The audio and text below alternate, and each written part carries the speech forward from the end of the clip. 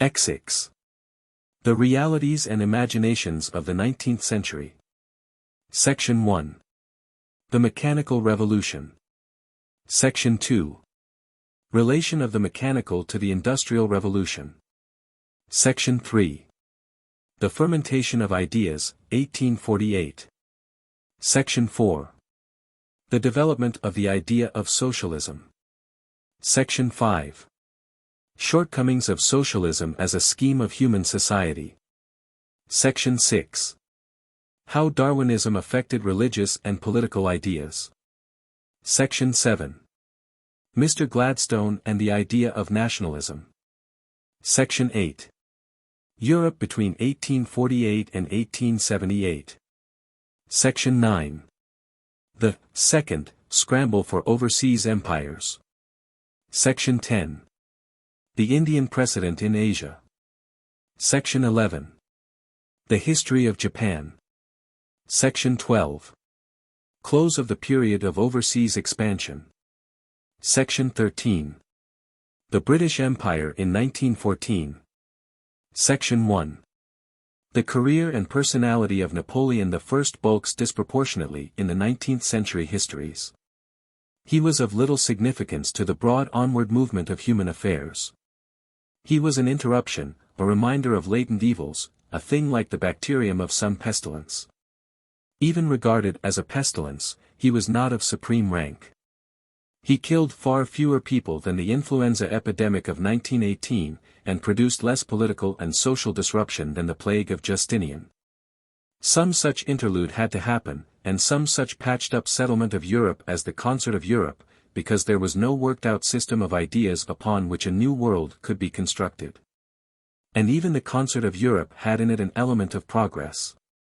It did at least set aside the individualism of Machiavellian monarchy and declare that there was a human or at any rate a European commonweal. If it divided the world among the kings, it made respectful gestures towards human unity and the service of God and man. The permanently effective task before mankind which had to be done before any new and enduring social and political edifice was possible, the task upon which the human intelligence is, with many interruptions and amidst much anger and turmoil, still engaged, was, and is, the task of working out and applying a science of property as a basis for freedom and social justice, a science of currency to ensure and preserve an efficient economic medium.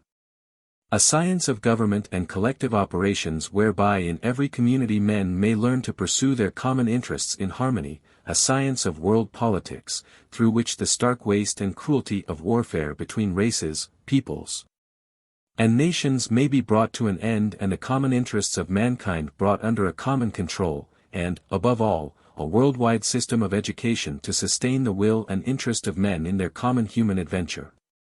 The real makers of history in the 19th century, the people whose consequences will be determining human life a century ahead, were those who advanced and contributed to this five-fold constructive effort. Compared to them, the foreign ministers and statesmen and politicians of this period were no more than a number of troublesome and occasionally incendiary schoolboys, and a few metal thieves, playing about and doing transitory mischief amidst the accumulating materials upon the site of a great building whose nature they did not understand. And while throughout the 19th century the mind of Western civilization, which the Renaissance had released, gathered itself to the task of creative social and political reconstruction that still lies before it, there swept across the world a wave of universal change in human power and the material conditions of life that the first scientific efforts of that liberated mind had made possible. The prophecies of Roger Bacon began to live in reality. The accumulating knowledge and confidence of the little succession of men who had been carrying on the development of science, now began to bear fruit that common men could understand. The most obvious first fruit was the steam engine. The first steam engines in the 18th century were pumping engines used to keep water out of the newly opened coal mines. These coal mines were being worked to supply coke for iron smelting, for which wood charcoal had previously been employed. It was James Watt, a mathematical instrument maker of Glasgow, who improved this steam pumping engine and made it available for the driving of machinery. The first engine so employed was installed in a cotton mill in Nottingham in 1785. In 1804 Trevithick adapted the Watt engine to transport, and made the first locomotive. In 1830 the first railway, between Liverpool and Manchester, was opened, and Stephenson's rocket, with a 13-ton train, got up to a speed of 44 miles per hour. From 1830 onward railways multiplied. By the middle of the century a network of railways had spread all over Europe. Here was a sudden change in what had long been a fixed condition of human life, the maximum rate of land transport. After the Russian disaster, Napoleon traveled from near Vilna to Paris in 312 hours. This was a journey of about 1,400 miles. He was traveling with every conceivable advantage, and he averaged under 5 miles an hour. An ordinary traveler could not have done this distance in twice the time. These were about the same maximum rates of travel as held good between Rome and Gaul in the 1st century AD, or between Sardis and Susa in the 4th century BC. Then suddenly came a tremendous change. The railways reduced this journey for any ordinary traveler to less than 48 hours. That is to say, they reduced the chief European distances to about a tenth of what they had been. They made it possible to carry out administrative work in areas 10 times as great as any that had hitherto been workable under one administration. The full significance of that possibility in Europe still remains to be realized. Europe is still netted in boundaries drawn in the horse and road era. In America the effects were immediate. To the United States of America, sprawling westward, it meant the possibility of a continuous access to Washington, however far the frontier traveled across the continent. It meant unity, sustained on a scale that would otherwise have been impossible. The steamboat was, if anything, a little ahead of the steam engine in its earlier phases. There was a steamboat, the Charlotte Dundas, on the Firth of Clyde Canal in 1802, and in 1807 an American named Fulton had a paying steamer, the Clermont, with British-built engines, upon the Hudson River above New York. The first steamship to put to sea was also an American, the Phoenix, which went from New York, Hoboken, to Philadelphia. So, too, was the first ship using steam. She also had sails, to cross the Atlantic, the Savannah, 1819. All these were paddle-wheel boats, and paddle-wheel boats are not adapted to work in heavy seas. The paddles smash too easily, and the boat is then disabled. The screw steamship followed rather slowly. Many difficulties had to be surmounted before the screw was a practicable thing. Not until the middle of the century did the tonnage of steamships upon the sea begin to overhaul that of sailing ships. After that the evolution in sea transport was rapid. For the first time men began to cross the seas and oceans with some certainty as to the date of their arrival. The transatlantic crossing, which had been an uncertain adventure of several weeks, which might stretch to months, was accelerated, until in 1910 it was brought down, in the case of the fastest boats, to under 5 days. With a practically notifiable hour of arrival. All over the oceans there was the same reduction in the time and the same increase in the certainty of human communications. Concurrently with the development of steam transport upon land and sea, a new and striking addition to the facilities of human intercourse arose out of the investigations of Volta, Galvani, and Faraday into various electrical phenomena. The electric telegraph came into existence in 1835. The first undersea cable was laid in 1851 between France and England.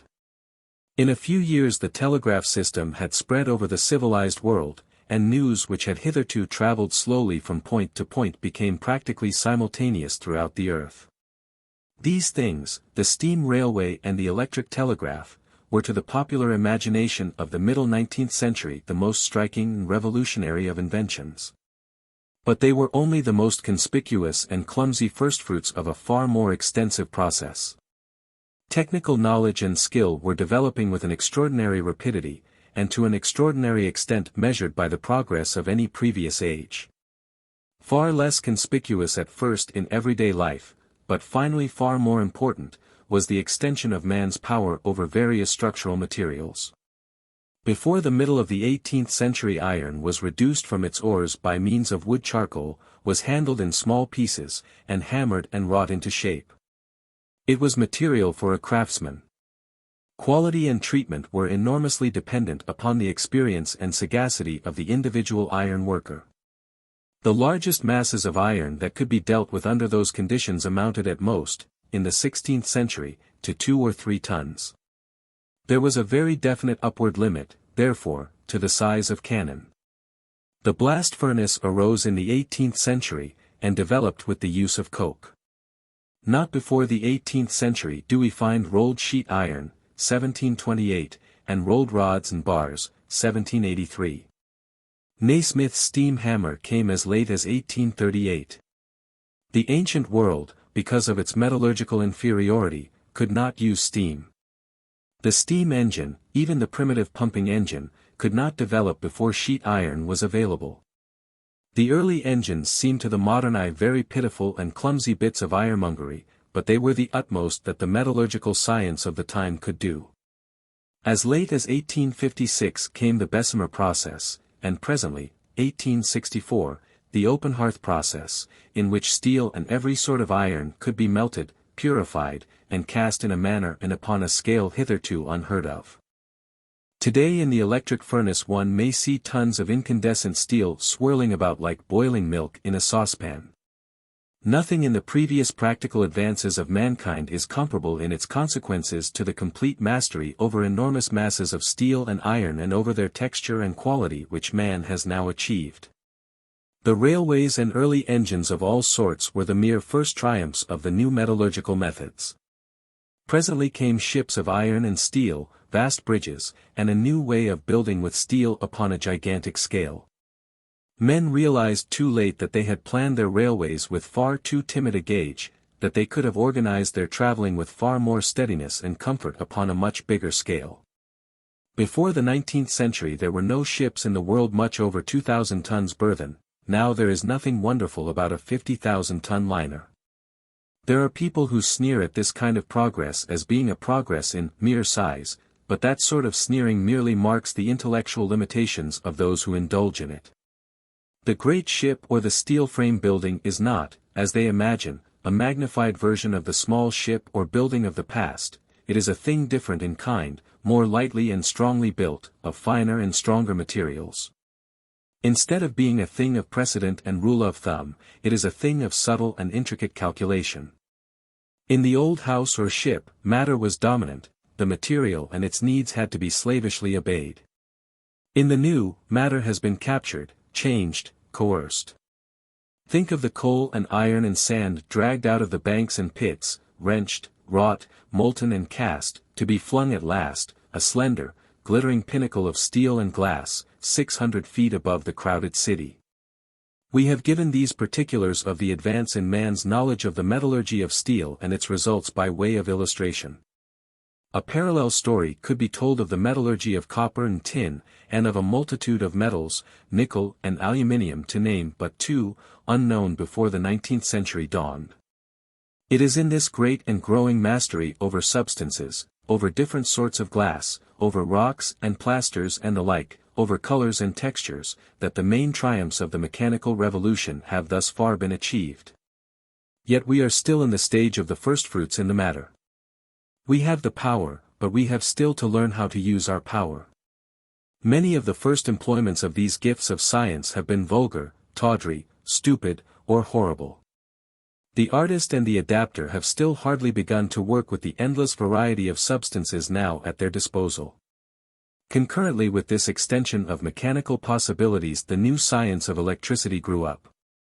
It was only in the 80s of the 19th century that this body of inquiry began to yield results to impress the vulgar mind. Then suddenly came electric light and electric traction. And the transmutation of forces, the possibility of sending power, that could be changed into mechanical motion or light or heat as one chose, along a copper wire, as water is sent along a pipe, began to come through to the ideas of ordinary people. The British and the French were at first the leading peoples in this great proliferation of knowledge. But presently the German, who had learned humility under Napoleon, showed such zeal and pertinacity in scientific inquiry as to overhaul these leaders. British science was largely the creation of Englishmen and Scotchmen working outside the ordinary centers of erudition. We have told how in England the universities after the Reformation ceased to have a wide popular appeal, how they became the educational preserve of the nobility and gentry, and the strongholds of the established church. A pompous and unintelligent classical pretentiousness dominated them, and they dominated the schools of the middle and upper classes. The only knowledge recognized was an uncritical textual knowledge of a selection of Latin and Greek classics, and the test of a good style was its abundance of quotations, allusions, and stereotyped expressions. The early development of British science went on, therefore, in spite of the formal educational organization, and in the teeth of the bitter hostility of the teaching and clerical professions. French education, too, was dominated by the classical tradition of the Jesuits, and consequently it was not difficult for the Germans to organize a body of investigators, small indeed in relation to the possibilities of the case, but large in proportion to the little band of British and French inventors and experimentalists.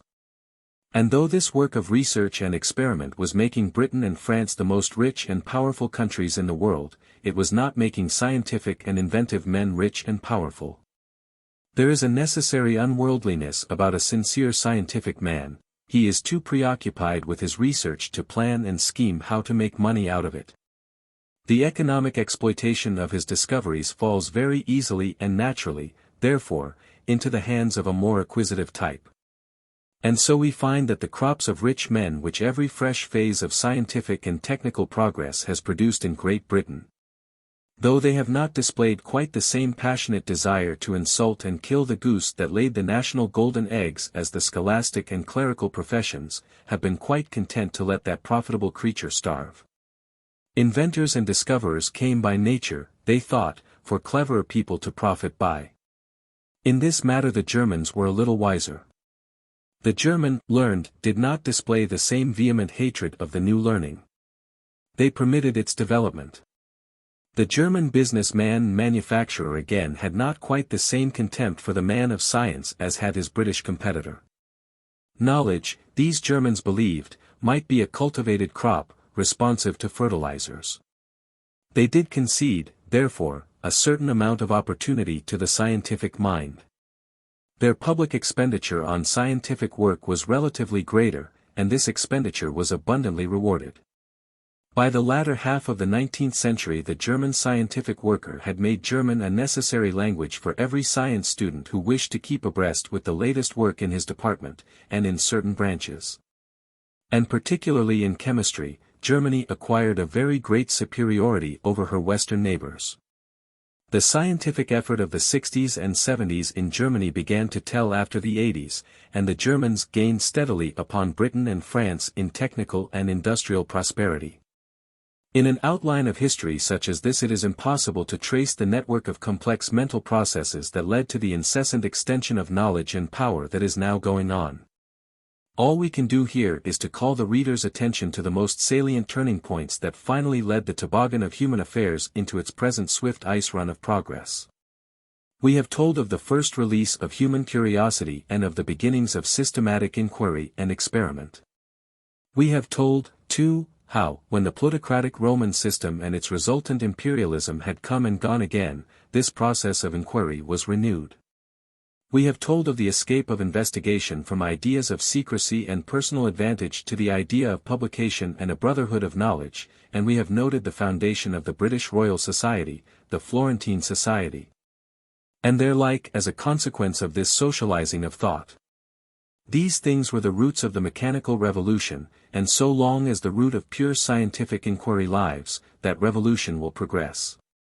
The mechanical revolution itself began, we may say, with the exhaustion of the wood supply for the ironworks of England.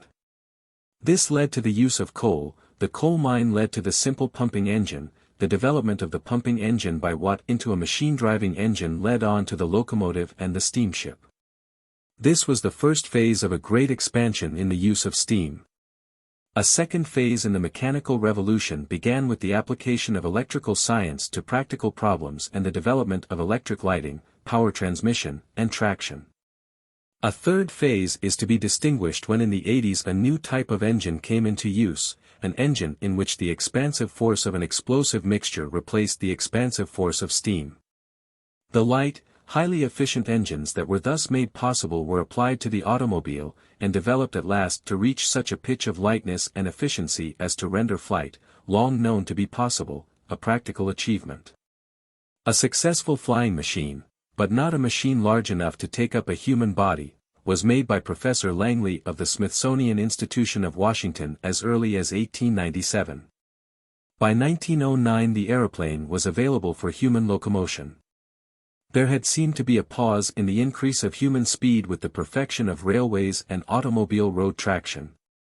But with the flying machine came fresh reductions in the effective distance between one point of the Earth's surface and another. In the 18th century the distance from London to Edinburgh was an 8 days' journey. In 1918 the British Civil Air Transport Commission reported that the journey from London to Melbourne, halfway round the Earth, would probably, in a few years' time, be accomplished in that same period of 8 days. Too much stress must not be laid upon these striking reductions in the time distances of one place from another. They are merely one aspect of a much profounder and more momentous enlargement of human possibility. The science of agriculture and agricultural chemistry, for instance, made quite parallel advances during the 19th century. Men learned so to fertilize the soil as to produce quadruple and quintuple the crops got from the same area in the 17th century. There was a still more extraordinary advance in medical science. The average duration of life rose, the daily efficiency increased, the waste of life through ill health diminished. Now here altogether we have such a change in human life as to constitute a fresh phase of history. In a little more than a century this mechanical revolution has been brought about. In that time man made a stride in the material conditions of his life vaster than he had done during the whole long interval between the Paleolithic stage and the age of cultivation, or between the days of Pepi in Egypt and those of George III. A new gigantic material framework for human affairs has come unto existence. Clearly it demands great readjustments of our social, economical, and political methods. But these readjustments have necessarily waited upon the development of the mechanical revolution, and they are still only in their opening stage today. Section 2. There is a tendency in many histories to confuse together what we have here called the mechanical revolution, which was an entirely new thing in human experience arising out of the development of organized science. A new step like the invention of agriculture or the discovery of metals, with something else, quite different in its origins, something for which there was already an historical precedent. The social and financial development which is called the Industrial Revolution. The two processes were going on together, they were constantly reacting upon each other, but they were in root and essence different. There would have been an industrial revolution of sorts if there had been no coal, no steam, no machinery. But in that case it would probably have followed far more closely upon the lines of the social and financial developments of the later years of the Roman Republic. It would have repeated the story of dispossessed free cultivators, gang labor, great estates, great financial fortunes, and a socially destructive financial process. Even the factory method came before power and machinery. Factories were the product not of machinery, but of the division of labor. Drilled and sweated workers were making such things as millinery, cardboard boxes, and furniture, and coloring maps and book illustrations, and so forth, before even water wheels had been used for industrial processes. There were factories in Rome in the days of Augustus. New books, for instance, were dictated to rows of copyists in the factories of the booksellers. The attentive student of Defoe and of the political pamphlets of Fielding will realize that the idea of herding poor people into establishments to work collectively for their living was already current in Britain before the close of the 17th century. There are intimations of it even as early as More's Utopia, 1516. It was a social and not a mechanical development. Up to past the middle of the 18th century the social and economic history of Western Europe was in fact retreading the path along which the Roman state had gone in the 3 last centuries BC. America was in many ways a new Spain, and India and China a new Egypt. But the political disunions of Europe, the political convulsions against monarchy, the recalcitrance of the common folk and perhaps also the greater accessibility of the Western European intelligence to mechanical ideas and inventions, turned the process into quite novel directions. Ideas of human solidarity, thanks to Christianity, were far more widely diffused in this newer European world. Political power was not so concentrated, and the man of energy anxious to get rich turned his mind, therefore, very willingly from the ideas of the slave and of gang labor to the idea of mechanical power and the machine. The mechanical revolution, the process of mechanical invention and discovery, was a new thing in human experience, and it went on regardless of the social, political, economic, and industrial consequences it might produce.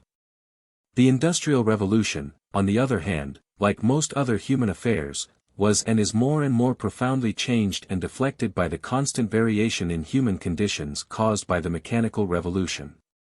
And the essential difference between the amassing of riches, the extinction of small farmers and small businessmen, and the phase of big finance in the latter centuries of the Roman Republic on the one hand, and the very similar concentration of capital in the 18th and 19th centuries on the other, lies in the profound difference in the character of labor that the mechanical revolution was bringing about. The power of the old world was human power, everything depended ultimately upon the driving power of human muscle, the muscle of ignorant and subjugated men. A little animal muscle, supplied by draft oxen, horse traction, and the like, contributed.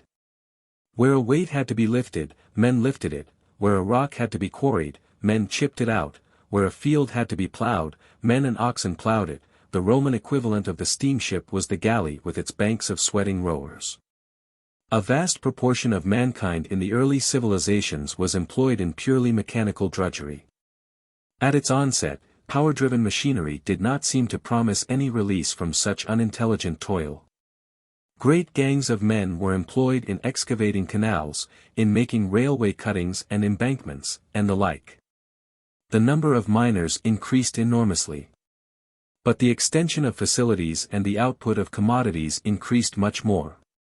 And as the 19th century went on, the plain logic of the new situation asserted itself more clearly. Human beings were no longer wanted as a source of mere indiscriminate power. What could be done mechanically by a human being could be done faster and better by a machine. The human being was needed now only where choice and intelligence had to be exercised. Human beings were wanted only as human beings. The drudge, on whom all the previous civilizations had rested, the creature of mere obedience, the man whose brains were superfluous, had become unnecessary to the welfare of mankind. This was as true of such ancient industries as agriculture and mining as it was of the newest metallurgical processes. For plowing, sowing, and harvesting, swift machines came forward to do the work of scores of men. The Roman civilization was built upon cheap and degraded human beings. Modern civilization is being rebuilt upon cheap mechanical power. For 100 years power has been getting cheaper and labor dearer. If for a generation or so machinery has had to wait its turn in the mine, it is simply because for a time men were cheaper than machinery. Now here was a changeover of quite primary importance in human affairs. The chief solicitude of the rich and of the ruler in the old civilization had been to keep up a supply of drudges. As the 19th century went on, it became more and more plain to the intelligent directive people that the common man had now to be something better than a drudge. He had to be educated, if only to secure industrial efficiency. He had to understand what he was about. From the days of the first Christian propaganda, popular education had been smoldering in Europe, just as it has smoldered in Asia wherever Islam has set its foot. Because of the necessity of making the believer understand a little of the belief by which he is saved, and of enabling him to read a little in the sacred books by which his belief is conveyed. Christian controversies, with their competition for adherents, plowed the ground for the harvest of popular education. In England, for instance, by the 30s and 40s of the 19th century, the disputes of the sects and the necessity of catching adherents young had produced an abundance of night schools, Sunday schools, and a series of competing educational organizations for children, the dissenting British schools, the Church national schools, and even Roman Catholic elementary schools. The earlier, less enlightened manufacturers, unable to take a broad view of their own interests, hated and opposed these schools. But here again needy Germany led her richer neighbors. The religious teacher found the profit-seeker at his side, unexpectedly eager to get the commonalty, if not educated, at least, trained. The student of the English magazines of the Middle and later Victorian period may trace the steadily spreading recognition of the new necessity for popular education.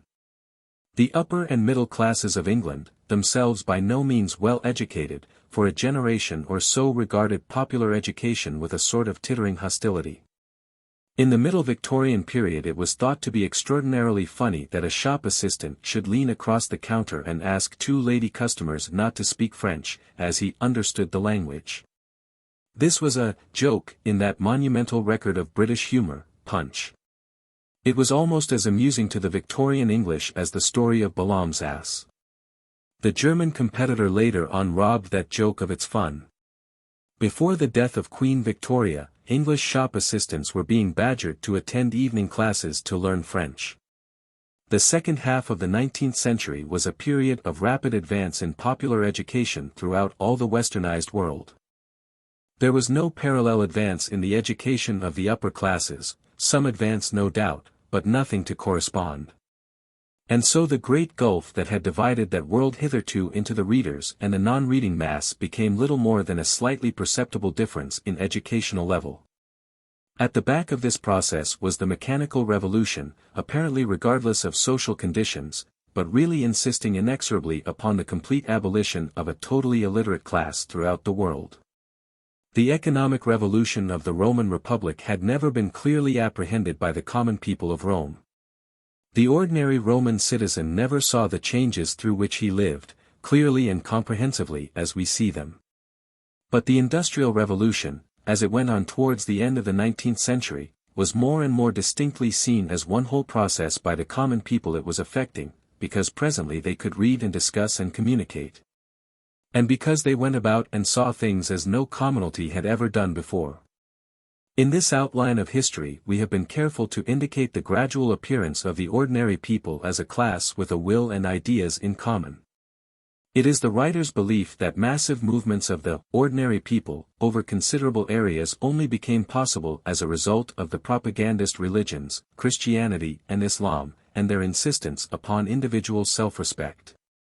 We have cited the enthusiasm of the commonalty for the First Crusade as marking a new phase in social history. But before the 19th century even these massive movements were comparatively restricted. The equalitarian insurrections of the peasantry, from the Wycliffe period onward, were confined to the peasant communities of definite localities, they spread only slowly into districts affected by similar forces. The town artisan rioted indeed, but only locally. The chateau burning of the French Revolution was not the act of a peasantry who had overthrown a government, it was the act of a peasantry released by the overthrow of a government. The Commune of Paris was the first effective appearance of the town artisan as a political power, and the Parisian crowd of the First Revolution was a very mixed, primitive thinking and savage crowd compared with any Western European crowd after 1830. But the mechanical revolution was not only pressing education upon the whole population. It was leading to a big capitalism and to a large-scale reorganization of industry that was to produce a new and distinctive system of ideas in the common people in the place of the mere uncomfortable recalcitrance and elemental rebellions of an illiterate commonalty. We have already noted how the Industrial Revolution had split the manufacturing class, which had hitherto been a middling and various sort of class, into two sections, the employers, who became rich enough to mingle with the financial, merchandising, and landowning classes, and the employees, who drifted to a status closer and closer to that of mere gang and agricultural labor. As the manufacturing employee sank, the agricultural laborer, by the introduction of agricultural machinery and the increase in his individual productivity, rose. By the middle of the 19th century, Karl Marx, 1818–83, a German Jew of great scholarly attainments, who did much of his work in the British Museum Library in London, was pointing out that the organization of the working classes by the steadily concentrating group of capitalist owners, was developing a new social classification to replace the more complex class systems of the past, see Chapter 20, Sections 4, 5, and 6. Property, so far as it was power, was being gathered together into relatively few hands, the hands of the big rich men, the capitalist class. While there was a great mingling of workers with little or no property, whom he called the expropriated, or proletariat, a misuse of this word, see chap. 27, section 2, who were bound to develop a common, class consciousness of the conflict of their interests with those of the rich men. Differences of education and tradition between the various older social elements which were in process of being fused up into the new class of the expropriated, seemed for a time to contradict this sweeping generalization. The traditions of the professions, the small employers, the farmer-peasant and the like were all different from one another and from the various craftsman traditions of the workers. But with the spread of education and the cheapening of literature, this Marxian generalization becomes now more and more acceptable. These classes, who were linked at first by nothing but a common impoverishment, were and are being reduced or raised to the same standard of life, forced to read the same books and share the same inconveniences. A sense of solidarity between all sorts of poor and propertyless men, as against the profit-amassing and wealth-concentrating class, is growing more and more evident in our world. Old differences fade away, the difference between craftsman and open-air worker, between black coat and overall, between poor clergyman and elementary schoolmaster, between policeman and bus driver. They must all buy the same cheap furnishings and live in similar cheap houses, their sons and daughters will all mingle and marry. Success at the upper levels becomes more and more hopeless for the rank and file. Marx, who did not so much advocate the class war, the war of the expropriated mass against the appropriating few, as foretell it, is being more and more justified by events. Section 3. To trace any broad outlines in the fermentation of ideas that went on during the mechanical and industrial revolution of the 19th century is a very difficult task. But we must attempt it if we are to link what has gone before in this history with the condition of our world today. It will be convenient to distinguish two main periods in the 100 years between 1814 and 1914. First came the period 1814 to 48, in which there was a very considerable amount of liberal thinking and writing in limited circles, but during which there were no great changes or development of thought in the general mass of the people.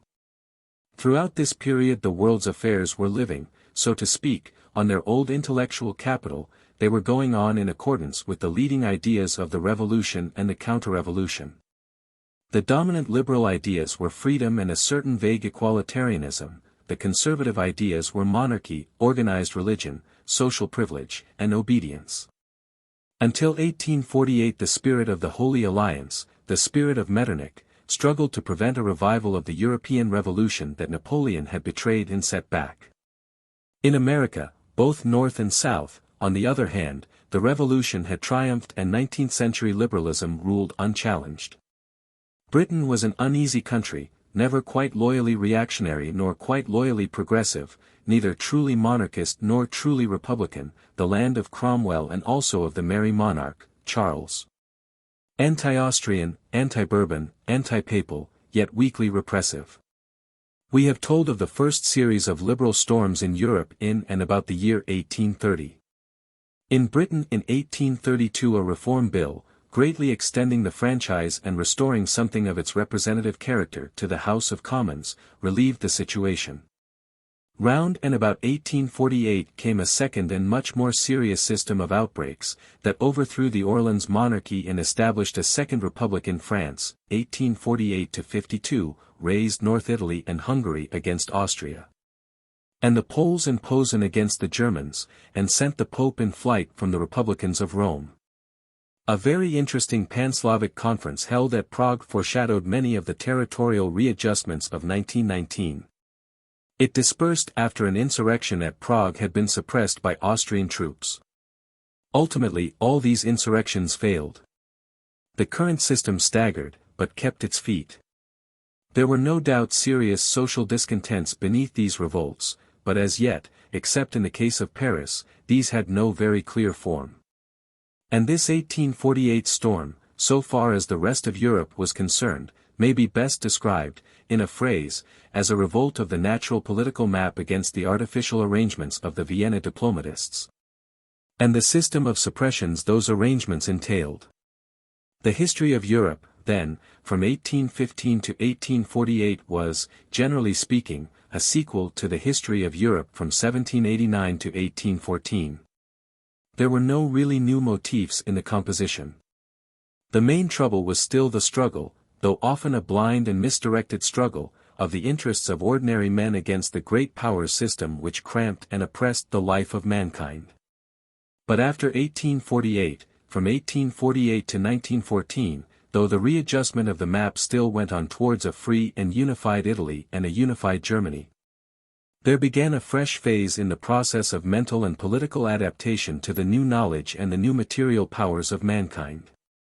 Came a great eruption of new social, religious, and political ideas into the general European mind. In the next 3 sections we will consider the origin and quality of these eruptions. They laid the foundations upon which we base our political thought today, but for a long time they had no very great effect on contemporary politics. Contemporary politics continued to run on in the old lines, but with a steadily diminishing support in the intellectual convictions and consciences of men. We have already described the way in which a strong intellectual process undermined the system of grand monarchy in France before 1789. A similar undermining process was going on throughout Europe during the great power period of 1848 to 1914. Profound doubts of the system of government and of the liberties of many forms of property in the economic system spread throughout the social body. Then came the greatest and most disorganizing war in history, so that it is still impossible to estimate the power and range of the accumulated new ideas of those 66 years. We have been through a greater catastrophe even than the Napoleonic catastrophe, and we are in a slack-water period, corresponding to the period 1815 to 30. Our 1830 and our 1848 are still to come and show us where we stand. Section 4. We have traced throughout this history the gradual restriction of the idea of property from the first unlimited claim of the strong man to possess everything and the gradual realization of brotherhood as something transcending personal self-seeking, see especially chap. 37, Section 13. Men were first subjugated into more than tribal societies by the fear of monarch and deity. It is only within the last 3 or at most 4,000 years that we have any clear evidence that voluntary self-abandonment to some greater end, without fee or reward, was an acceptable idea to men, or that anyone had propounded it. Then we find spreading over the surface of human affairs, as patches of sunshine spread and pass over the hillsides upon a windy day in spring, the idea that there is a happiness in self-devotion greater than any personal gratification or triumph. And a life of mankind different and greater and more important than the sum of all the individual lives within it. We have seen that idea become vivid as a beacon, vivid as sunshine caught and reflected dazzlingly by some window in the landscape, in the teaching of Buddha, Lao Tse, and, most clearly of all, of Jesus of Nazareth. Through all its variations and corruptions Christianity has never completely lost the suggestion of a devotion to God's commonweal that makes the personal pomps of monarchs and rulers seem like the insolence of an overdressed servant and the splendors and gratifications of wealth like the waste of robbers. No man living in a community which such a religion as Christianity or Islam has touched can be altogether a slave. There is an ineradicable quality in these religions that compels men to judge their masters and to realize their own responsibility for the world. As men have felt their way towards this new state of mind from the fierce self-centered greed and instinctive combativeness of the early Paleolithic family group, they have sought to express the drift of their thoughts and necessities very variously. They have found themselves in disagreement and conflict with old established ideas, and there has been a natural tendency to contradict these ideas flatly, to fly over to the absolute contrary. Faced by a world in which rule and classes and order seem to do little but give opportunity for personal selfishness and unrighteous oppression, the first impatient movement was to declare for a universal equality and a practical anarchy. Faced by a world in which property seemed little more than a protection for selfishness and a method of enslavement, it was as natural to repudiate all property. Our history shows an increasing impulse to revolt against rulers and against ownership. We have traced it in the Middle Ages burning the rich man's chateaux and experimenting in theocracy and communism. In the French revolutions this double revolt is clear and plain. In France we find side by side, inspired by the same spirit and as natural parts of the same revolutionary movement, men who, with their eyes on the ruler's taxes, declared that property should be inviolable, and others who, with their eyes on the employer's hard bargains, declared that property should be abolished. But what they are really revolting against in each case is that the ruler and the employer, instead of becoming servants of the community, still remain, like most of mankind, self-seeking, oppressive individuals.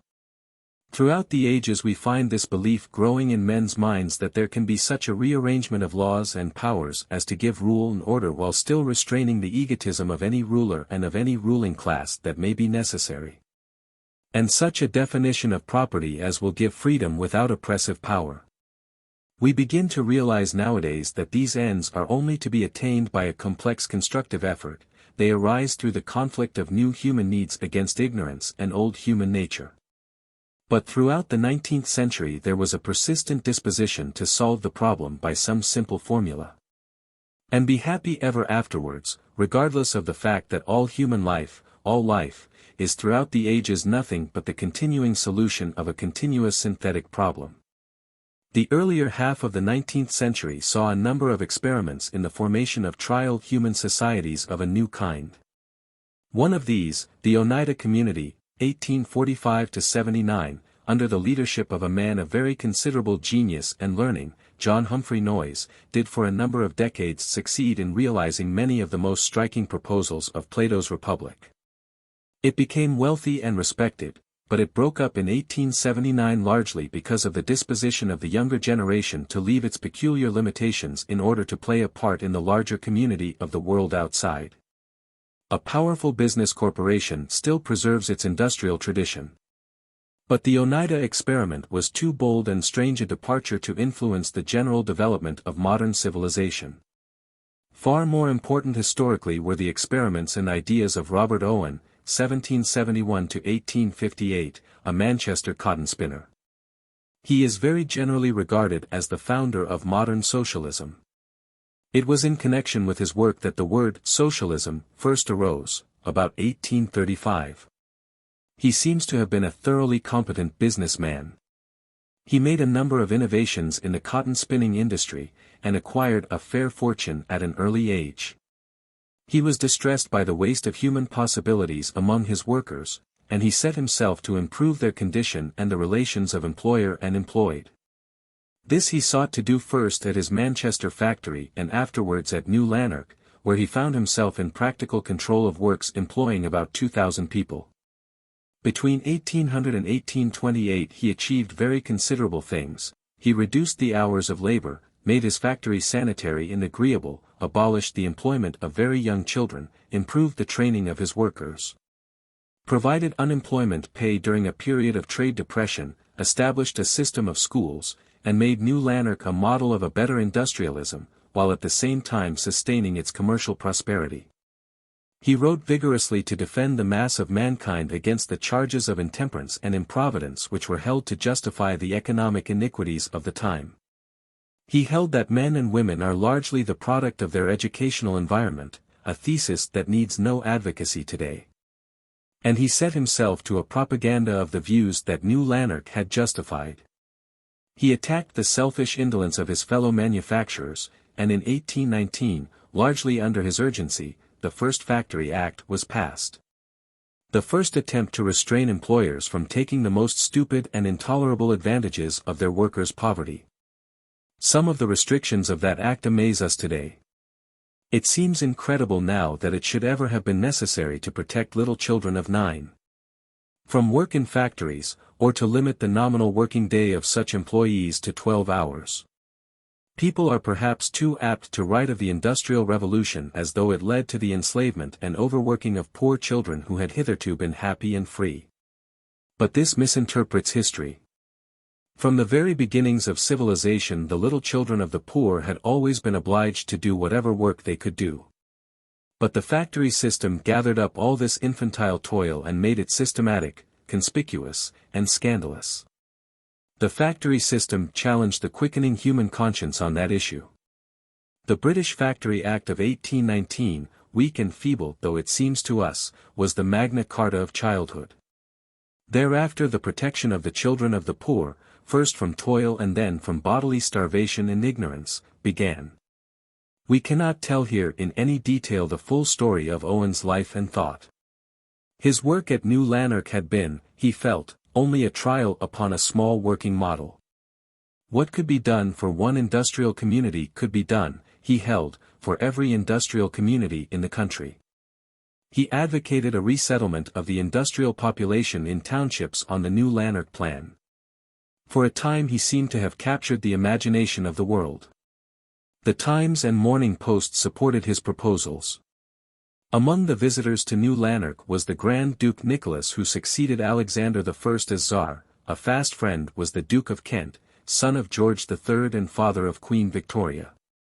But all the haters of change and there are always many such, who were jealous of the poor, and all the employers who were likely to be troubled by his projects, were waiting for an excuse to counterattack him. And they found it in the expression of his religious opinions, which were hostile to official Christianity, and through those he was successfully discredited.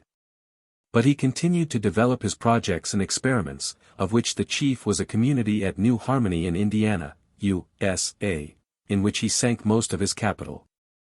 His partners bought him out of the New Lanark business in 1828. Owen's experiments and suggestions ranged very widely, and do not fall under any single formula. There was nothing doctrinaire about him. His New Lanark experiment was the first of a number of benevolent businesses in the world. Lord Leverhulme's Port Sunlight, the Cadbury's Bourneville, and the Ford businesses in America are contemporary instances. It was not really a socialist experiment at all, it was a paternal experiment. But his proposals for state settlements were what we should call state socialism today. His American experiment and his later writings point to a completer form of socialism, a much wider departure from the existing state of affairs. It is clear that the riddle of currency exercised Owen. He understood that we can no more hope for real economic justice while we pay for work with money of fluctuating value than we could hope for a punctual world if there was a continual and constant variability in the length of an hour. One of his experiments was an attempt at a circulation of labor notes representing 1 hour, 5 hours, or 20 hours of work. The cooperative societies of today, societies of poor men which combine for the collective buying and distribution of commodities or for collective manufacture or dairying or other forms of agriculture, arose directly out of his initiatives. Though the pioneer cooperative societies of his own time ended in failure, their successors have spread throughout the whole world, and number today some 30 or 40 million of adherents. A point to note about this early socialism of Owen's is that it was not at first at all democratic. Its initiative was benevolent, its early form patriarchal, it was something up to which the workers were to be educated by liberally disposed employers and leaders. The first socialism was not a workers' movement, it was a masters' movement. Concurrently with this work of Owen's, another and quite independent series of developments was going on in America and Britain which was destined to come at last into reaction with his socialistic ideas. The English law had long prohibited combinations in restraint of trade, combinations to raise prices or wages by concerted action. There had been no great hardship in these prohibitions before the agrarian and industrial changes of the 18th century let loose a great swarm of workers living from hand to mouth and competing for insufficient employment. Under these new conditions, the workers in many industries found themselves intolerably squeezed. They were played off one against another. Day by day and hour by hour none knew what concession his fellow might not have made, and what further reduction of pay or increase of toil might not ensue. It became vitally necessary for the workers to make agreements, illegal though they were, against such underselling. At first these agreements had to be made and sustained by secret societies, or clubs, established ostensibly for quite other purposes. Social clubs, funeral societies, and the like, served to mask the wage-protecting combination. The fact that these associations were illegal disposed them to violence. They were savage against blacklegs and rats who would not join them, and still more savage with traitors. In 1824 the House of Commons recognized the desirability of relieving tension in these matters by conceding the right of workmen to form combinations for collective bargaining with the masters. This enabled trade unions to develop with a large measure of freedom. At first very clumsy and primitive organizations and with very restricted freedoms, the trade unions have risen gradually to be a real fourth estate in the country, a great system of bodies representing the mass of industrial workers. Arising at first in Britain and America, they have, with various national modifications, and under varying legal conditions, spread to France, Germany, and all the westernized communities. Organized originally to sustain wages and restrict intolerable hours, the trade union movement was at first something altogether distinct from socialism. The trade unionist tried to make the best for himself of the existing capitalism and the existing conditions of employment. The socialist proposed to change the system. It was the imagination and generalizing power of Karl Marx which brought these two movements into relationship. He was a man with the sense of history very strong in him. He was the first to perceive that the old social classes that had endured since the beginning of civilization were in process of dissolution and regrouping. His racial Jewish commercialism made the antagonism of property and labor very plain to him. And his upbringing in Germany, where, as we have pointed out, the tendency of class to harden into caste was more evident than in any other European country, made him conceive of labor as presently becoming class-conscious and collectively antagonistic to the property-concentrating classes. In the trade union movement which was spreading over the world, he believed he saw this development of class-conscious labor. What, he asked, would be the outcome of the class war of the capitalist and proletariat?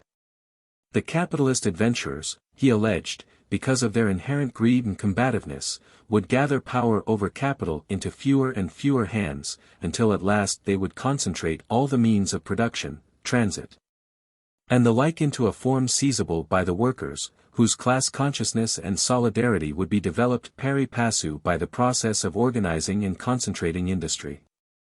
They would seize this capital and work it for themselves. This would be the social revolution. Then individual property and freedom would be restored, based upon the common ownership of the earth and the management by the community as a whole of the great productive services which the private capitalist had organized and concentrated.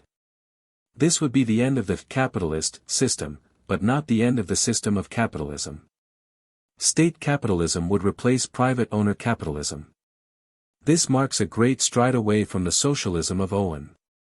Owen, like Plato, looked to the common sense of men of any or every class to reorganize the casual and faulty political, economic, and social structure. Marx found something more in the nature of a driving force in his class hostility based on expropriation and injustice. And he was not simply a prophetic theorist. He was also a propagandist of the revolt of labor, the revolt of the so-called proletariat. Labor, he perceived, had a common interest against the capitalist everywhere, though under the test of the great power wars of the time, and particularly of the liberation of Italy. He showed that he failed to grasp the fact that labor everywhere has a common interest in the peace of the world. But with the social revolution in view he did succeed in inspiring the formation of an international league of workers, the First International. The subsequent history of socialism is checkered between the British tradition of Owen and the German class feeling of Marx. What is called Fabian socialism, the exposition of socialism by the London Fabian Society, makes its appeal to reasonable men of all classes. What are called revisionists in German socialism incline in the same direction. But on the whole, it is Marx who has carried the day against Owen. And the general disposition of socialists throughout the world is to look to the organization of labor and labor only to supply the fighting forces that will disentangle the political and economic organization of human affairs from the hands of the more or less irresponsible private owners and adventurers who now control it. These are the broad features of the project which is called socialism. We will discuss its incompletenesses and inadequacies in our next section.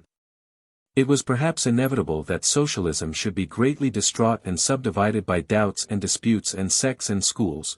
They are growth symptoms like the spots on a youth's face.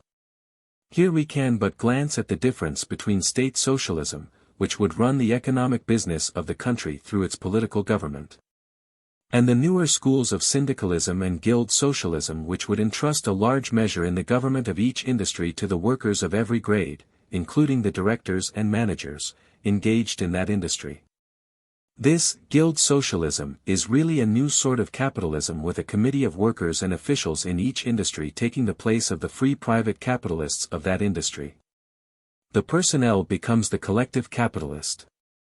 Nor can we discuss the undemocratic idea of the Russian leader Lenin, that a population cannot judge of socialism before it has experienced it, and that a group of socialists are therefore justified in seizing and socializing, if they can, the life of a country without at first setting up any democratic form of general government at all, for which sort of seizure he uses the Marxian phrase, a very incompetent phrase, the dictatorship of the proletariat. All Russia now is a huge experiment in that dictatorship, August, 1920. The proletariat is supposed to be dictating through committees of workmen and soldiers, the Soviets, but at present we have no means of ascertaining how far Russian affairs are under the direction of a genuine mass intelligence and will, and how far the activities of the Soviets are restrained and directed by the group of vigorous personalities which leads the revolution. Nor do we know if the methods of election used for the Soviets are any improvement upon the unsatisfactory methods in use in the Atlantic democracies. Non-workers have no representation in this new Russian state. Section 5. We are all socialists nowadays, said Sir William Harcourt years ago, and that is loosely true today. There can be few people who fail to realize the provisional nature and the dangerous instability of our present political and economic system. And still fewer who believe with the doctrinaire individualists that profit hunting, go as you please, will guide mankind to any haven of prosperity and happiness. Great rearrangements are necessary, and a systematic legal subordination of personal self-seeking to the public good. So far most reasonable men are socialists. But these are only preliminary propositions. How far has socialism and modern thought generally gone towards working out the conception of this new political and social order, of which our world admittedly stands in need? We are obliged to answer that there is no clear conception of the new state towards which we vaguely struggle.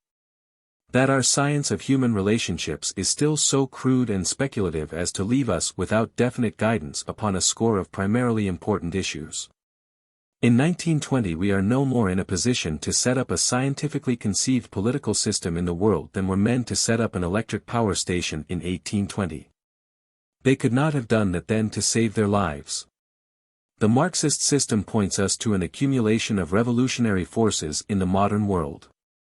These forces will continually tend towards revolution.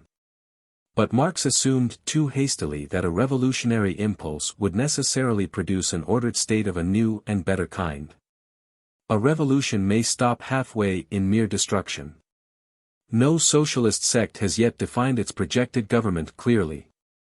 The Bolsheviks in their Russian experiment seem to have been guided by a phrase, the dictatorship of the proletariat, and in practice, we are told, Trotsky and Lenin have proved as autocratic as the less intelligent but equally well-meaning Tsar Alexander I. We have been at some pains to show from our brief study of the French Revolution that a revolution can establish nothing permanent that has not already been thought out beforehand and apprehended by the general mind. The French Republic, confronted with unexpected difficulties in economics, currency, and international relationships, collapsed to the egotisms of the newly rich people of the Directory, and finally to the egotism of Napoleon. Law and a plan, steadily upheld, are more necessary in revolutionary times than in ordinary humdrum times, because in revolutionary times society degenerates much more readily into a mere scramble under the ascendancy of the forcible and cunning. If in general terms we take stock of the political and social science of our age, we shall measure something of the preliminary intellectual task still to be done by mankind before we can hope to see any permanent constructive achievements emerging from the mere traditionalism and adventuring that rule our collective affairs today. This socialism, which professes to be a complete theory of a new social order, we discover, when we look into it, to be no more than a partial theory, very illuminating, so far as it goes, about property. We have already discussed the relationship of social development to the restriction of the idea of property, Chapter 37, Section 13. There are various schools of thought which would restrict property more or less completely. Communism is the proposal to abolish property altogether, or, in other words, to hold all things in common. Modern socialism, on the other hand, or, to give it a more precise name, collectivism, does clearly distinguish between personal property and collective property. The gist of the socialist proposal is that land and all the natural means of production, transit, and distribution should be collectively owned. Within these limits there is to be much free private ownership and unrestricted personal freedom. Given efficient administration, it may be doubted whether many people nowadays would dispute that proposal. But socialism has never gone on to a thorough examination of that proviso for efficient administration. Again, what community is it that is to own the collective property? Is it to be the sovereign or the township or the county or the nation or mankind? Socialism makes no clear answer. Socialists are very free with the word nationalize, but we have been subjecting the ideas of nations and nationalism to some destructive criticism in this outline. If socialists object to a single individual claiming a mine or a great stretch of agricultural land as his own individual property, with a right to refuse or barter its use and profit to others, why should they permit a single nation to monopolize the mines or trade routes or natural wealth of the territories in which it lives, against the rest of mankind? There seems to be great confusion in socialist theory in this matter. And unless human life is to become a mass meeting of the race in permanent session, how is the community to appoint its officers to carry on its collective concerns? After all, the private owner of land or of a business or the like is a sort of public official in so far as his ownership is sanctioned and protected by the community. Instead of being paid a salary or fees, he is allowed to make a profit. The only valid reason for dismissing him from his ownership is that the new control to be substituted will be more efficient and profitable and satisfactory to the community. And, being dismissed, he has at least the same claim to consideration from the community that he himself has shown in the past to the worker thrown out of employment by a mechanical invention. This question of administration, the sound and adequate bar to much immediate socialization, brings us to the still largely unsolved problem of human association. How are we to secure the best direction of human affairs and the maximum of willing cooperation with that direction? This is ultimately a complex problem in psychology, but it is absurd to pretend that it is an insoluble one. There must be a definite best, which is the right thing, in these matters. But if it is not insoluble, it is equally unreasonable to pretend that it has been solved. The problem in its completeness involves the working out of the best methods in the following departments, and their complete correlation. I. Education. The preparation of the individual for an understanding and willing cooperation in the world's affairs. 2. Information. The continual truthful presentation of public affairs to the individual for his judgment and approval. Closely connected with this need for current information is the codification of the law, the problem of keeping the law plain, clear, and accessible to all. 3. Representation. The selection of representatives and agents to act in the collective interest in harmony with the general will based on this education and plain information. 4. The executive. The appointment of executive agents and the maintenance of means for keeping them responsible to the community, without at the same time hampering intelligent initiatives. V. Thought and research. The systematic criticism of affairs and laws to provide data for popular judgments, and through those judgments to ensure the secular improvement of the human organization. These are the 5 heads under which the broad problem of human society presents itself to us. In the world around us we see makeshift devices at work in all those branches, ill-coordinated one with another and unsatisfactory in themselves. We see an educational system meanly financed and equipped, badly organized and crippled by the interventions and hostilities of religious bodies. We see popular information supplied chiefly by a venal press dependent upon advertisements and subsidies. We see farcical methods of election returning politicians to power as unrepresentative as any hereditary ruler or casual conqueror. Everywhere the executive is more or less influenced or controlled by groups of rich adventurers. And the pursuit of political and social science and of public criticism is still the work of devoted and eccentric individuals rather than a recognized and honored function in the state. There is a gigantic task before right-thinking men in the cleansing and sweetening of the politician stable, and until it is done, any complete realization of socialism is impossible. While private adventurers control the political life of the state, it is ridiculous to think of the state taking over collective economic interests from private adventurers. Not only has the socialist movement failed thus far to produce a scientifically reasoned scheme for the correlation of education, law, and the exercise of public power, but even in the economic field, as we have already pointed out. Creative forces wait for the conception of a right organization of credit and a right method of payment and interchange. It is a truism that the willingness of the worker depends, among other things, upon his complete confidence in the purchasing power of the currency in which he is paid. As this confidence goes, work ceases, except in so far as it can be rewarded by payment in goods. But there is no sufficient science of currency and business psychology to restrain governments from the most disturbing interferences with the public credit and with the circulation. And such interferences lead straight to the cessation of work, that is, of the production of necessary things. Upon such vital practical questions it is scarcely too much to say that the mass of those socialists who would recast the world have no definite ideas at all. Yet in a socialist world, quite as much as in any other sort of world, people must be paid money for their work rather than be paid in kind if any such thing as personal freedom is to continue.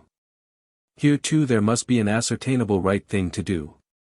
Until that is determined, history in these matters will continue to be not so much a record of experiments as of flounderings. And in another direction, the social and political thinking of the 19th century was, in the face of the vastness of the mechanical revolution, timid, limited, and insufficient, and that was in regard to international relations. The reader of socialistic literature will find the socialists constantly writing and talking of the state, and never betraying any realization that the state might be all sorts of organizations in all sorts of areas. From the Republic of San Marino to the British Empire. It is true that Karl Marx had a conception of a solidarity of interests between the workers in all the industrialized countries, but there is little or no suggestion in Marxist socialism of the logical corollary of this. The establishment of a democratic world federal government, with national or provincial, state, governments, as a natural consequence of his projected social revolution. At most there is a vague aspiration. But if there is any logic about the Marxist, it should be his declared political end for which he should work without ceasing. Put to the test of the War of 1914, the socialists of almost all the European countries showed that their class-conscious internationalism was veneered very thinly indeed over their patriotic feelings, and had to no degree replaced them. Everywhere during the German war socialists denounced that war as made by capitalist governments. But it produces little or no permanent effect to denounce a government or a world system unless you have a working idea of a better government and a better system to replace it. We state these things here because they are facts, and a living and necessary part of a contemporary survey of human history. It is not our task either to advocate or controvert socialism. But it is in our picture to note that political and social life are, and must remain, chaotic and disastrous without the development of some such constructive scheme as socialism sketches. And to point out clearly how far away the world is at present from any such scheme. An enormous amount of intellectual toil and discussion and education in many years, whether decades or centuries, no man can tell, must intervene before a new order, planned as ships and railways are planned, runs. As the cables and the postal deliveries run, over the whole surface of our earth.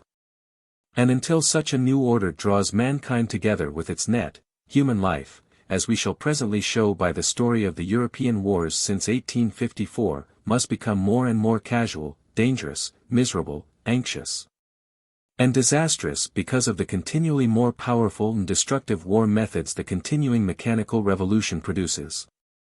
Section 6. While the mechanical revolution which the growth of physical science had brought about was destroying the ancient social classification of the civilized state which had been evolved through thousands of years.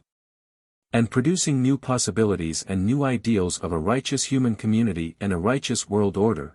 A change at least as great and novel was going on in the field of religious thought. That same growth of scientific knowledge from which sprang the mechanical revolution was the moving cause of these religious disturbances.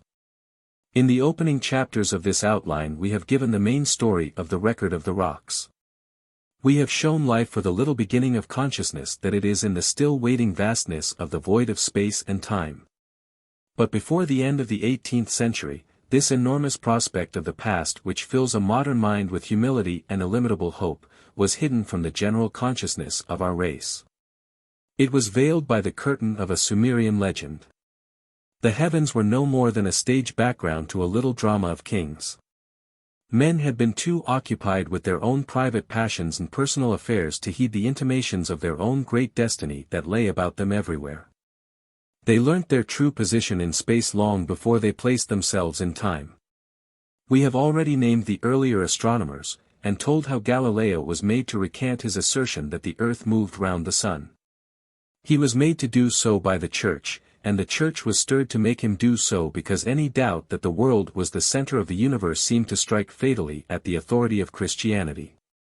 Now, upon that matter the teller of modern history is obliged to be at once cautious and bold.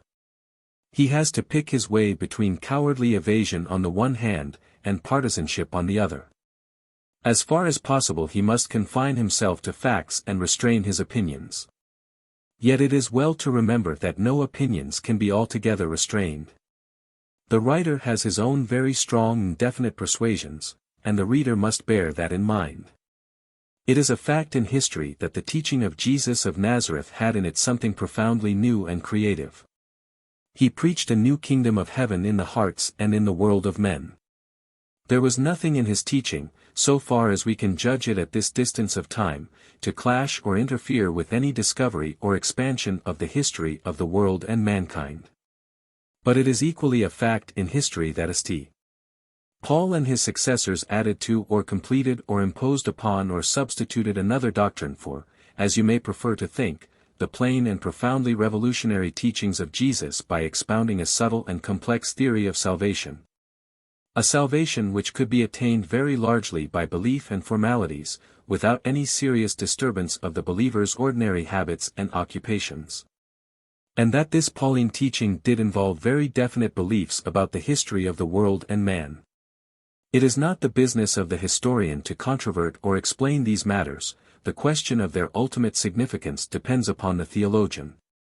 The historian's concern is merely with the fact that official Christianity throughout the world adopted St.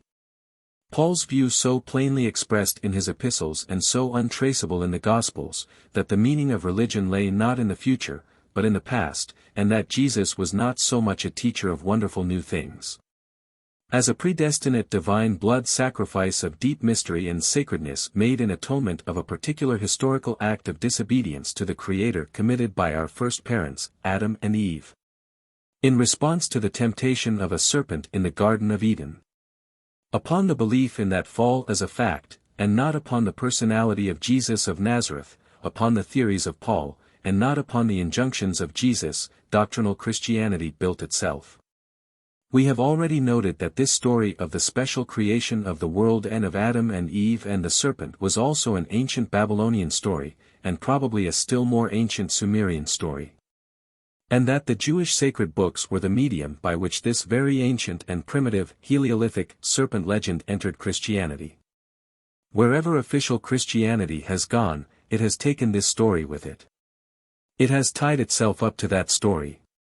Until a century and less ago the whole Christianized world felt bound to believe and did believe, that the universe had been specially created in the course of 6 days by the word of God a few thousand years before, according to Bishop Ussher. 4004 B.C., The Universal History, in 42 volumes, published in 1779 by a group of London booksellers, discusses whether the precise date of the first day of creation was March 21 or September 21, 4004 BC. And inclines to the view that the latter was the more probable season. Upon this historical assumption rested the religious fabric of the Western and Westernized civilization, and yet the whole world was littered, the hills, mountains, deltas, and seas were bursting with evidence of its utter absurdity. The religious life of the leading nations, still a very intense and sincere religious life, was going on in a house of history built upon sand. There is frequent recognition in classical literature of a sounder cosmogony. Aristotle was aware of the broad principles of modern geology, they shine through the speculations of Lucretius, and we have noted also Leonardo da Vinci's, 1452–1519, lucid interpretation of fossils. A Frenchman, Descartes, 1596–1650, speculated boldly upon the incandescent beginnings of our globe, and an Italian, Steno, 1631–87, began the collection of fossils and the description of strata. But it was only as the 18th century drew to its close that the systematic study of geology assumed such proportions as to affect the general authority of the Bible version of that ancient Sumerian narrative. Contemporaneously with the universal history quoted above, a great French naturalist, Buffon, was writing upon the epochs of nature, 1778, and boldly extending the age of the world to 70,000 or 75,000 years. He divided his story into 6 epochs to square with the 6 days of the creation story. These days, it was argued, were figurative days, they were really ages. There was a general disposition to do this on the part of the new science of geology. By that accommodating device, geology contrived to make a peace with orthodox religious teaching that lasted until the middle of the 19th century. We cannot trace here the contributions of such men as Hutton and Playfair and Sir Charles Lyell, and the Frenchmen Lamarck and Cuvier, in unfolding and developing the record of the rocks. It was only slowly that the general intelligence of the Western world was awakened to 2 disconcerting facts: firstly, that the succession of life in the geological record did not correspond to the acts of the 6 days of creation. And, secondly, that the record, in harmony with a mass of biological facts, pointed away from the Bible assertion of a separate creation of each species straight towards a genetic relation between all forms of life, in which even man was included. The importance of this last issue to the existing doctrinal system was manifest. If all the animals and man had been evolved in this ascendant manner, then there had been no first parents, no Eden, and no fall. And if there had been no fall, then the entire historical fabric of Christianity, the story of the first sin and the reason for an atonement, upon which the current teaching based Christian emotion and morality, collapsed like a house of cards. It was with something like horror, therefore, that great numbers of honest and religious-spirited men followed the work of the great English naturalist, Charles Darwin, 1809–82.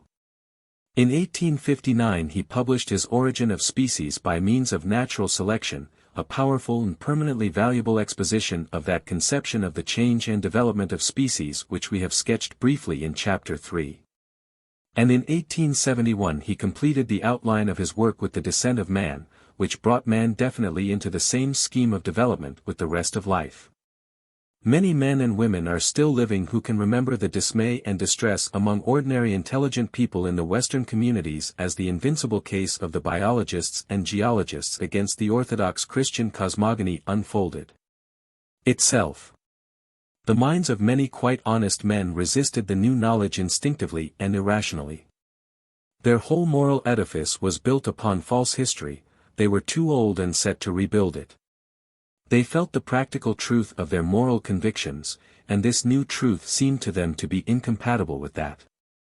They believed that to assent to it would be to prepare a moral collapse for the world. And so they produced a moral collapse by not assenting to it. The universities in England particularly, being primarily clerical in their constitution, resisted the new learning very bitterly. During the 70s and 80s a stormy controversy raged throughout the civilized world. The quality of the discussions and the fatal ignorance of the Church may be gauged by a description in Hackett's commonplace book of a meeting of the British Association in 1860, at which Bishop Wilberforce assailed Huxley, the great champion of the Darwinian views, in this fashion. Facing Huxley with a smiling insolence, he begged to know, was it through his grandfather or grandmother that he claimed his descent from a monkey? Huxley turned to his neighbor, and said, "The Lord hath delivered him into my hands." Then he stood before us and spoke these tremendous words. He was not ashamed to have a monkey for his ancestor, but he would be ashamed to be connected with a man who used great gifts to obscure the truth. Another version has it, I have certainly said that a man has no reason to be ashamed of having an ape for his grandfather. If there were an ancestor whom I should feel ashamed in recalling, it would rather be a man of restless and versatile intellect who plunges into scientific questions with which he has no real acquaintance, only to obscure them by an aimless rhetoric and distract the attention of his audience from the real point at issue by eloquent digressions and skilled appeals to prejudice. These words were certainly spoken with passion. The scene was one of great excitement. A lady fainted, says Hackett. Such was the temper of this controversy. The Darwinian movement took formal Christianity unawares, suddenly. Formal Christianity was confronted with a clearly demonstrable error in her theological statements.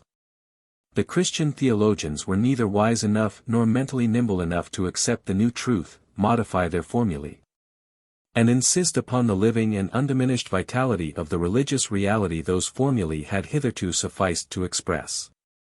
For the discovery of man's descent from subhuman forms does not even remotely touch the teaching of the kingdom of heaven. Yet priests and bishops raged at Darwin. Foolish attempts were made to suppress Darwinian literature and to insult and discredit the exponents of the new views. There was much wild talk of the antagonism of religion and science. Now in all ages there have been skeptics in Christendom. The Emperor Frederick II was certainly a skeptic. In the 18th century Gibbon and Voltaire were openly anti-Christian, and their writings influenced a number of scattered readers. But these were exceptional people. Now the whole of Christendom became as a whole skeptical. This new controversy touched everybody who read a book or heard intelligent conversation. A new generation of young people grew up, and they found the defenders of Christianity in an evil temper, fighting their cause without dignity or fairness. It was the orthodox theology that the new scientific advances had compromised, but the angry theologians declared that it was religion. In the end men may discover that religion shines all the brighter for the loss of its doctrinal wrappings, but to the young it seemed as if indeed there had been a conflict of science and religion, and that in that conflict science had won.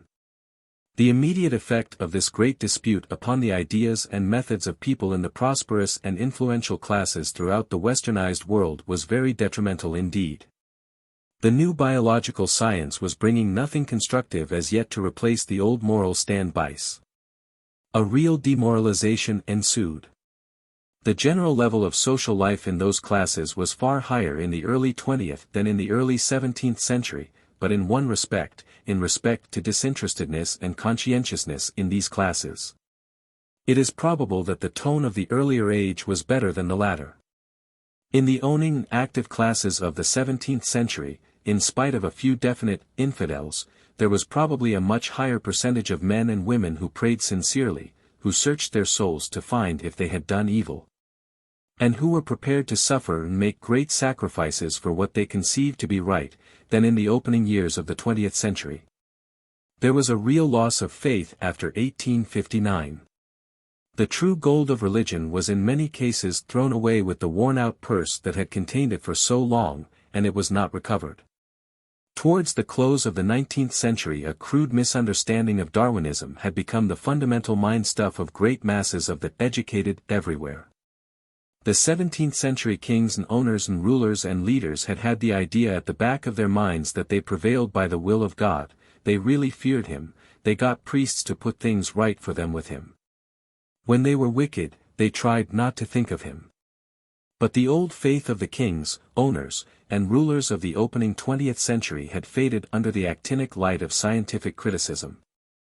Prevalent peoples at the close of the 19th century believed that they prevailed by virtue of the struggle for existence, in which the strong and cunning get the better of the weak and confiding.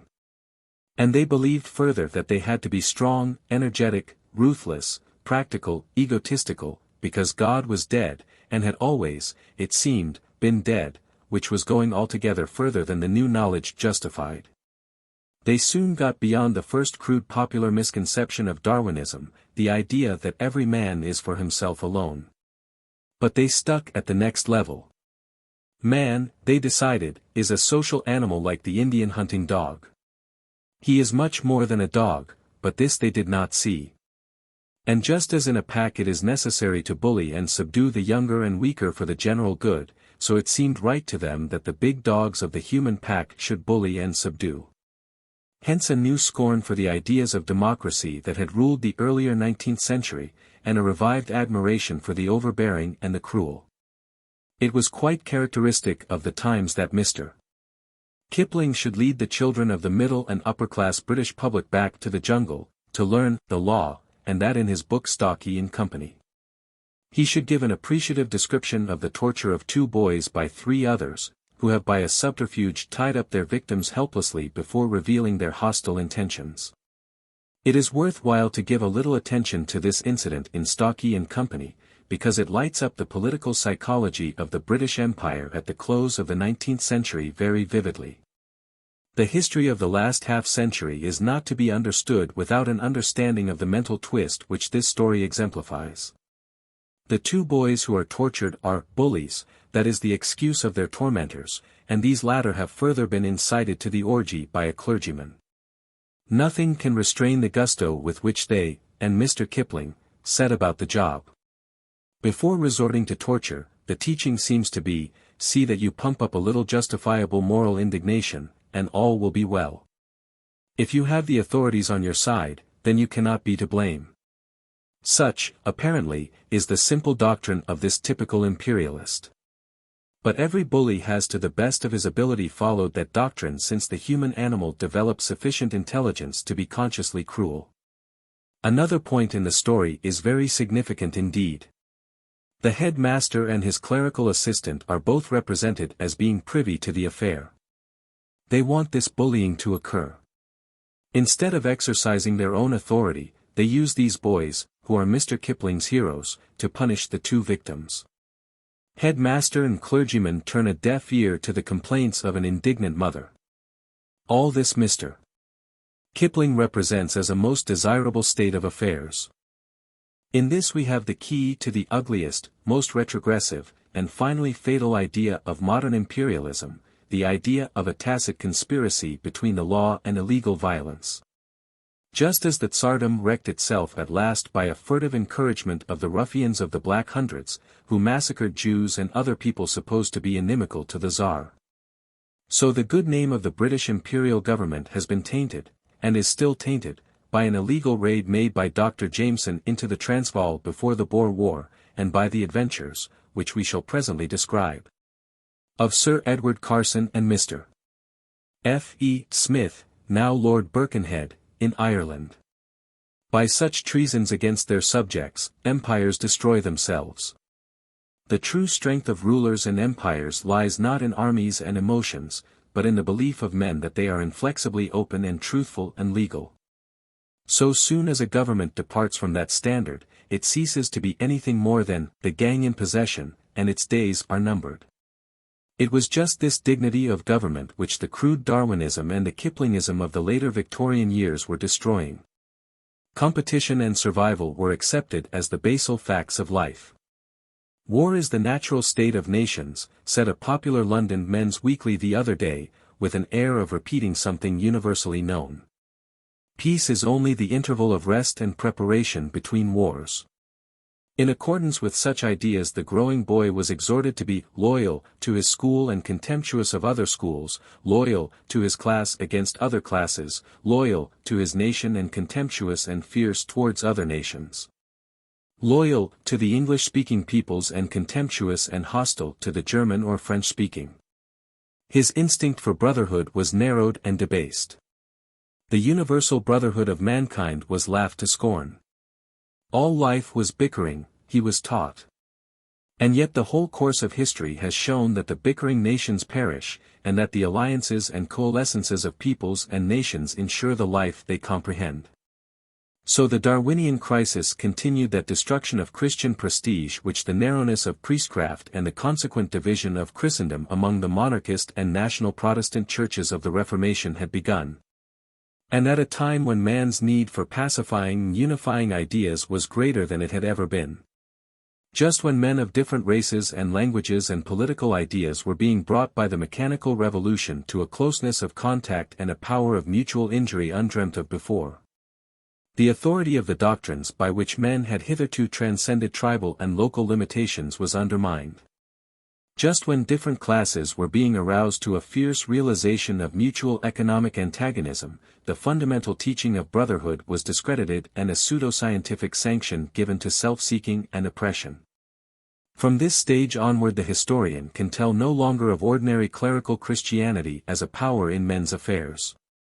In politics and social questions the appeal to its standards ceased. Yet never was there so imperative a demand in the world of men for a common basis upon which they could work together, a common conception of aim in which they could lose themselves. We shall find great masses of people inspired to passionate devotion, by ideas of nationalism, of imperialism, of class-conscious socialism. But official and orthodox Christianity no longer inspired. Men would no longer live by it or die for it. This paradoxical final decline of a universal faith in the westernized world, just when men were being drawn together by the mechanical revolution into one inseparable political and economic system, may have been due entirely to the coincidence of that revolution with destructive scientific discovery, or it may also have been accelerated by the irritations produced by the sudden close clashing with unfamiliar peoples and races. It may have been a merely temporary decline due to the need for a sloughing off of the outworn theology and antique sacerdotalism which confined its appeal to the Western world, preparatory to a reconstruction of religious statement upon simpler worldwide lines. It may have been merely a cleansing of the teachings of Jesus of Nazareth from theological and ceremonial accretions. Upon such may-have-beens, we can speculate here, but we cannot decide. History can deal with the small beginnings in the past of the great things of the present, but in the present only with what is plain and obvious. We cannot tell what seeds of the future may not be germinating already amidst our present confusions. Section 7. The vast changes we have been recording in the range of human power and intercourse constitute the fundamental realities of 19th-century history.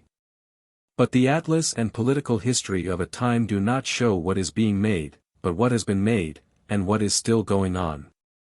The formal history of the latter half of the 19th century is not so much concerned with these permanent changes in human affairs, as with the schemes of foreign offices and the continuing exploits of the great powers. The men who were discovering, inventing, developing inventions and working out ideas were far too busy and far too few for effective interference in public affairs. The diplomatists, politicians, and statesmen, on the other hand, were far too occupied with their established interplay of nations and parties to heed what the contemporary mind was doing. The Earl of Beaconsfield, 1804–81, a leading British statesman, remarked, of the Darwinian controversy, that it seemed to be a dispute whether men were descended from apes or angels, and that for his part, he was, on the side of the angels, a sprightly saying which added greatly to his reputation. His rival, Gladstone, 1809–98, was of a more serious quality, and in the habit of plunging during his vacations heavily and conspicuously into intellectual affairs. Among other such exploits he joined in public controversy with Huxley upon Huxley's own subject. He revealed ideas derived from Buffon, died 1788, uncontaminated by any later influence. The whole field of modern discovery, says Lecky in his Democracy and Liberty, was outside his range. When this Mr. Gladstone was taken by Sir John Lubbock to see Charles Darwin, he talked all the time of Bulgarian politics, and was evidently quite unaware of the real importance of the man he was visiting.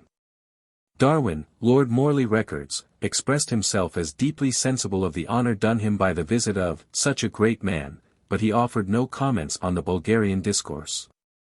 Faraday, the English electrician, whose work lives wherever a dynamo spins, who is in the aeroplane, the deep-sea cable, the lights that light the ways of the world, and wherever electricity serves our kind, was also visited by Gladstone when the latter was Chancellor of the Exchequer. The man of science tried in vain to explain some simple piece of apparatus to this fine flower of the parliamentary world. But, said Mr. Gladstone, after all, what good is it? Why, "Sir," said Faraday, doing his best to bring things home to him, "presently you will be able to tax it." Mr. Gladstone was one of the most central and representative politician-statesmen of the later 19th century, and it will be worth while to devote a paragraph or so to his ideas and intellectual limitations. They will help us to understand better the astonishing irrelevance of the political life of this period to the realities that rose about it. He was a person of exceptional intellectual vigor, he had flashes of real insight. But his circumstances and temperament conspired against his ever attaining any real vision of the world in which he lived. He was the son of Sir John Gladstone, a West Indian slaveholder, the mortality among whose slaves was a matter of debate in the House of Commons. He was educated at Eton College, and at Christ Church, Oxford, and his mind never recovered from the process. We have already told how after the Reformation the English universities ceased to be the organs of the general intellectual life, and shrank to be merely the educational preserves of the aristocracy and the Church. Jews, Roman Catholics, dissenters, skeptics, and all forms of intellectual activity were carefully barred out from those almost extinguished lamps of learning. Their mathematical work was poor, a series of exercises in the mere patience games and formulae writing of lower mathematics. Science they despised and excluded, and their staple training was the study, without any archaeology or historical perspective, of the more rhetorical and poetic of the Latin and Greek classics. Such a training prepared men not so much to tackle and solve the problems of life, as to plaster them over with more or less apt quotations. It turned the mind away from living contemporary things. It showed the world reflected in a distorting mirror of bad historical analogies. All the fated convergences of history were refracted into false parallels. The British Parliament was thought of as a Senate, statesmen postured as patricians and equestrians. The new industrial population, now learning to read and think for itself, was transfigured into the likeness of the illiterate savage and privileged citizen mob of later Republican Rome. It was natural, therefore, that at the Oxford Union Society young Gladstone should distinguish himself by an eloquent speech against the threatened reform of the worst electoral abuses, see chap. 34, Section 2, should contest the immediate emancipation of the parental slaves. Slavery, he said, was sanctioned by Holy Scripture, and should oppose on religious grounds the removal of the disabilities of the Jews. He was returned to Parliament as Tory member for Newark in 1832, promising to resist that growing desire for change which threatened to produce, along with partial good, a melancholy preponderance of mischief. In his first Parliament he distinguished himself by his opposition to the admission of religious dissenters to the universities. Here we have a mind manifestly of a tradition and make-up akin to that of the framers of the Holy Alliance, a mind set steadfastly against all the vast creative tendencies of the 19th century world. As though they were no more than a mere mischievous restlessness of slaves and lower-class persons that would presently be allayed. But because of the streak of insight in his composition, Gladstone did not remain set in a course of pure conservatism. He presently began to realize the strength of the stream upon which things were being carried forward. His intelligence, in spite of its perversion, set itself to grasp the real forms of the torrent of change about him. He was a man of great ambitions and immense energy. His animosity against his brilliant and flippant Jewish rival Disraeli, afterwards Lord Beaconsfield, who was becoming a leader amid the shifting of groups and parties, swung this man who had been the rising hope of the stern unbending Tories, more and more into a liberal attitude. He began to express belief in the people, to support extensions of the franchise, to cultivate the esteem of the dissenters, and, as Chancellor of the Exchequer, to shift the burthen of taxation from the food and comforts of the new classes of needy voters, that the franchise extensions were bringing into the political world. It is clear that for some years he was profoundly perplexed by the deep forces that evidently lay beneath the stir and thrust of international politics. Then he became a great exponent of a half-true theory, the theory of nationalism, that has played and still plays an intensely mischievous part in the world. We have already pointed out that there must be a natural political map of the world which gives the best possible geographical divisions for human administrations. Any other political division of the world than this natural political map will necessarily be a misfit, and must produce stresses of hostility and insurrection tending to shift boundaries in the direction indicated by the natural political map. These would seem to be self-evident propositions were it not that the diplomatists at Vienna evidently neither believed nor understood anything of the sort, and thought themselves as free to carve up the world as one is free to carve up such a boneless structure as a cheese. Nor were these propositions evident to Mr. Gladstone. Most of the upheavals and conflicts that began in Europe as the world recovered from the exhaustion of the Napoleonic Wars were quite obviously attempts of the ordinary common men to get rid of governments that were such misfits as to be in many cases intolerable. Generally, the existing governments were misfits throughout Europe because they were not socially representative, and so they were hampering production and wasting human possibilities.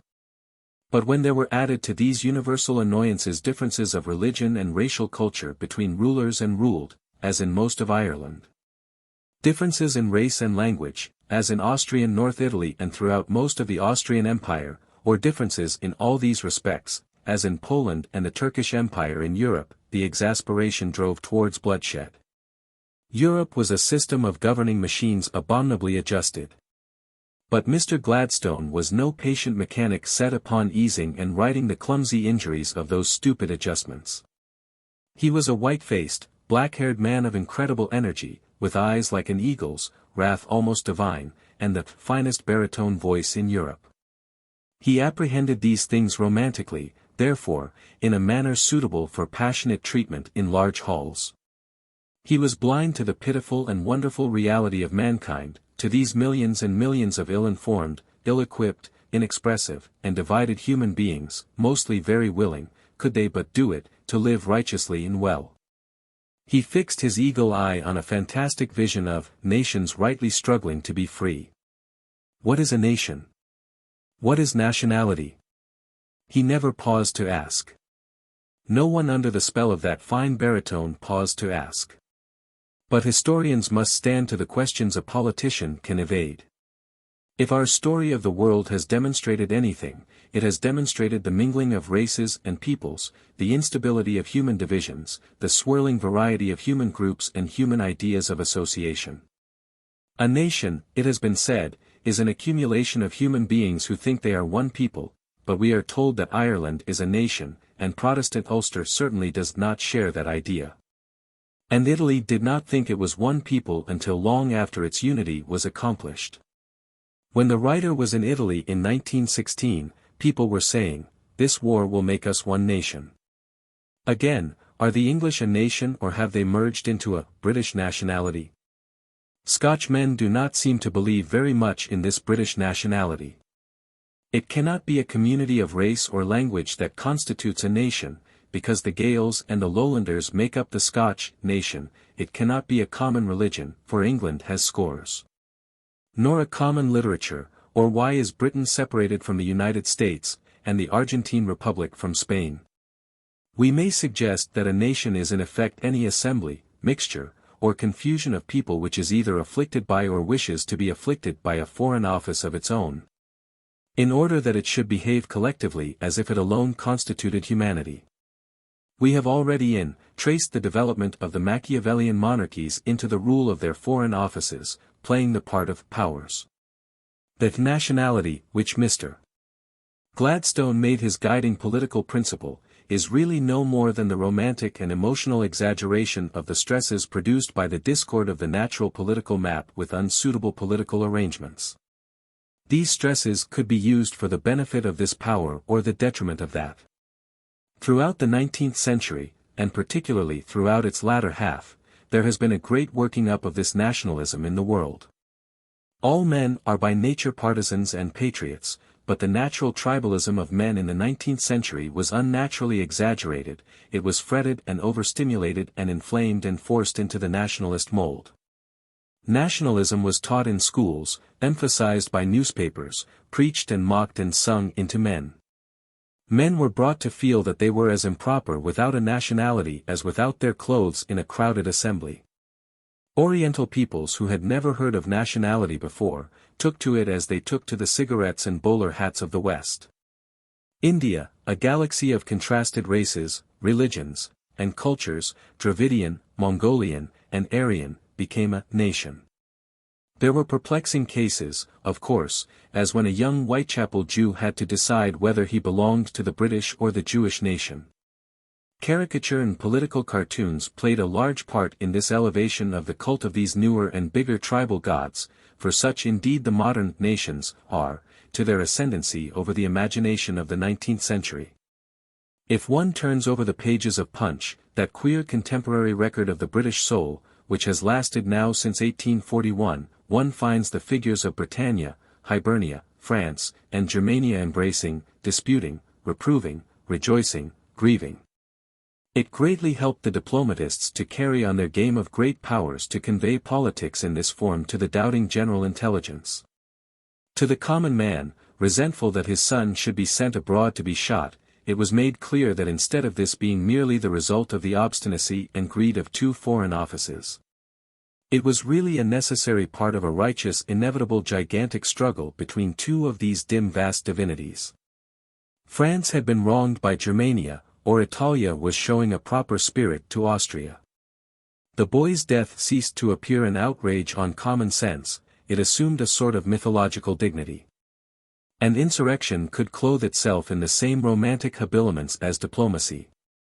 Ireland became a Cinderella goddess, Kathleen Ni Houlihan, full of heartrending and unforgivable wrongs, and young India transcended its realities in the worship of Band Mataram.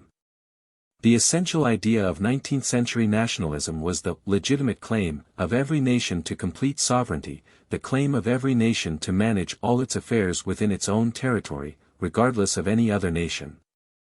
The flaw in this idea is that the affairs and interests of every modern community extend to the uttermost parts of the earth. The assassination of Sarajevo in 1914, for example, which caused the Great War, produced the utmost distress among the Indian tribes of Labrador because that war interrupted the marketing of the furs upon which they relied for such necessities as ammunition, without which they could not get sufficient food. A world of independent sovereign nations means, therefore, a world of perpetual injuries, a world of states constantly preparing for or waging war. But concurrently and discordantly with the preaching of this nationalism of which Gladstone was the outstanding exponent, there was, among the stronger nationalities, a vigorous propagation of another set of ideas, the ideas of imperialism, in which a powerful and advanced nation was conceded the right to dominate a group of other less advanced nations or less politically developed nations or peoples whose nationality was still undeveloped, who were expected by the dominating nation to be grateful for its protection and dominance. This use of the word empire was evidently a different one from its former universal significance. The new empires did not even pretend to be a continuation of the world empire of Rome. The leading spirit in British imperialism was Lord Beaconsfield, Gladstone's antagonist. These two ideas of nationality and, as the crown of national success, empire, ruled European political thought, ruled indeed the political thought of the world, throughout the latter half of the 19th century. And ruled it to the practical exclusion of any wider conception of a common human welfare. They were plausible and dangerously unsound working ideas. They represented nothing fundamental and inalterable in human nature, and they failed to meet the new needs of world controls and world security that the mechanical revolution was every day making more imperative. They were accepted because people in general had neither the sweeping views that a scientific study of history can give, nor had they any longer the comprehensive charity of a world religion. Their danger to all the routines of ordinary life was not realized until it was too late. Section 8. After the middle of the 19th century, this world of new powers and old ideas, this fermenting new wine in the old bottles of diplomacy, broke out through the flimsy restraints of the Treaty of Vienna into a series of wars. By an ironical accident, the new system of disturbances was preceded by a peace festival in London, the Great Exhibition of 1851. The moving spirit in this exhibition was Prince Albert of Saxe-Coburg-Gotha, the nephew of Leopold I, the German king who had been placed upon the Belgian throne in 1831, and who was also the maternal uncle of the young Queen Victoria of England. She had become queen in 1837 at the age of 18. The two young cousins, They were of the same age, had married in 1840 under their uncle's auspices, and Prince Albert was known to the British as the Prince Consort. He was a young man of sound intelligence and exceptional education, and he seems to have been greatly shocked by the mental stagnation into which England had sunken. Oxford and Cambridge, those once starry centres, were still recovering but slowly from the intellectual ebb of the later 18th century. At neither university did the annual matriculations number more than 400. The examinations were for the most part mere viva voce ceremonies. Except for 2 colleges in London, the University of London, and one in Durham, this was all the education on a university footing that England had to offer. It was very largely the initiative of this scandalized young German who had married the British Queen which produced the University Commission of 1850. And it was with a view to waking up England further that he promoted the first international exhibition which was to afford some opportunity for a comparison of the artistic and industrial products of the various European nations. The project was bitterly opposed. In the House of Commons it was prophesied that England would be overrun by foreign rogues and revolutionaries who would corrupt the morals of the people and destroy all faith and loyalty in the country. The exhibition was held in Hyde Park in a great building of glass and iron, which afterwards was re-erected as the Crystal Palace. Financially it was a great success. It made many English people realize for the first time that theirs was not the only industrial country in the world, and that commercial prosperity was not a divinely appointed British monopoly. There was the clearest evidence of a Europe recovering steadily from the devastation of the Napoleonic Wars, and rapidly overtaking the British lead in trade and manufacture. It was followed directly by the organization of a science and art department, 1853, to recover, if possible, the educational leeway that Britain had lost. The exhibition released a considerable amount of international talk and sentiment. It had already found expression in the work of such young poets as Tennyson, who had glanced down the vista of the future. Till the war drums throbbed no longer, and the battle flags were furled. In the Parliament of Man, the Federation of the World. There was much shallow optimism on the part of comfortable people just then. Peace seemed to be more secure than it had been for a long time. The social gales of 1848 had blown, and, it seemed, blown themselves out. Nowhere had the revolution succeeded. In France it had been betrayed a second time by a Bonaparte, a nephew of the first Napoleon, but a much more supple and intelligent man. He had posed as a revolutionary while availing himself of the glamour of his name. He had twice attempted raids on France during the Orleans monarchy.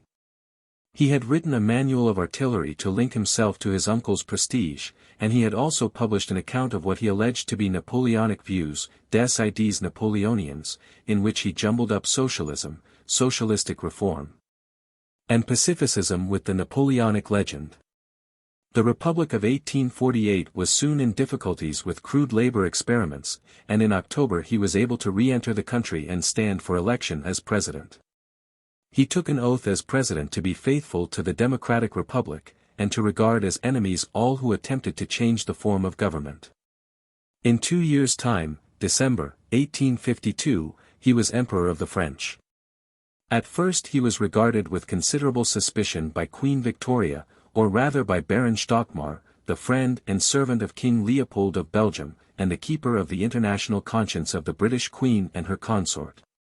All this group of Saxe-Coburg-Gotha people had a reasonable and generous enthusiasm for the unity and well-being of Germany, upon liberal lines, and they were disposed to be alarmed at this Bonapartist revival.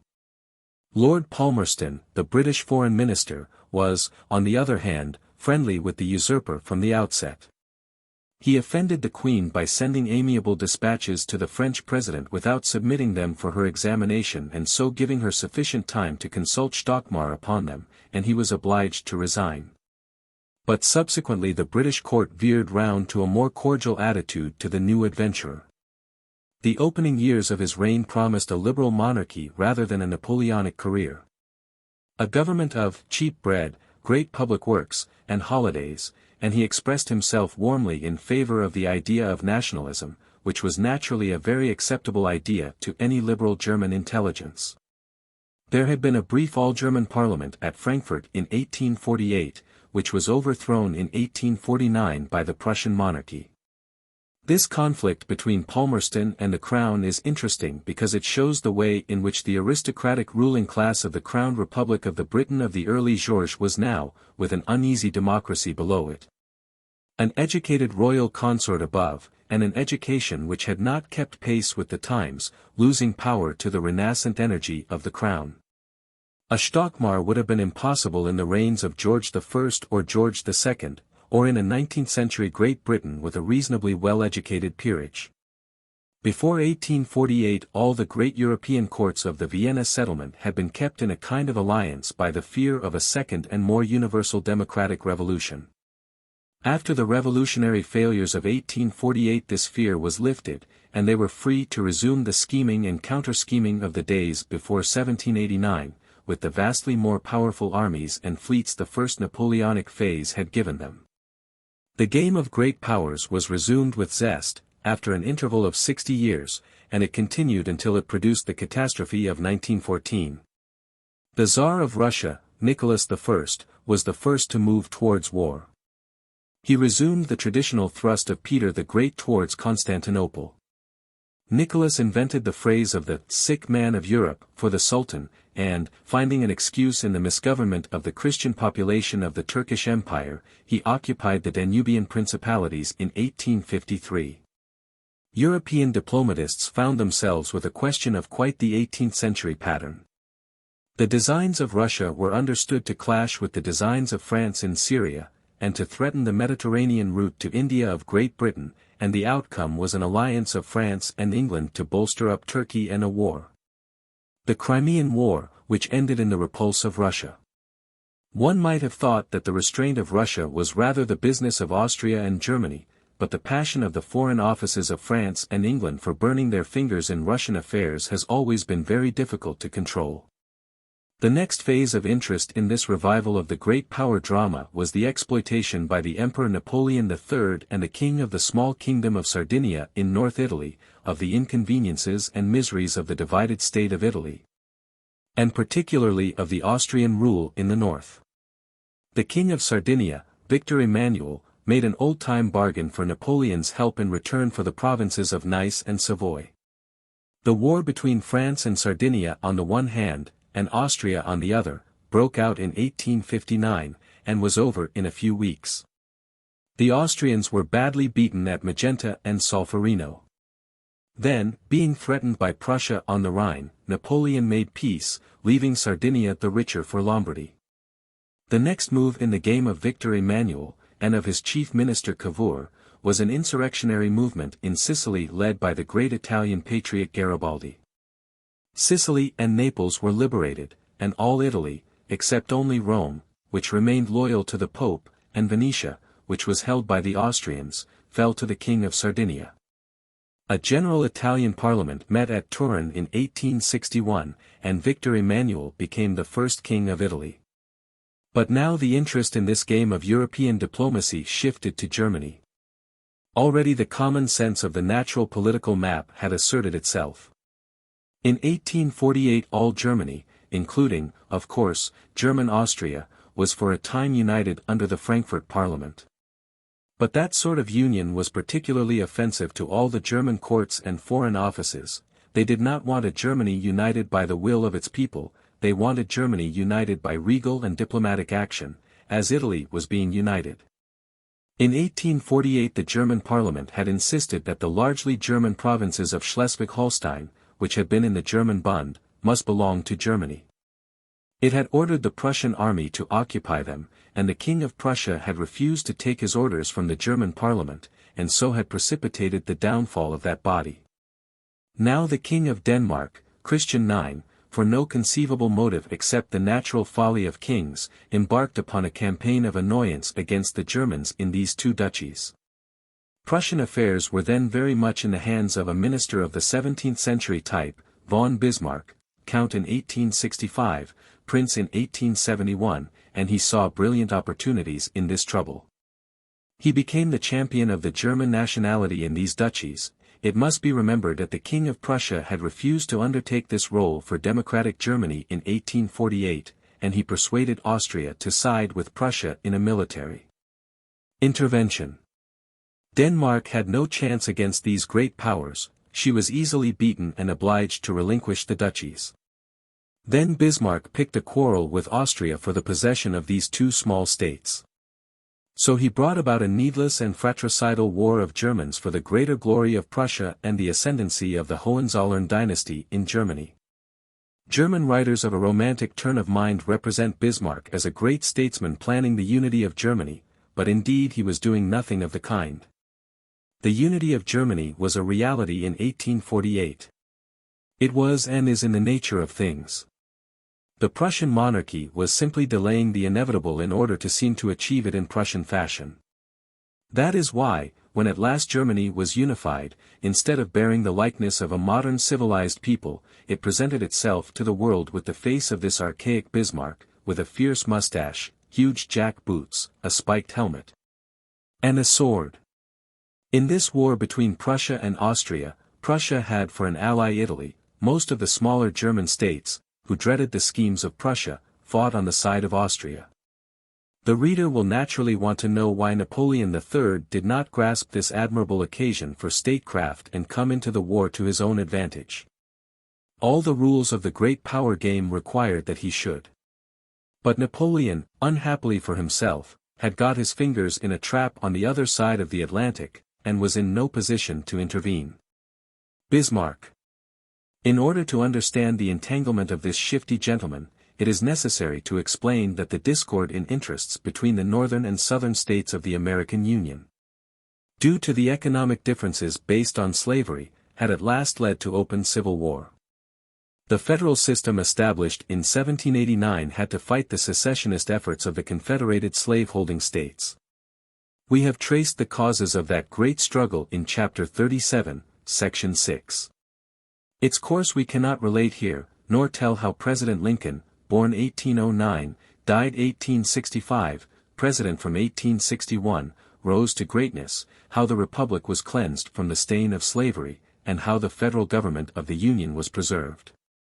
For 4 long years, 1861 to 65, this war swung to and fro, through the rich woods and over the hills of Virginia between Washington and Richmond, until at last the secessionist left was thrust back and broken, and Sherman, the Unionist general, swept across Georgia to the sea in the rear of the main Confederate, secessionist, armies.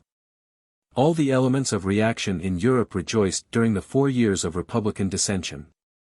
The British aristocracy openly sided with the Confederate States, and the British government permitted several privateers, and particularly the Alabama, to be launched in England to attack the federal shipping. Napoleon III was even more rash in his assumption that after all the New World had fallen before the Old.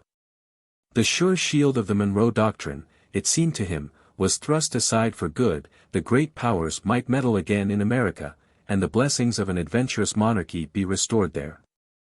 A pretext for interference was found in certain liberties taken with the property of foreigners by the Mexican president. A joint expedition of French, British, and Spanish occupied Vera Cruz, but Napoleon's projects were too bold for his allies, and they withdrew when it became clear that he contemplated nothing less than the establishment of a Mexican empire.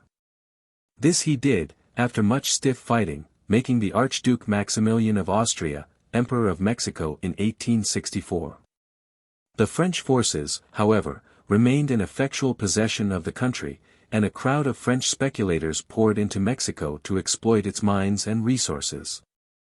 But in April, 1865, the Civil War in the United States was brought to an end by the surrender of the great Southern commander, General Lee, at Appomattox Courthouse. And the little group of eager Europeans in possession of Mexico found themselves faced by the victorious federal government, in a thoroughly grim mood, with a large, dangerous-looking army in hand. The French imperialists were bluntly given the alternative of war with the United States or clearing out of America. In effect this was an instruction to go. This was the entanglement which prevented Napoleon III from interference between Prussia and Austria in 1866, and this was the reason why Bismarck precipitated his struggle with Austria. While Prussia was fighting Austria, Napoleon III was trying to escape with dignity from the briars of Mexico. He invented a shabby quarrel upon financial grounds with Maximilian and withdrew the French troops. Then, by all the rules of kingship, Maximilian should have abdicated. But instead he made a fight for his empire. He was defeated by his recalcitrant subjects, caught, and shot as a public nuisance in 1867. So the peace of President Monroe was restored to the New World. There remained only one monarchy in America, the Empire of Brazil, where a branch of the Portuguese royal family continued to reign until 1889. In that year the emperor was quietly packed off to Paris, and Brazil came into line with the rest of the continent. But while Napoleon was busy with his American adventure, Prussia and Italy were snatching victory over the Austrians, 1866. Italy was badly beaten at Custazza and in the naval battle of Lissa, but the Austrian army was so crushed by the Prussian at the Battle of Sedan, that Austria made an abject surrender. Italy gained the province of Venetia, so making one more step towards unity, only Rome and Trieste and a few small towns on the north and northwestern frontiers remained, and Prussia became the head of a North German confederation, from which Bavaria, Württemberg, Baden, Hesse, and Austria were excluded. 4 years later came the next step towards the natural political map of Europe, when Napoleon III plunged into war against Prussia. A kind of self-destroying foolishness urged him to do this. He came near to this war in 1867 so soon as he was free from Mexico, by demanding Luxembourg for France. He embarked upon it in 1870, when a cousin of the King of Prussia became a candidate for the vacant throne of Spain. Napoleon had some theory in his mind that Austria, Bavaria, Württemberg, and the other states outside the North German Confederation would side with him against Prussia. He probably thought this would happen because he wanted it to happen. But since 1848 the Germans, so far as foreign meddling was concerned, had been in spirit a united people. Bismarck was merely imposing the Hohenzollern monarchy, with pomp, ceremony, and bloodshed, upon accomplished facts. All Germany sided with Prussia.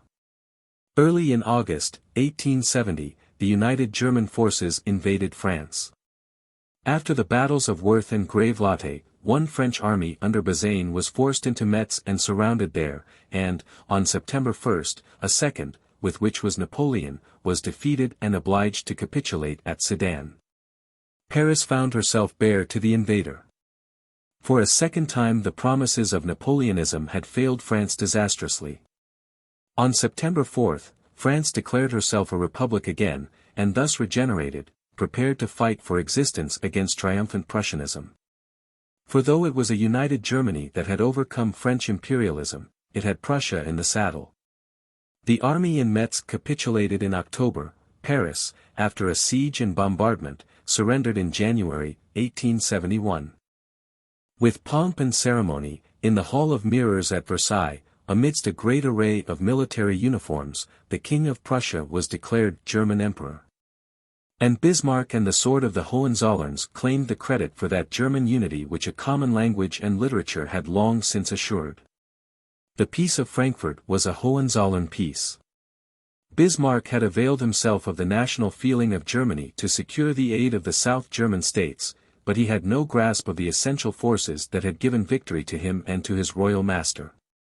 The power that had driven Prussia to victory was the power of the natural political map of Europe insisting upon the unity of the German-speaking peoples. In the East, Germany was already sinning against that natural map by her administration of Posen and other Polish districts. Now greedy for territory, and particularly for iron mines, she annexed a considerable area of French-speaking Lorraine, including Metz, and Alsace, which, in spite of its German speech, was largely French in sympathy. Inevitably there was a clash between German rulers and French subjects in these annexed provinces. Inevitably the wrongs and bitterness of the subjugated France of Lorraine echoed in Paris and kept alive the passionate resentment of the French. The natural map had already secured political recognition in the Austrian Empire after Zadova, 1866. Hungary, which had been subordinated to Austria, was erected into a kingdom on an equal footing with Austria, and the Empire of Austria had become the dual monarchy of Austria-Hungary. But in the southeast of this empire, and over the Turkish Empire, the boundaries and subjugations of the conquest period still remained. A fresh upthrust of the natural map began in 1875, when the Christian races in the Balkans, and particularly the Bulgarians, became restless and insurgent. The Turks adopted violent repressive measures, and embarked upon massacres of Bulgarians on an enormous scale. Thereupon Russia intervened, 1877, and after a year of costly warfare obliged the Turks to sign the Treaty of San Stefano, which was, on the whole, a sensible treaty, breaking up the artificial Turkish Empire, and to a large extent establishing the natural map. But it had become the tradition of British policy to thwart the designs of Russia, heaven knows why. Whenever Russia appeared to have a design, and the British Foreign Office, under the premiership of Lord Beaconsfield, intervened with a threat of war if a considerable restoration of the Turks' facilities for exaction, persecution, and massacre was not made. For a time war seemed very probable. The British music halls, those lamps to British foreign policy, were lit with patriotic fire, and the London errand boy on his rounds was inspired to chant, with the simple dignity of a great people conscious of its high destinies, a song declaring that we don't want to fight, but, by jingo, if we do, we got the ships, we got the men, we got the money too. And so on to a climax. The Russ-NS shall not ave Constantino, ple. In consequence of this British opposition, a conference was assembled in 1878 at Berlin to revise the Treaty of San Stefano, chiefly in the interests of the Turkish and Austrian monarchies. The British acquired the island of Cyprus, to which they had no sort of right whatever, and which has never been of the slightest use to them, and Lord Beaconsfield returned triumphantly from the Berlin Conference, to the extreme exasperation of Mr. Gladstone, with what the British were given to understand at the time was, peace with honor.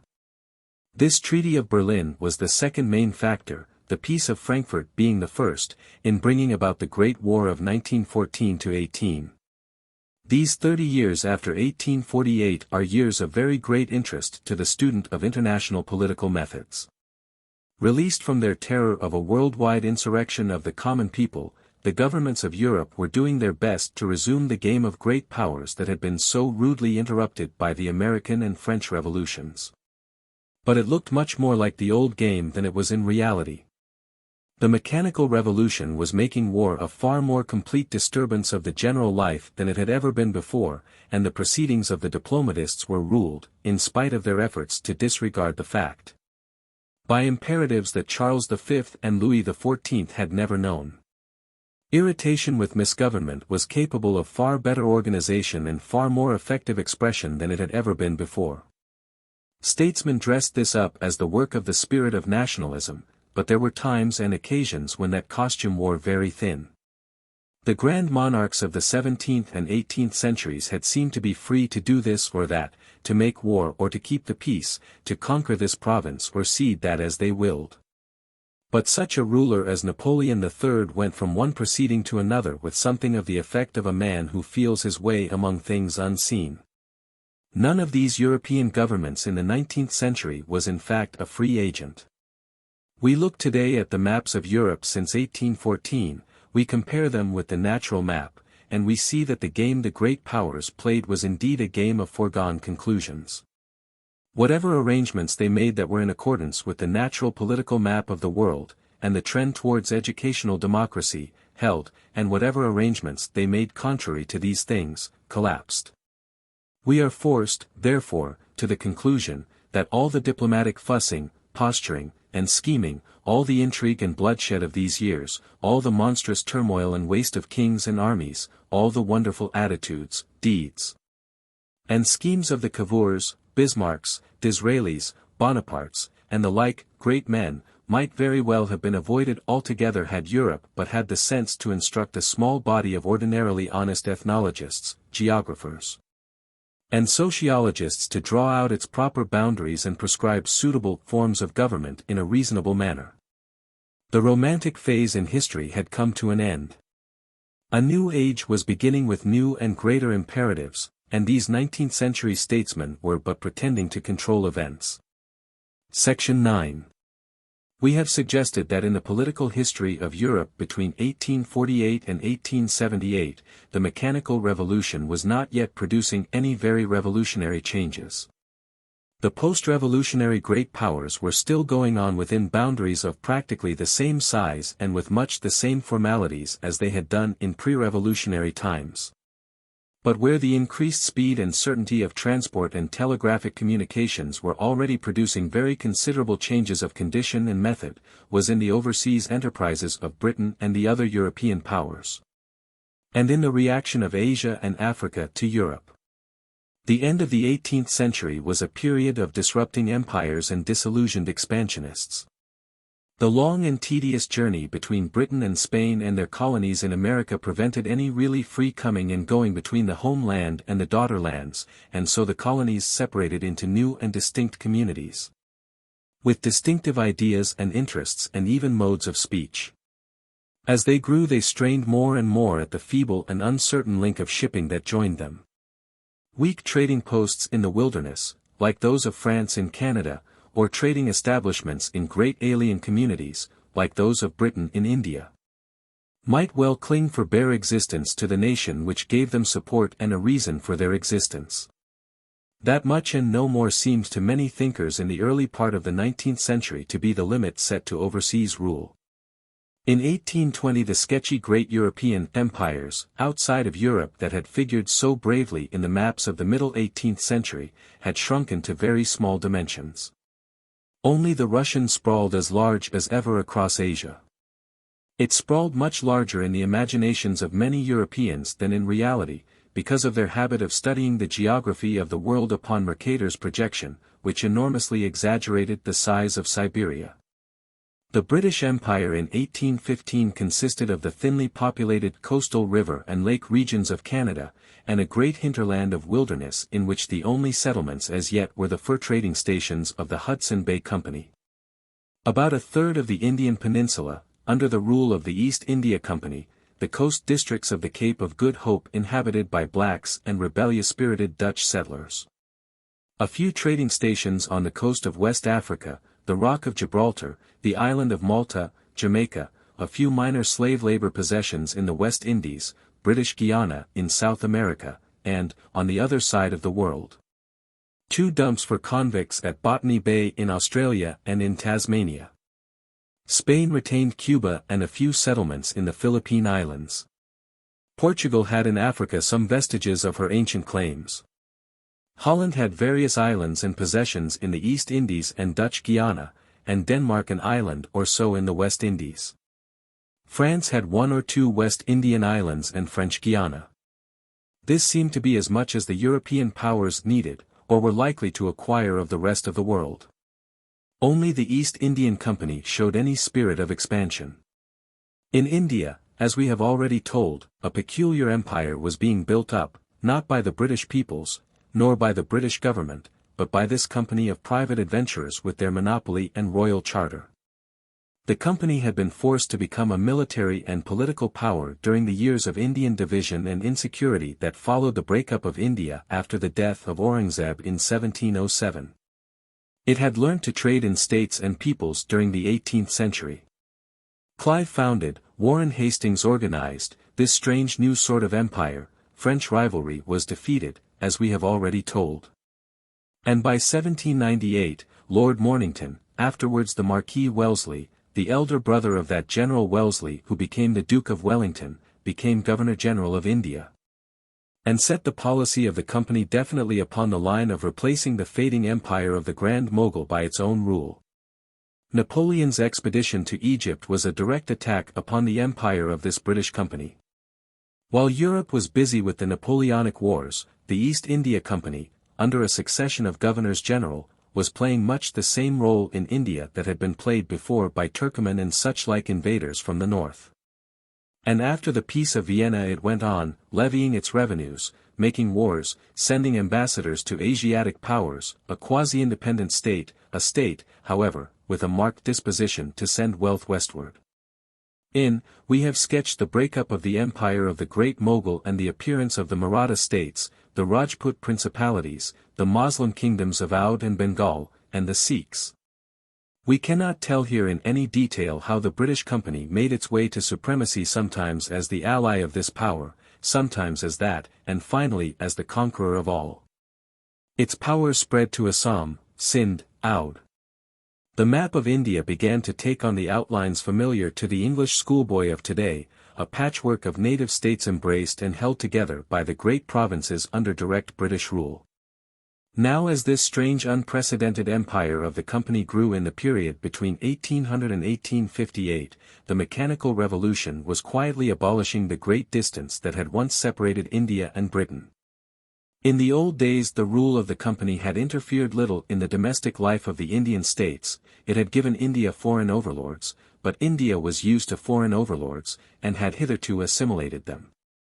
These Englishmen came into the country young, lived there most of their lives, and became a part of its system. But now the mechanical revolution began to alter this state of affairs. It became easier for the British officials to go home and to have holidays in Europe, easier for them to bring out wives and families, they ceased to be Indianized, they remained more conspicuously foreign and Western, and there were more of them. And they began to interfere more vigorously with Indian customs. Magical and terrible things like the telegraph and the railway arrived. Christian missions became offensively busy. If they did not make very many converts, at least they made skeptics among the adherents of the older faiths. The young men in the towns began to be Europeanized to the great dismay of their elders. India had endured many changes of rulers before, but never the sort of changes in her ways that these things portended. The Moslem teachers and the Brahmins were alike alarmed, and the British were blamed for the progress of mankind. Conflicts of economic interests grew more acute with the increasing nearness of Europe. Indian industries, and particularly the ancient cotton industry, suffered from legislation that favored the British manufacturer. A piece of incredible folly on the part of the company precipitated an outbreak. To the Brahmin a cow is sacred, to the Moslem the pig is unclean. A new rifle, needing greased cartridges, which the men had to bite, was served out to the company's Indian soldiers. The troops discovered that their cartridges were greased with the fat of cows and swine. This discovery precipitated a revolt of the company's Indian army, the Indian Mutiny, 1857. First the troops mutinied at Meerut. Then Delhi rose to restore the empire of the Great Mogul. The British public suddenly discovered India. They became aware of that little garrison of British people, far away in that strange land of fiery dust and weary sunshine, fighting for life against dark multitudes of assailants. How they got there and what right they had there, the British public did not ask. The love of one's kin in danger overrides such questions. 1857 was a year of passionate anxiety in Great Britain.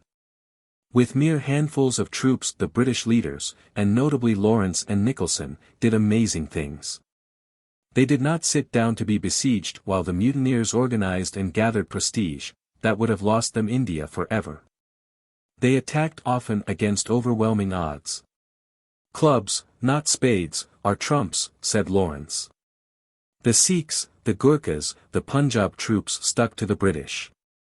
The South remained tranquil. Of the massacres of Cawnpur and Lucknow in Oudh, and how a greatly outnumbered force of British troops besieged and stormed Delhi, other histories must tell. By April, 1859, the last embers of the blaze had been stamped out, and the British were masters of India again. In no sense had the mutiny been a popular insurrection. It was a mutiny merely of the Bengal army, due largely to the unimaginative rule of the company officials. Its story abounds in instances of Indian help and kindness to British fugitives. But it was a warning. The direct result of the mutiny was the annexation of the Indian Empire to the British Crown. By the act entitled An Act for the Better Government of India, the Governor-General became a viceroy representing the sovereign, and the place of the company was taken by a Secretary of State for India responsible to the British Parliament. In 1877, Lord Beaconsfield, to complete this work, caused Queen Victoria to be proclaimed Empress of India. Upon these extraordinary lines India and Britain are linked at the present time. India is still the empire of the Great Mogul, but the Great Mogul has been replaced by the Crowned Republic of Great Britain. India is an autocracy without an autocrat. Its rule combines the disadvantage of absolute monarchy with the impersonality and irresponsibility of democratic officialdom. The Indian with a complaint to make has no visible monarch to go to, his emperor is a golden symbol. He must circulate pamphlets in England or inspire a question in the British House of Commons. The more occupied Parliament is with British affairs, the less attention India will receive, and the more she will be at the mercy of her small group of higher officials. This is manifestly impossible as a permanent state of affairs. Indian life, whatever its restraints, is moving forward with the rest of the world. India has an increasing service of newspapers, an increasing number of educated people affected by Western ideas, and an increasing sense of a common grievance against her government. There had been little or no corresponding advance in the education and quality of the British official in India during the century. His tradition is a high one. He is often a man of exceptional quality, but the system is unimaginative and inflexible.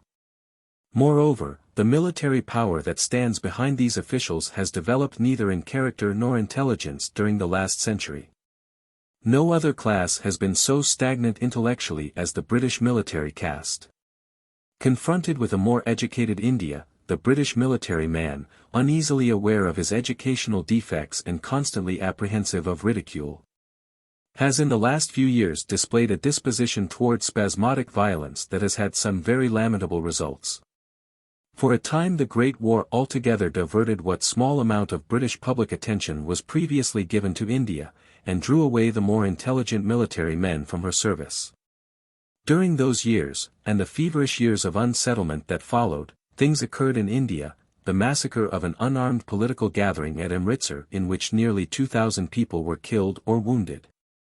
Floggings and humiliating outrages, a sort of official's terror, that produced a profound moral shock when at last the Hunter Commission of 1919 brought them before the home public.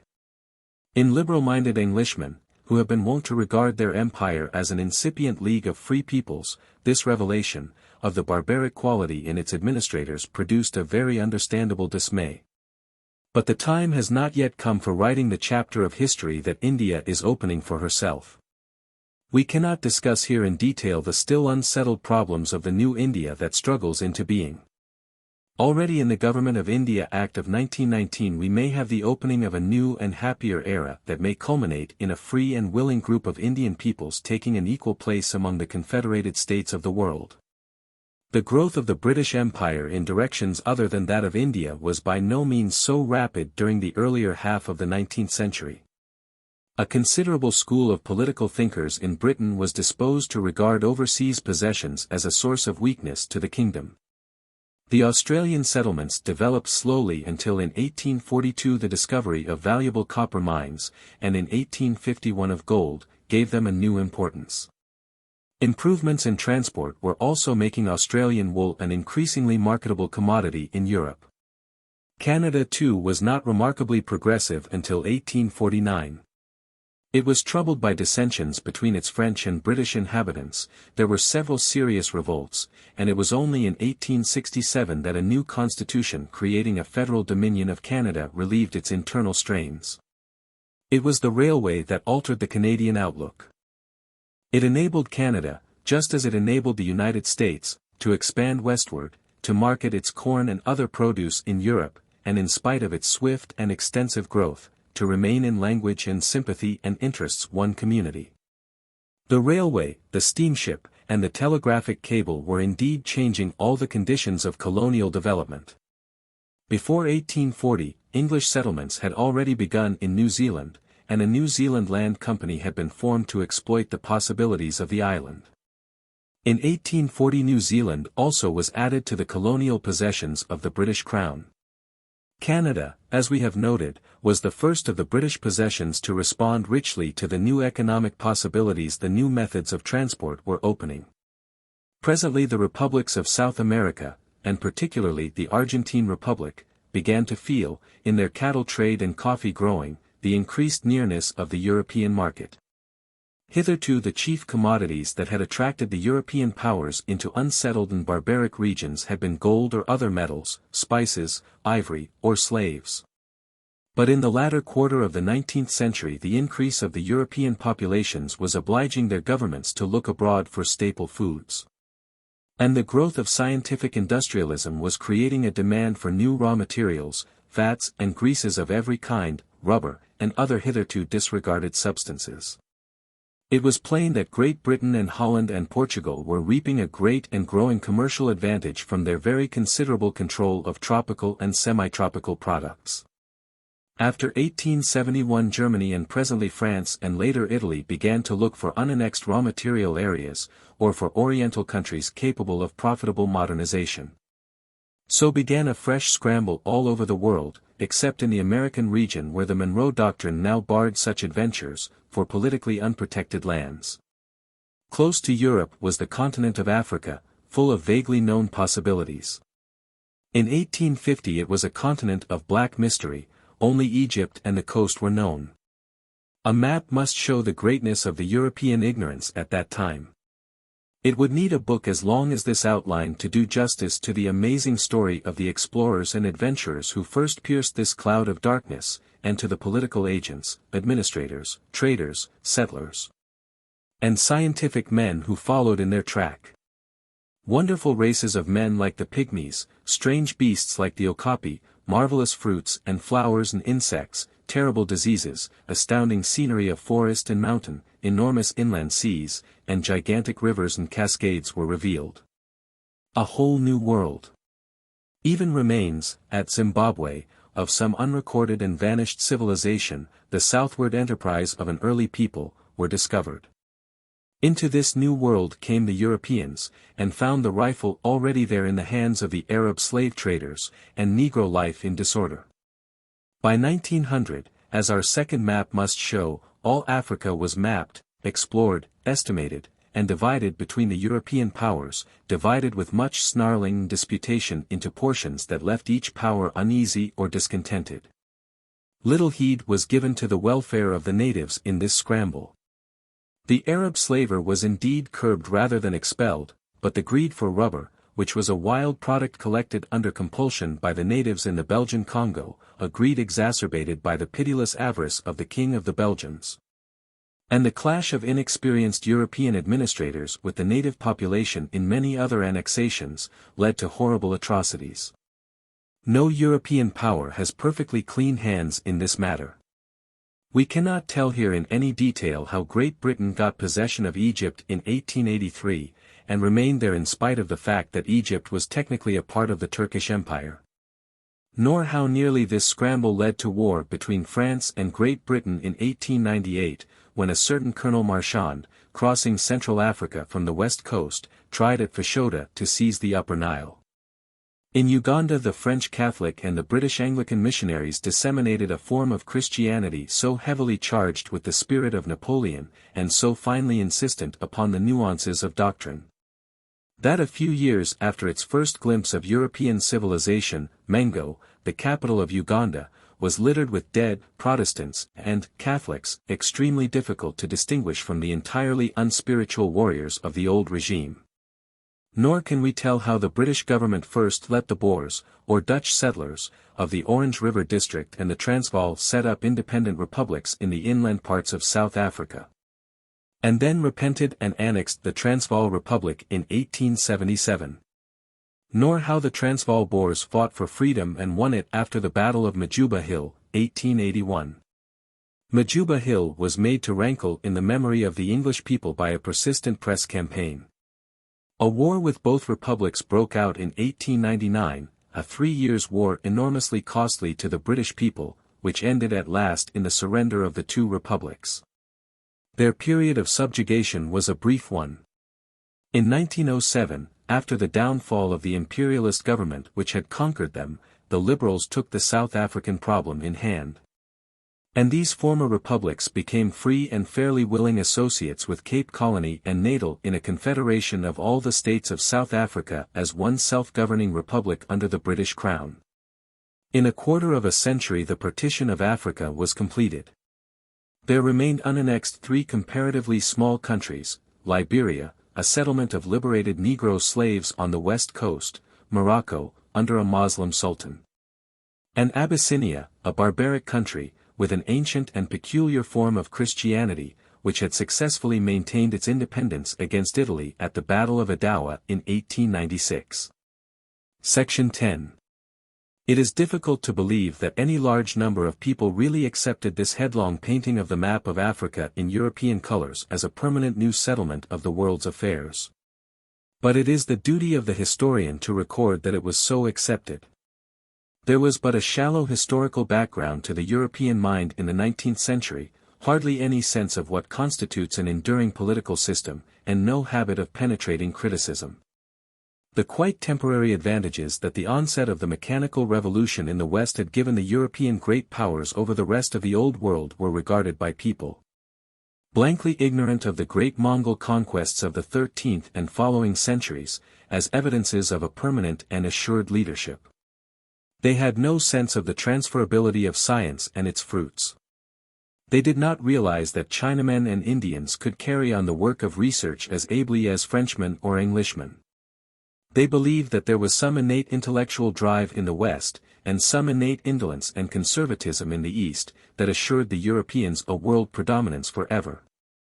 The consequence of this infatuation was that the various European foreign offices set themselves not merely to scramble with the British for the savage and undeveloped regions of the world's surface, but also to carve up the populous and civilized countries of Asia as though these peoples also were no more than raw material for European exploitation.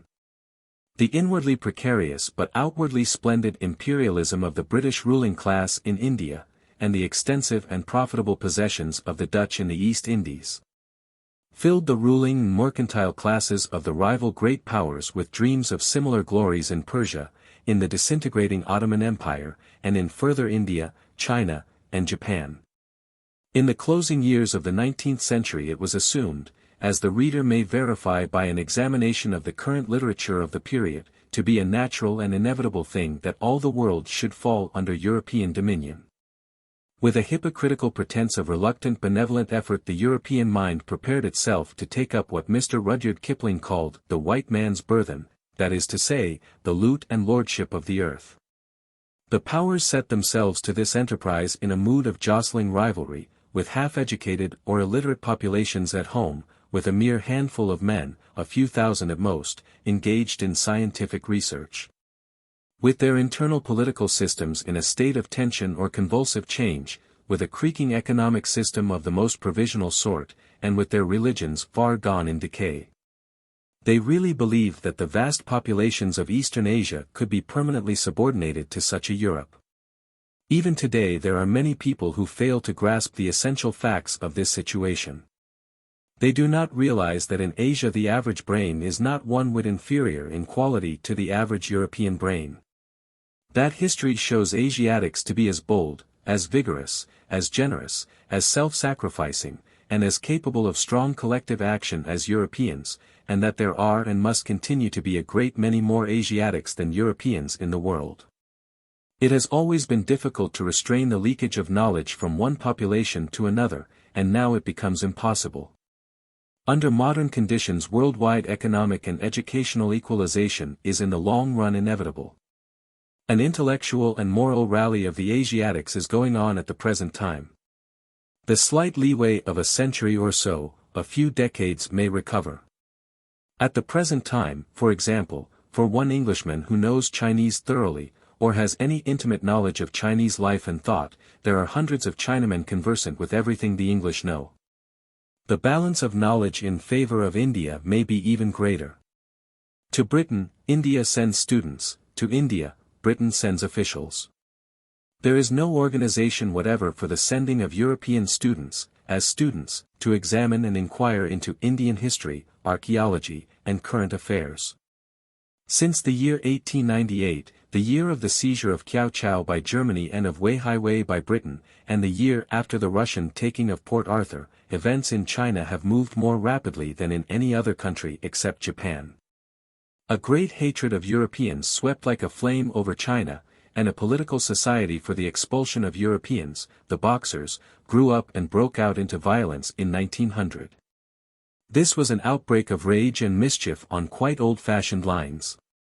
In 1900 the Boxers murdered 250 Europeans and, it is said, nearly 30,000 Christians.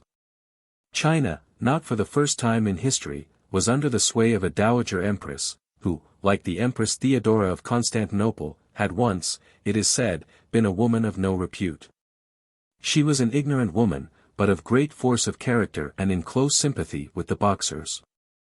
She supported them, and protected those who perpetrated outrages on the Europeans. All that again is what might have happened in 500 BC. Or thereabouts against the Huns. Things came to a crisis in 1900. The Boxers became more and more threatening to the Europeans in China. Attempts were made to send up additional European guards to the Peking legations, but this only precipitated matters. The German ambassador was shot down in the streets of Peking by a soldier of the Imperial Guard.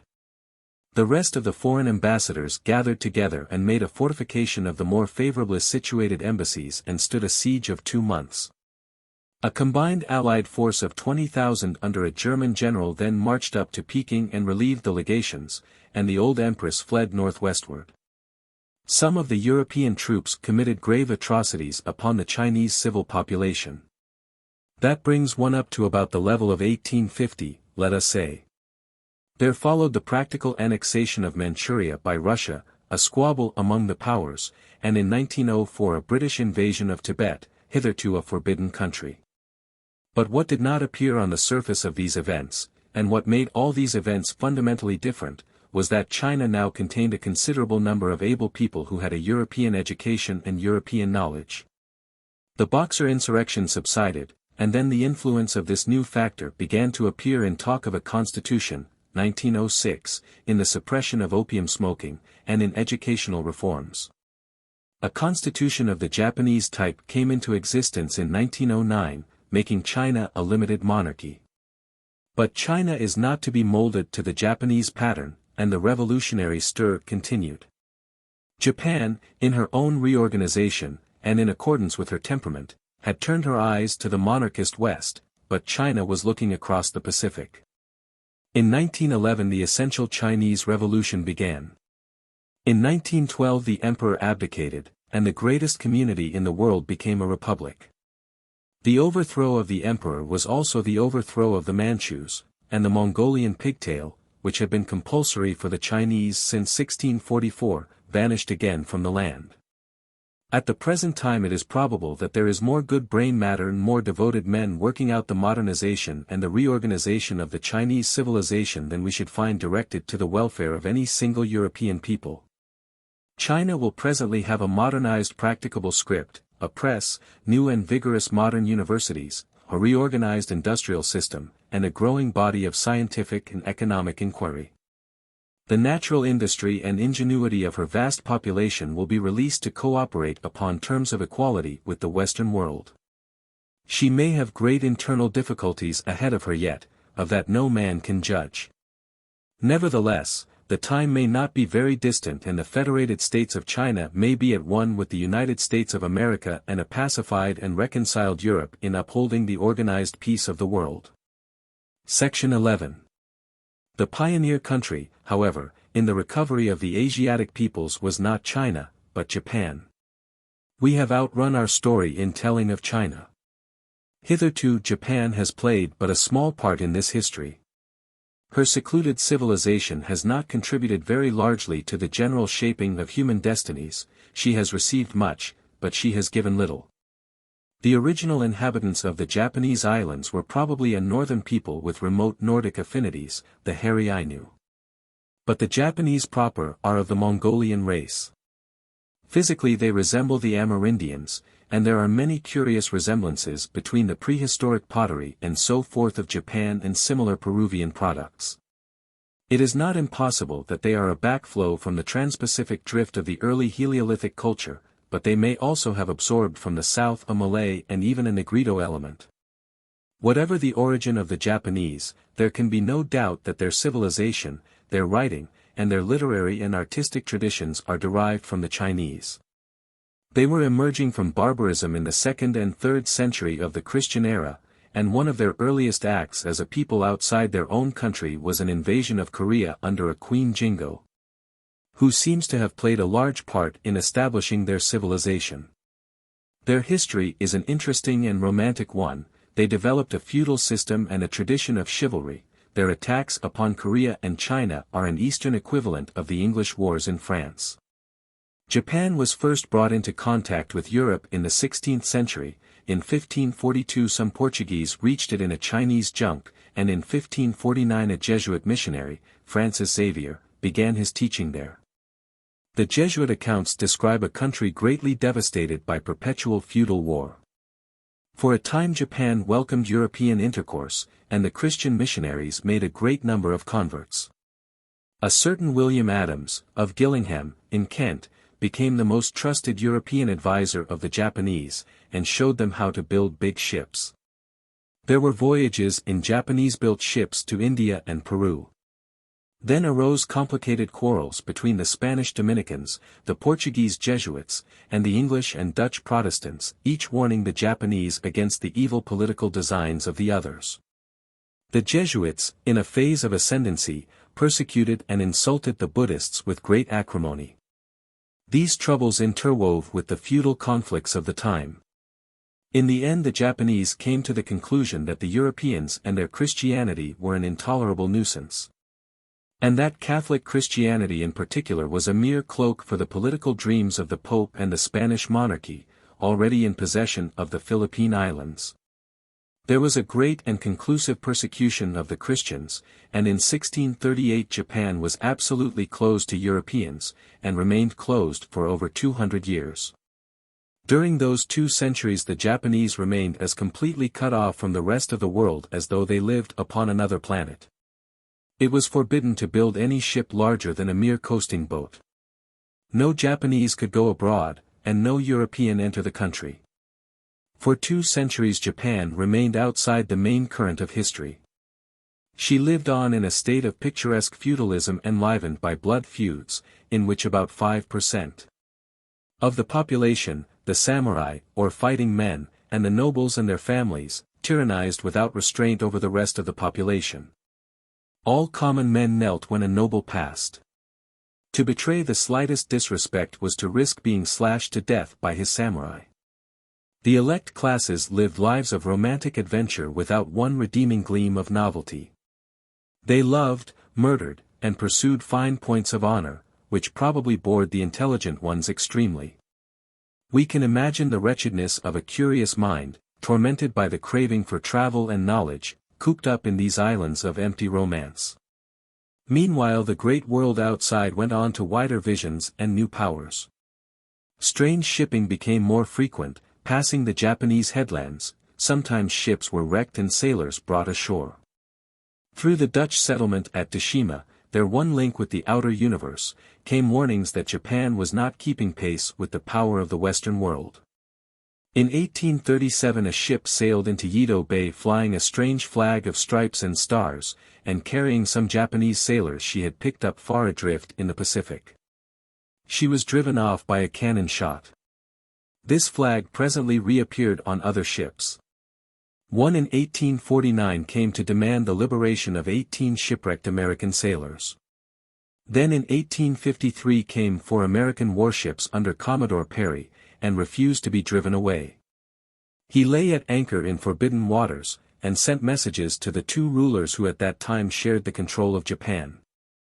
In 1854 he returned with 10 ships, amazing ships propelled by steam, and equipped with big guns, and he made proposals for trade and intercourse that the Japanese had no power to resist. He landed with a guard of 500 men to sign the treaty. Incredulous crowds watched this visitation from the outer world, marching through the streets. Russia, Holland, and Britain followed in the wake of America. Foreigners entered the country, and conflicts between them and Japanese gentlemen of spirit ensued.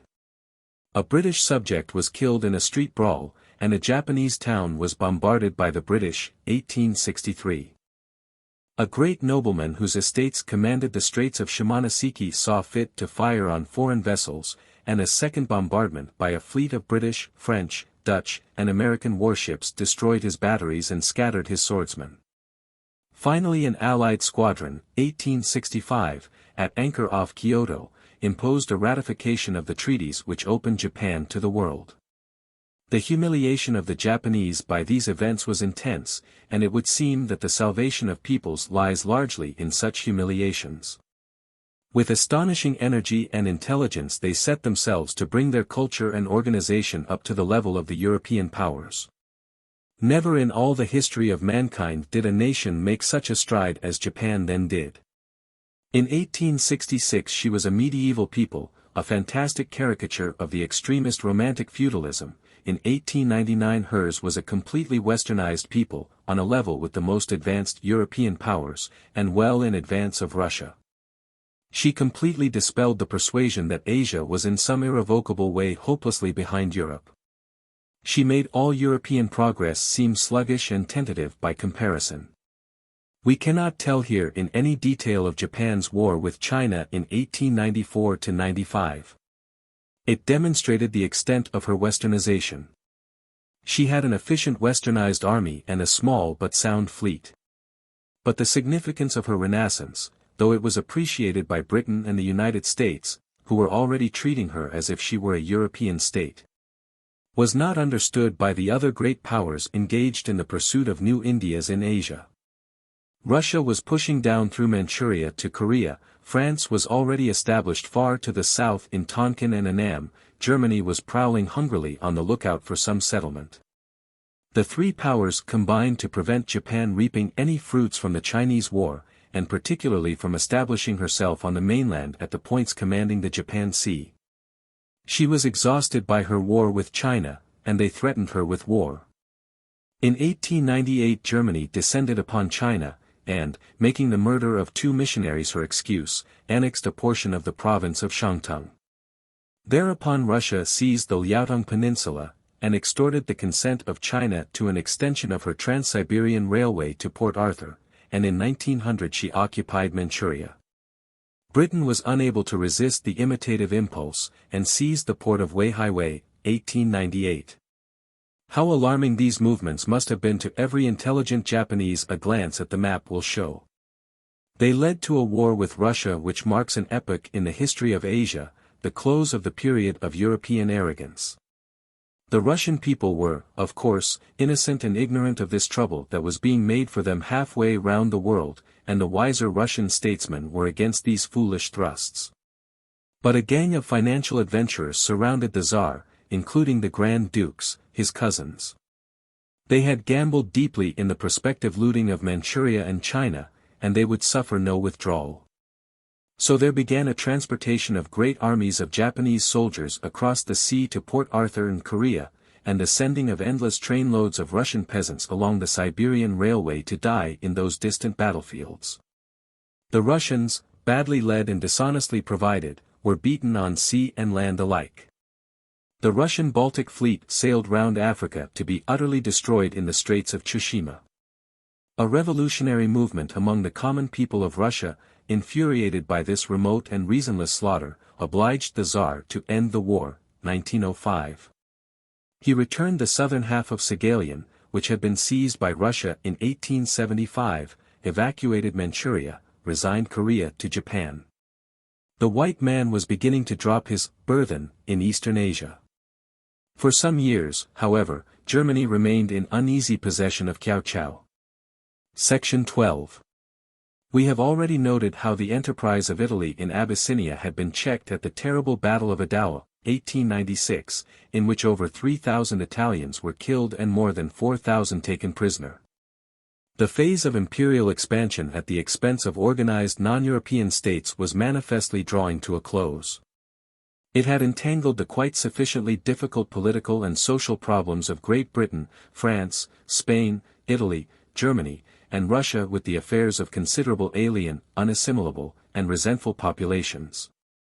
Great Britain had Egypt, not formally annexed as yet, India, Burma, and a variety of such minor problems as Malta and Shanghai. France had cumbered herself with Tonkin and Annam in addition to Algiers and Tunis. Spain was newly entangled in Morocco, Italy had found trouble for herself in Tripoli. And German overseas imperialism, though its place in the sun seemed a poor one, derived what satisfaction it could from the thought of a prospective war with Japan over Kiao Chao. All these subject lands had populations at a level of intelligence and education very little lower than those of the possessing country. The development of a native press, of a collective self-consciousness, and of demands for self-government was in each case inevitable. And the statesmen of Europe had been far too busy achieving these empires to have any clear ideas of what they would do with them when they got them. The Western democracies, as they woke up to freedom, discovered themselves imperial, and were considerably embarrassed by the discovery. The East came to the Western capitals with perplexing demands.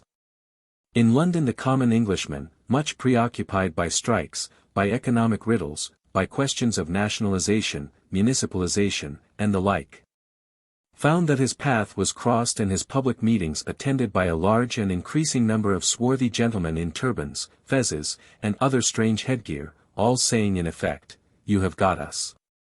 The people who represent your government have destroyed our own government, and prevent us from making a new one. What are you going to do with us?" A question whose answer still lies beyond the frontiers of history. Section 13.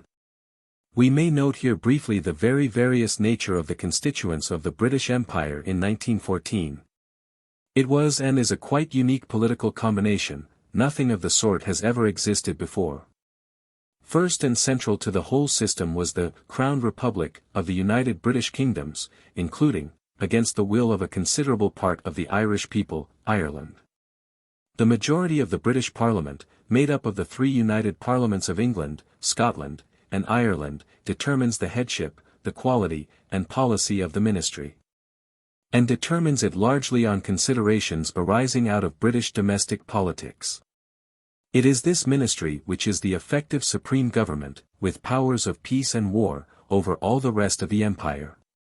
Next in order of political importance to the British states were the Crown Republics of Australia, Canada, Newfoundland, the oldest British possession, 1583, New Zealand, and South Africa. All practically independent and self-governing states in alliance with Great Britain, but each with a representative of the Crown appointed by the government in office. Next the Indian Empire, an extension of the empire of the Great Mogul, with its dependent and protected states reaching now from Baluchistan to Burma, and including Aden. In all of which empire the British Crown and the Indian Office, under parliamentary control, played the role of the original Turkoman dynasty. Then the ambiguous possession of Egypt, still nominally a part of the Turkish Empire and still retaining its own monarch, the Khedive, but under almost despotic British official rule. Then the still more ambiguous Anglo-Egyptian Sudan province, occupied and administered jointly by the British and by the British-controlled Egyptian government. Then a number of partially self-governing communities, some British in origin and some not, with elected legislatures and an appointed executive, such as Malta, Jamaica, the Bahamas, and Bermuda. Then the Crown Colonies, in which the rule of the British Home Government, through the Colonial Office, verged on autocracy, as in Ceylon, Trinidad, and Fiji, where there was an appointed council, and Gibraltar and St. Helena, where there was a governor. Then great areas of, chiefly, tropical lands, raw product areas, with politically weak and under-civilized native communities, which were nominally protectorates. And administered either by a high commissioner set over native chiefs, as in Basutoland, or over a chartered company, as in Rhodesia. In some cases the Foreign Office, in some cases the Colonial Office, and in some cases the India Office had been concerned in acquiring the possessions that fell into this last and least definite class of all. But for the most part the Colonial Office was now responsible for them. It will be manifest, therefore, that no single office and no single brain had ever comprehended the British Empire as a whole. It was a mixture of growths and accumulations entirely different from anything that has ever been called an empire before. It guaranteed a wide peace and security, that is why it was endured and sustained by many men of the subject races, in spite of official tyrannies and insufficiencies, and of much negligence on the part of the home public. Like the Athenian Empire, it was an overseas empire, its ways were sea ways, and its common link was the British Navy. Like all empires, its cohesion was dependent physically upon a method of communication. The development of seamanship, shipbuilding, and steamships between the 16th and 19th centuries had made it a possible and convenient pax, the Pax Britannica. And fresh developments of air or swift land transport might at any time make it inconvenient. Air transport may indeed be already opening the way to a still more extensive and universal pax, in which the British system may of its own accord merge. It is impossible to say whether this unprecedented imperialism will obstruct or help forward that final unification of the world's affairs towards which all history is pointing. A system so various in its structure has many contradictory aspects, some very attractive, and some very repellent to a liberal intelligence. The conversion of Canada, Australia, New Zealand, and South Africa from mere administered dependencies into quasi-independent allies, has been a very fine feat of statescraft. But in these cases the British government had to deal with largely kindred and sympathetic populations, very ready to renew the methods of the old country upon a distant soil. In the case of mainly alien peoples the record is not so good, and, for reasons we have already partly analyzed, Section 6, it has been worse during the last few decades than it was before. There has been a deterioration in the quality of British imperialism in relation to subject peoples. Whether that is a temporary deterioration or whether it is a fated drift towards disruption is a question of the profoundest moment to an English writer, but it is one that it is impossible to discuss properly within the limits of this outline. But even at its worst it is open to question whether the British rule in India does not compare favorably with any other domination of one entirely remote and alien civilization by another. What is wrong is not so much that Britain rules India and Egypt, but that any civilized country should be ruled by the legislature of another, and that there should be no impartial court of appeal in the world yet to readjust this arrangement. XL. The International Catastrophe of 1914. Section 1. The Armed Peace before the Great War. Section 2. Imperial Germany. Section 3. The Spirit of Imperialism in Britain and Ireland. Section 4. Imperialism in France, Italy, and the Balkans. Section 5. Russia a Grand Monarchy. Section 6. The United States and the Imperial Idea. Section 7. The Immediate Causes of the Great War. Section 8. A Summary of the Great War up to 1917. Section 9.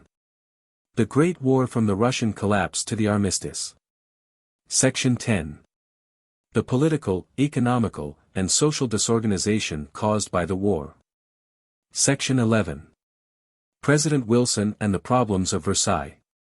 Section 12. Summary of the First Covenant of the League of Nations. Section 13. A general outline of the treaties of 1919 and 1920. Section 14. A forecast of the next war. Section 15. The state of men's minds in 1920. Section 1. For 36 years after the Treaty of San Stefano and the Berlin Conference, Europe maintained an uneasy peace within its borders. There was no war between any of the leading states during this period. They jostled, browbeat, and threatened one another, but they did not come to actual hostilities. There was a general realization after 1871 that modern war was a much more serious thing than the professional warfare of the 18th century, an effort of peoples as a whole that might strain the social fabric very severely. An adventure not to be rashly embarked upon.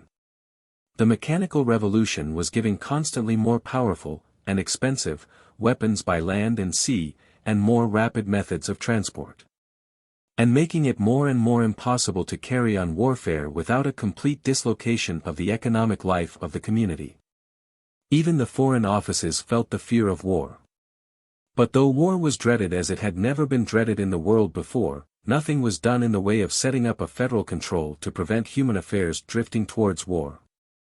In 1898, it is true, the young Tsar Nicholas II, 1894 to 1917, issued a rescript inviting the other great powers to a conference of states seeking to make the great idea of universal peace triumph over the elements of trouble and discord. His rescript recalls the declaration of his predecessor, Alexander I, which gave its tone to the Holy Alliance. And it is vitiated by the same assumption that peace can be established between sovereign governments rather than by a broad appeal to the needs and rights of the one people of mankind. The lesson of the United States of America, which showed that there could be neither unity of action nor peace until the thought of the people of Virginia and the people of Massachusetts had been swept aside by the thought of the people of the United States, went entirely disregarded in the European attempts at pacification. Two conferences were held at The Hague in Holland, one in 1899 and another in 1907, and at the second nearly all the sovereign states of the world were represented. They were represented diplomatically. There was no direction of the general intelligence of the world to their deliberations. The ordinary common man did not even know that these conferences were sitting. And for the most part the assembled representatives haggled cunningly upon points of international law affecting war, leaving aside the abolition of war as a chimera. These Hague conferences did nothing to dispel the idea that international life is necessarily competitive. They accepted that idea. They did nothing to develop the consciousness of a world commonweal overriding sovereigns and foreign offices. The international lawyers and statesmen who attended these gatherings were as little disposed to hasten on a world commonweal on such a basis as were the Prussian statesmen of 1848 to welcome an all-German parliament overriding the rights and policy of the King of Prussia. In America, a series of 3 Pan-American conferences in 1889, 1901, and 1906 went some way towards the development of a scheme of international arbitration for the whole American continent. The character and good faith of Nicholas II, who initiated these Hague gatherings, we will not discuss at any length here. He may have thought that time was on the side of Russia. But of the general unwillingness of the great powers to face the prospect of a merger of sovereign powers, without which permanent peace projects are absurd, there can be no sort of doubt whatever. It was no cessation of international competition with its acute phase of war that they desired, but rather a cheapening of war, which was becoming too costly. Each wanted to economize the wastage of minor disputes and conflicts, and to establish international laws that would embarrass its more formidable opponents in wartime without incommoding itself. These were the practical ends they sought at the Hague Conference. It was a gathering they attended to please Nicholas II, just as the monarchs of Europe had subscribed to the evangelical propositions of the Holy Alliance to please Alexander I. And as they had attended it, they tried to make what they conceived to be some use of it. Section 2. The Peace of Frankfurt had left Germany Prussianized and united, the most formidable of all the great powers of Europe. France was humiliated and crippled. Her lapse into republicanism seemed likely to leave her without friends in any European court. Italy was as yet a mere stripling. Austria sank now rapidly to the position of a confederate in German policy. Russia was vast, but undeveloped. And the British Empire was mighty only on the sea. Beyond Europe, the one power to be reckoned with by Germany was the United States of America, growing now into a great industrial nation, but with no army nor navy worth considering by European standards. The new Germany which was embodied in the empire that had been created at Versailles was a complex and astonishing mixture of the fresh intellectual and material forces of the world, with the narrowest political traditions of the European system. She was vigorously educational, she was by far the most educational state in the world, she made the educational pace for all her neighbors and rivals. In this time of reckoning for Germany, it may help the British reader to a balanced attitude to recall the educational stimulation for which his country has to thank first the German prince consort and then German competition. That mean jealousy of the educated common man on the part of the British Church and ruling class, which no patriotic pride or generous impulse had ever sufficed to overcome, went down before a growing fear of German efficiency. And Germany took up the organization of scientific research and of the application of scientific method to industrial and social development with such a faith and energy as no other community had ever shown before. Throughout all this period of the armed peace she was reaping and sowing afresh and reaping again the harvests, the unfailing harvests, of freely disseminated knowledge. She grew swiftly to become a great manufacturing and trading power. Her steel output outran the British. In 100 new fields of production and commerce, where intelligence and system was of more account than mere traders' cunning, in the manufacture of optical glass, of dyes, and of a multitude of chemical products and in endless novel processes. She led the world. To the British manufacturer who was accustomed to see inventions come into his works, he knew not whence nor why, begging to be adopted, this new German method of keeping and paying scientific men seemed abominably unfair. It was compelling fortune, he felt. It was packing the cards. It was encouraging a nasty class of intellectuals to interfere in the affairs of sound business men. Science went abroad from its first home like an unloved child.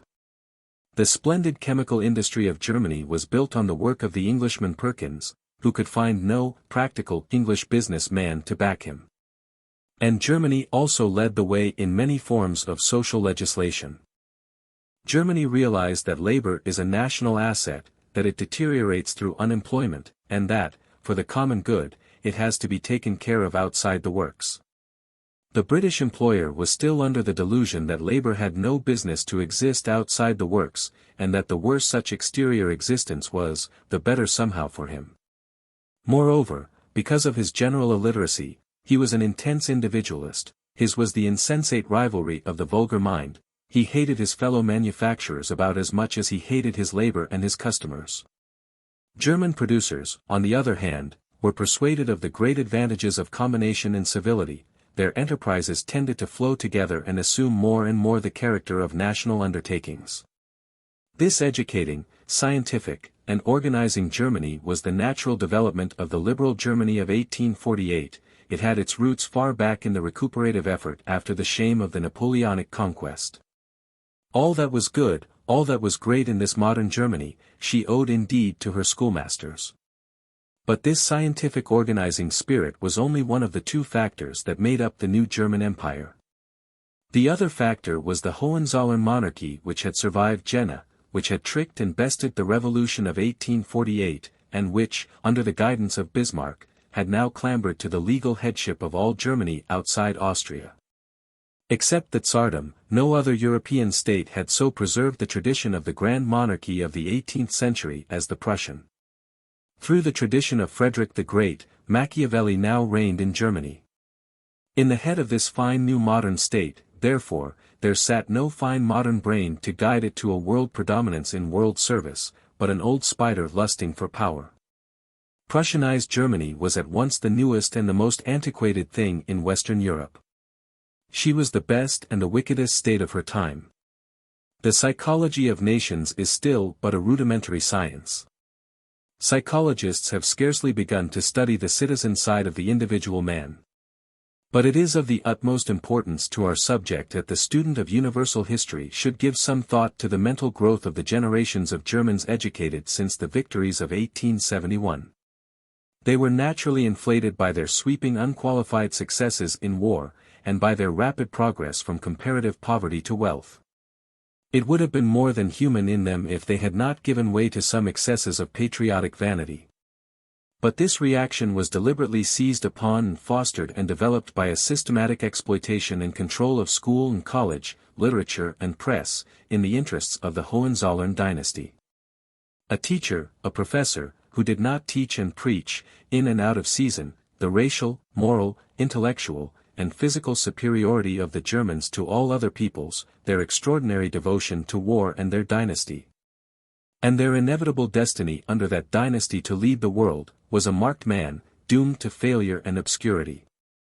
German historical teaching became an immense systematic falsification of the human past, with a view to the Hohenzollern future. All other nations were represented as incompetent and decadent. The Prussians were the leaders and regenerators of mankind. The young German read this in his schoolbooks, heard it in church, found it in his literature, had it poured into him with passionate conviction by his professor. It was poured into him by all his professors. Hofer, op. cit., says that lectures in biology or mathematics would break off from their proper subject to indulge in long passages of royalist patriotic rant. Only minds of extraordinary toughness and originality could resist such a torrent of suggestion. Insensibly there was built up in the German mind a conception of Germany and its emperor as of something splendid and predominant as nothing else had ever been before. A godlike nation in shining armor, brandishing the good German sword in a world of inferior, and very badly disposed, peoples. We have told our story of Europe, the reader may judge whether the glitter of the German sword is exceptionally blinding. Germania was deliberately intoxicated, she was systematically kept drunk, with this sort of patriotic rhetoric. It is the greatest of the Hohenzollern crimes that the crown constantly and persistently tampered with education, and particularly with historical teaching. No other modern state has so sinned against education. The oligarchy of the crowned Republic of Great Britain may have crippled and starved education, but the Hohenzollern monarchy corrupted and prostituted it. It cannot be too clearly stated, it is the most important fact in the history of the last half-century, that the German people was methodically indoctrinated with the idea of a German world predominance based on might. And with the theory that war was a necessary thing in life.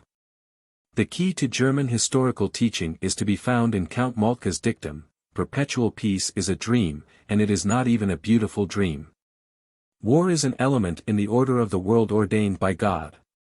Gladstone, we have noted, in his Tory days showed the same pious acquiescence in the family slaveholding. Without war the world would stagnate and lose itself in materialism. And the anti-Christian German philosopher, Nietzsche, found himself quite at one with the pious field marshal. It is mere illusion and pretty sentiment, he observes, to expect much, even anything at all, from mankind if it forgets how to make war. As yet no means are known which calls so much into action as a great war, that rough energy born of the camp, that deep impersonality born of hatred, that conscience born of murder and cold-bloodedness. That fervor born of effort in the annihilation of the enemy, that proud indifference to loss, to one's own existence, to that of one's fellows, that earthquake-like soul-shaking which a people needs when it is losing its vitality. This sort of teaching, which pervaded the German Empire from end to end, was bound to be noted abroad, bound to alarm every other power and people in the world, bound to provoke an anti-German confederation. And it was accompanied by a parade of military, and presently of naval preparation, that threatened France, Russia, and Britain alike. It affected the thoughts, the manners, and morals of the entire German people, for they are a plastic people, and not refractory under instruction like the Irish and English. After 1871, the German abroad thrust out his chest and raised his voice. He threw a sort of trampling quality even into the operations of commerce. His machinery came on the markets of the world, his shipping took the seas with a splash of patriotic challenge. His very merits he used as a means of offense. And probably most other peoples, if they had had the same experiences and undergone the same training, would have behaved in a similar manner. The Emperor William II. By one of those accidents in history that personify and precipitate catastrophes, the ruler of Germany, the Emperor William II, embodied the new education of his people and the Hohenzollern tradition in the completest form. He came to the throne in 1888 at the age of 29, his father, Frederick III, had succeeded his grandfather, William I, in the March, to die in the June of that year. William II was the grandson of Queen Victoria on his mother's side, but his temperament showed no traces of the liberal German tradition that distinguished the Saxe-Coburg-Gotha family. His head was full of the frothy stuff of the new imperialism. He signalized his accession by an address to his army and navy, his address to his people followed 3 days later. A high note of contempt for democracy was sounded, the soldier and the army, not parliamentary majorities, have welded together the German Empire. My trust is placed in the army. So the patient work of the German schoolmasters was disowned, and the Hohenzollern declared himself triumphant. The next exploit of the young monarch was to quarrel with the old chancellor, Bismarck, who had made the new German Empire, and to dismiss him, 1890. There were no profound differences of opinion between them, but, as Bismarck said, the emperor intended to be his own chancellor. These were the opening acts of an active and aggressive career. This William II meant to make a noise in the world, a louder noise than any other monarch had ever made. The whole of Europe was soon familiar with the figure of the new monarch, invariably in military uniform of the most glittering sort, staring valiantly, fiercely moustached, and with a withered left arm ingeniously minimized. He affected silver shining breastplates and long white cloaks. A great restlessness was manifest. It was clear he conceived himself destined for great things, but for a time it was not manifest what particular great things these were. There was no oracle at Delphi now to tell him that he was destined to destroy a great empire. The note of theatricality about him and the dismissal of Bismarck alarmed many of his subjects, but they were presently reassured by the idea that he was using his influence in the cause of peace and to consolidate Germany. He traveled much, to London, Vienna, Rome, where he had private conversations with the Pope, to Athens, where his sister married the king in 1889, and to Constantinople. He was the first Christian sovereign to be a sultan's guest. He also went to Palestine. A special gate was knocked through the ancient wall of Jerusalem so that he could ride into that place. It was beneath his dignity to walk in. He induced the Sultan to commence the reorganization of the Turkish army upon German lines and under German officers. In 1895 he announced that Germany was a world power. And that, the future of Germany lay upon the water, regardless of the fact that the British considered that they were there already, and he began to interest himself more and more in the building up of a great navy. He also took German art and literature under his care. He used his influence to retain the distinctive and blinding German blackletter against the Roman type used by the rest of Western Europe, and he supported the pan-German movement, which claimed the Dutch, the Scandinavians, the Flemish Belgians and the German Swiss as members of a great German brotherhood, as in fact good assimilable stuff for a hungry young empire which meant to grow. All other monarchs in Europe paled before him. He used the general hostility against Britain aroused throughout Europe by the war against the Boer republics to press forward his schemes for a great navy, and this, together with the rapid and challenging extension of the German colonial empire in Africa and the Pacific Ocean, alarmed and irritated the British extremely. British liberal opinion in particular found itself under the exasperating necessity of supporting an ever-increasing British navy. "I will not rest," he said, "until I have brought my navy to the same height at which my army stands." The most peace-loving of the islanders could not ignore that threat. In 1890 he had acquired the small island of Heligoland from Britain. This he made into a great naval fortress. As his navy grew, his enterprise increased. He proclaimed the Germans the salt of the earth. They must not weary in the work of civilization. Germany, like the spirit of imperial Rome, must expand and impose itself. This he said on Polish soil, in support of the steady efforts the Germans were making to suppress the Polish language and culture, and to Germanize their share of Poland. God he described as his divine ally. In the old absolutisms the monarch was either God himself or the adopted agent of God. The Kaiser took God for his trusty henchman. "Our old God," he said affectionately. When the Germans seized Kiao Chau, he spoke of the German mailed fist. When he backed Austria against Russia, he talked of Germany in her shining armor. The disasters of Russia in Manchuria in 1905 released the spirit of German imperialism to bolder aggressions. The fear of a joint attack from France and Russia seemed lifting. The emperor made a kind of regal progress through the Holy Land, landed at Tangier to assure the Sultan of Morocco of his support against the French, and inflicted upon France the crowning indignity of compelling her by a threat of war to dismiss Delcasse, her foreign minister. He drew tighter the links between Austria and Germany, and in 1908, Austria, with his support, defied the rest of Europe by annexing from the Turk the Yugoslav provinces of Bosnia and Herzegovina. So by his naval challenge to Britain and these aggressions upon France and the Slavs he forced Britain, France, and Russia into a defensive understanding against him. The Bosnian annexation had the further effect of estranging Italy, which had hitherto been his ally. Such was the personality that the evil fate of Germany set over her to stimulate, organize, and render intolerable to the rest of the world the natural pride and self-assertion of a great people who had at last After long centuries of division and weakness, escaped from a jungle of princes to unity and the world's respect. It was natural that the commercial and industrial leaders of this new Germany who were now getting rich, the financiers intent upon overseas exploits, the officials and the vulgar, should find this leader very much to their taste. Many Germans who thought him rash or tawdry in their secret hearts, supported him publicly because he had so taking an air of success. Hoch der Kaiser. Yet Germany did not yield itself without a struggle to the strong flowing tide of imperialism. Important elements in German life struggled against this swaggering new autocracy.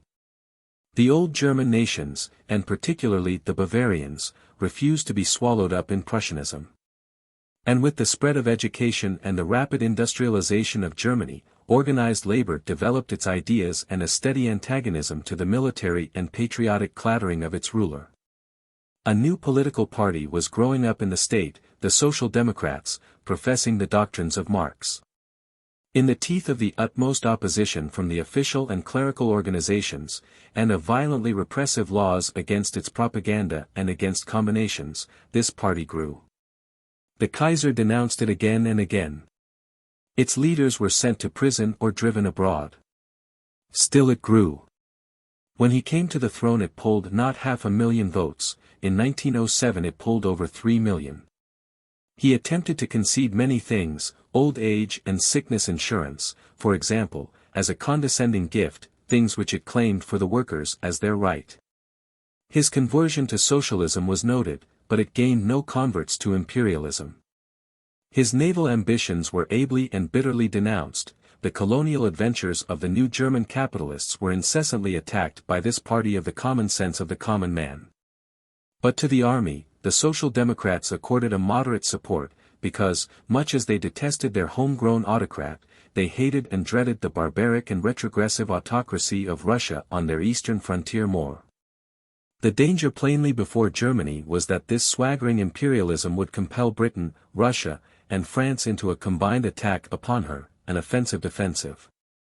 The Kaiser wavered between a stiff attitude towards Britain and clumsy attempts to propitiate her, while his fleet grew and while he prepared for a preliminary struggle with Russia and France.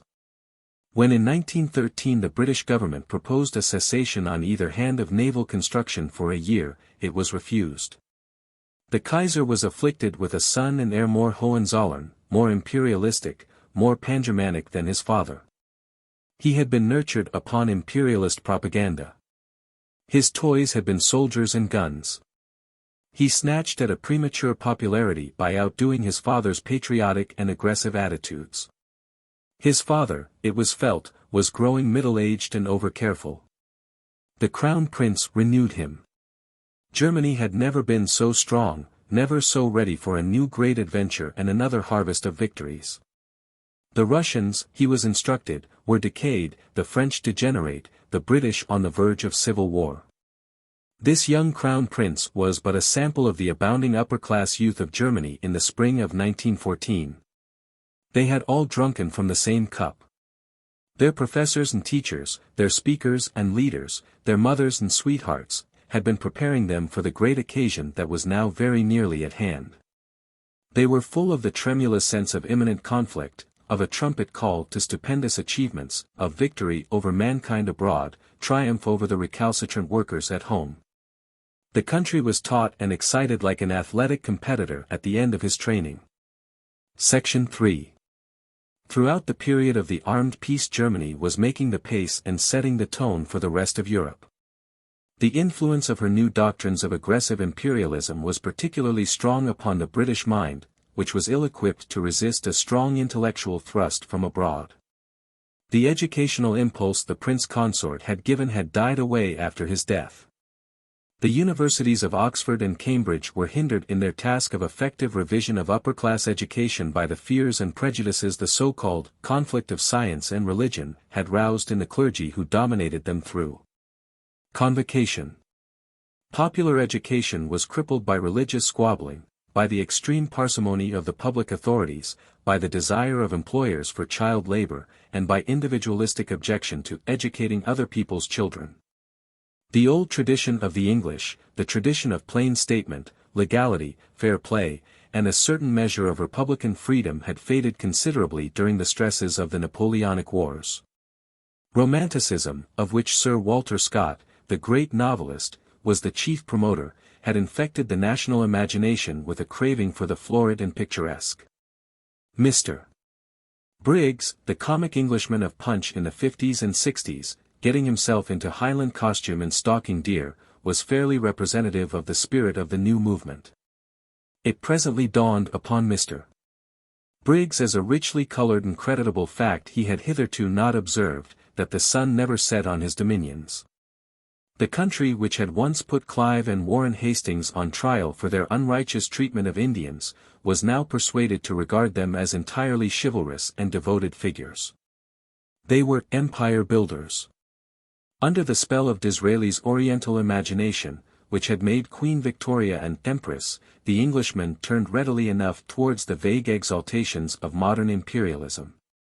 The perverted ethnology and distorted history which was persuading the mixed Slavic, Celtic, and Teutonic Germans that they were a wonderful race apart, was imitated by English writers who began to exalt a new ethnological invention: the Anglo-Saxon. This remarkable compound was presented as the culmination of humanity, the crown and reward of the accumulated effort of Greek and Roman, Egyptian, Assyrian, Jew, Mongol, and such like lowly precursors of its white splendor. The senseless legend of German superiority did much to exacerbate the irritations of the Poles in Posen and the French in Lorraine. The even more ridiculous legend of the superior Anglo-Saxon did not merely increase the irritations of English rule in Ireland, but it lowered the tone of British dealings with subject peoples throughout the entire world. For the cessation of respect and the cultivation of superior ideas are the cessation of civility and justice. In the early days of British rule in India, British officials went out modestly as to a wonderful country to learn and live. Now they went out absurdly, as samples of a wonderful people, as lights to a great darkness, to profit and prevail. The imitation of German patriotic misconceptions did not end with this Anglo-Saxon fabrication. The clever young men at the British universities in the 80s and 90s, bored by the flatness and insincerities of domestic politics, were moved to imitation and rivalry by this new teaching of an arrogant, subtle, and forceful nationalist imperialism, this combination of Machiavelli and Attila, which was being imposed upon the thought and activities of young Germany. Britain, too, they thought, must have her shining armor and wave her good sword. The new British imperialism found its poet in Mr. Kipling and its practical support in a number of financial and business interests whose way to monopolies and exploitations was lighted by its glow. These Prussianizing Englishmen carried their imitation of Germany to the most extraordinary lengths. Central Europe is one continuous economic system, best worked as one, and the new Germany had achieved a great customs union, a zollverein of all its constituents. It became naturally one compact system, like a clenched fist. The British Empire sprawled like an open hand throughout the world, its members different in nature, need, and relationship, with no common interest except the common guarantee of safety. But the new imperialists were blind to that difference. If New Germany had its zollverein, then the British Empire must be in the fashion, and the natural development of its various elements must be hampered everywhere by imperial preferences, and the like. Yet the imperialist movement in Great Britain never had the authority nor the unanimity it had in Germany. It was not a natural product of any of the three united but diverse British peoples. It was not congenial to them. Queen Victoria and her successors, Edward VII and George V, were indisposed, either by temperament or tradition, to wear shining armor, shake mailed fists, and flourish good swords, in the Hohenzollern fashion. They had the wisdom to refrain from any overt meddling with public ideas. And this British imperialist movement had from the first aroused the hostility of the large number of English, Welsh, Irish, and Scotch writers who refused to recognize this new British nationality or to accept the theory that they were these Anglo-Saxon supermen. And many great interests in Britain, and notably the shipping interest, had been built up upon free trade, and regarded the fiscal proposals of the new imperialists, and the new financial and mercantile adventurers with whom they were associated, with a justifiable suspicion. On the other hand, these ideas ran like wildfire through the military class, through Indian officialdom and the like. Hitherto there had always been something apologetic about the army man in England. He was not native to that soil. Here was a movement that promised to make him as splendidly important as his Prussian brother in arms. And the imperialist idea also found support in the cheap popular press that was now coming into existence to cater for the new stratum of readers created by elementary education. This press wanted plain, bright, simple ideas adapted to the needs of readers who had scarcely begun to think. In spite of such support, and its strong appeal to national vanity, British imperialism never saturated the mass of the British peoples. The English are not a mentally docile people, and the noisy and rather forced enthusiasm for imperialism and higher tariffs of the old Tory party, the army class, the country clergy, the music halls, the assimilated aliens, the vulgar rich, and the new large employers, inclined the commoner sort, and particularly organized labor, to a suspicious attitude. If the continually irritated sore of the Majuba defeat permitted the country to be rushed into the needless, toilsome, and costly conquest of the Boer republics in South Africa, the strain of that adventure produced a sufficient reaction towards decency and justice to reinstate the Liberal Party in power, and to undo the worst of that mischief by the creation of a South African Confederation. Considerable advances continued to be made in popular education, and in the recovery of public interests and the general wealth from the possession of the few. And in these years of the armed peace, the three British peoples came very near to a settlement, on fairly just and reasonable lines, of their long-standing misunderstanding with Ireland. The Great War, unluckily for them, overtook them in the very crisis of this effort. Like Japan, Ireland has figured but little in this outline of history, and for the same reason, because she is an extreme island country, receiving much, but hitherto giving but little back into the general drama. Her population is a very mixed one, its basis, and probably its main substance, being of the dark Mediterranean strain, pre-Nordic and pre-Aryan, like the Basques and the people of Portugal and South Italy. These people reached the island in Neolithic times. No Paleolithic remains have been found in Ireland. Over this original basis there flowed, about the 6th century BC. We do not know to what degree of submergence, a wave of Celtic peoples, in at least sufficient strength to establish a Celtic language, the Irish Gaelic. There were comings and goings, invasions and counter-invasions of this and that Celtic or Celticized people between Ireland, Scotland, Wales, and England. The island was Christianized in the 5th century. Later on the east coast was raided and settled by Northmen, but we do not know to what extent they altered the racial quality. The Norman English came in 1169, in the time of Henry II and onward. The Teutonic strain may be as strong or stronger than the Celtic in modern Ireland. Hitherto Ireland had been a tribal and barbaric country, with a few centres of security wherein the artistic tendencies of the more ancient race found scope in metalwork and the illumination of holy books. Now, in the 12th century, there was an imperfect conquest by the English crown, and scattered settlements by Normans and English in various parts of the country. From the outset profound temperamental differences between the Irish and English were manifest, differences exacerbated by a difference of language, and these became much more evident after the Protestant Reformation. The English were naturally a non-sacerdotal people, they had the Northmen's dislike for and disbelief in priests, the share of Englishmen in the European Reformation was a leading one. The Irish found the priest congenial, and resisted the Reformation obstinately and bitterly.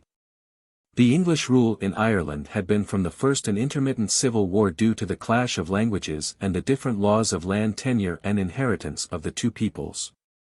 It was further embittered at the Reformation by this religious incompatibility. The rebellions, massacres, and subjugations of the unhappy island during the reigns of Elizabeth and James I we cannot tell of here. But under James came a new discord with the confiscation of large areas of Ulster and their settlement with Presbyterian Scotch colonists. They formed a Protestant community in necessary permanent conflict with the Catholic remainder of Ireland. In the political conflicts during the reign of Charles I and the Commonweal, and of James II and William and Mary, the two sides in English affairs found sympathizers and allies in the Irish parties. There is a saying in Ireland that England's misfortune is Ireland's opportunity. And the English civil trouble that led to the execution of Strafford enabled the Irish Catholics to perpetrate a ferocious massacre of the English in Ireland, 1641, a very cruel and barbaric massacre in which neither women nor little children were spared. Later on Cromwell was to avenge that massacre by giving no quarter to any men actually found under arms, a severity remembered by the Irish Catholics with extravagant bitterness. Between 1689 and 1691 Ireland was again torn by civil war. James II sought the support of the Irish Catholics against William III, and his adherents were badly beaten at the battles of the Boyne, 1690, and Aughrim, 1691. There was a settlement, the Treaty of Limerick, a disputed settlement in which the English government promised much in the way of tolerance for Catholics and the like, and failed to keep its promises. Limerick is still a cardinal memory in the long story of Irish embitterment. Comparatively few English people have even heard of this Treaty of Limerick. In Ireland it rankles to this day. The 18th century was a century of accumulating grievance. English commercial jealousy put heavy restraints upon Irish trade, and the development of a wool industry was destroyed in the south and west. The Ulster Protestants were treated little better than the Catholics in these matters, and they were the chief of the rebels. There was more agrarian revolt in the north than in the south. The Steel Boys, and later the Peabody Boys, were Ulster terrorists. There was a parliament in Ireland, but it was a Protestant parliament, even more limited and corrupt than the contemporary British Parliament. There was a considerable civilization in and about Dublin, and much literary and scientific activity, conducted in English and centering upon the Protestant University of Trinity College. This was the Ireland of Swift, Goldsmith, Burke, Berkeley, and Boyle. It was essentially a part of the English culture.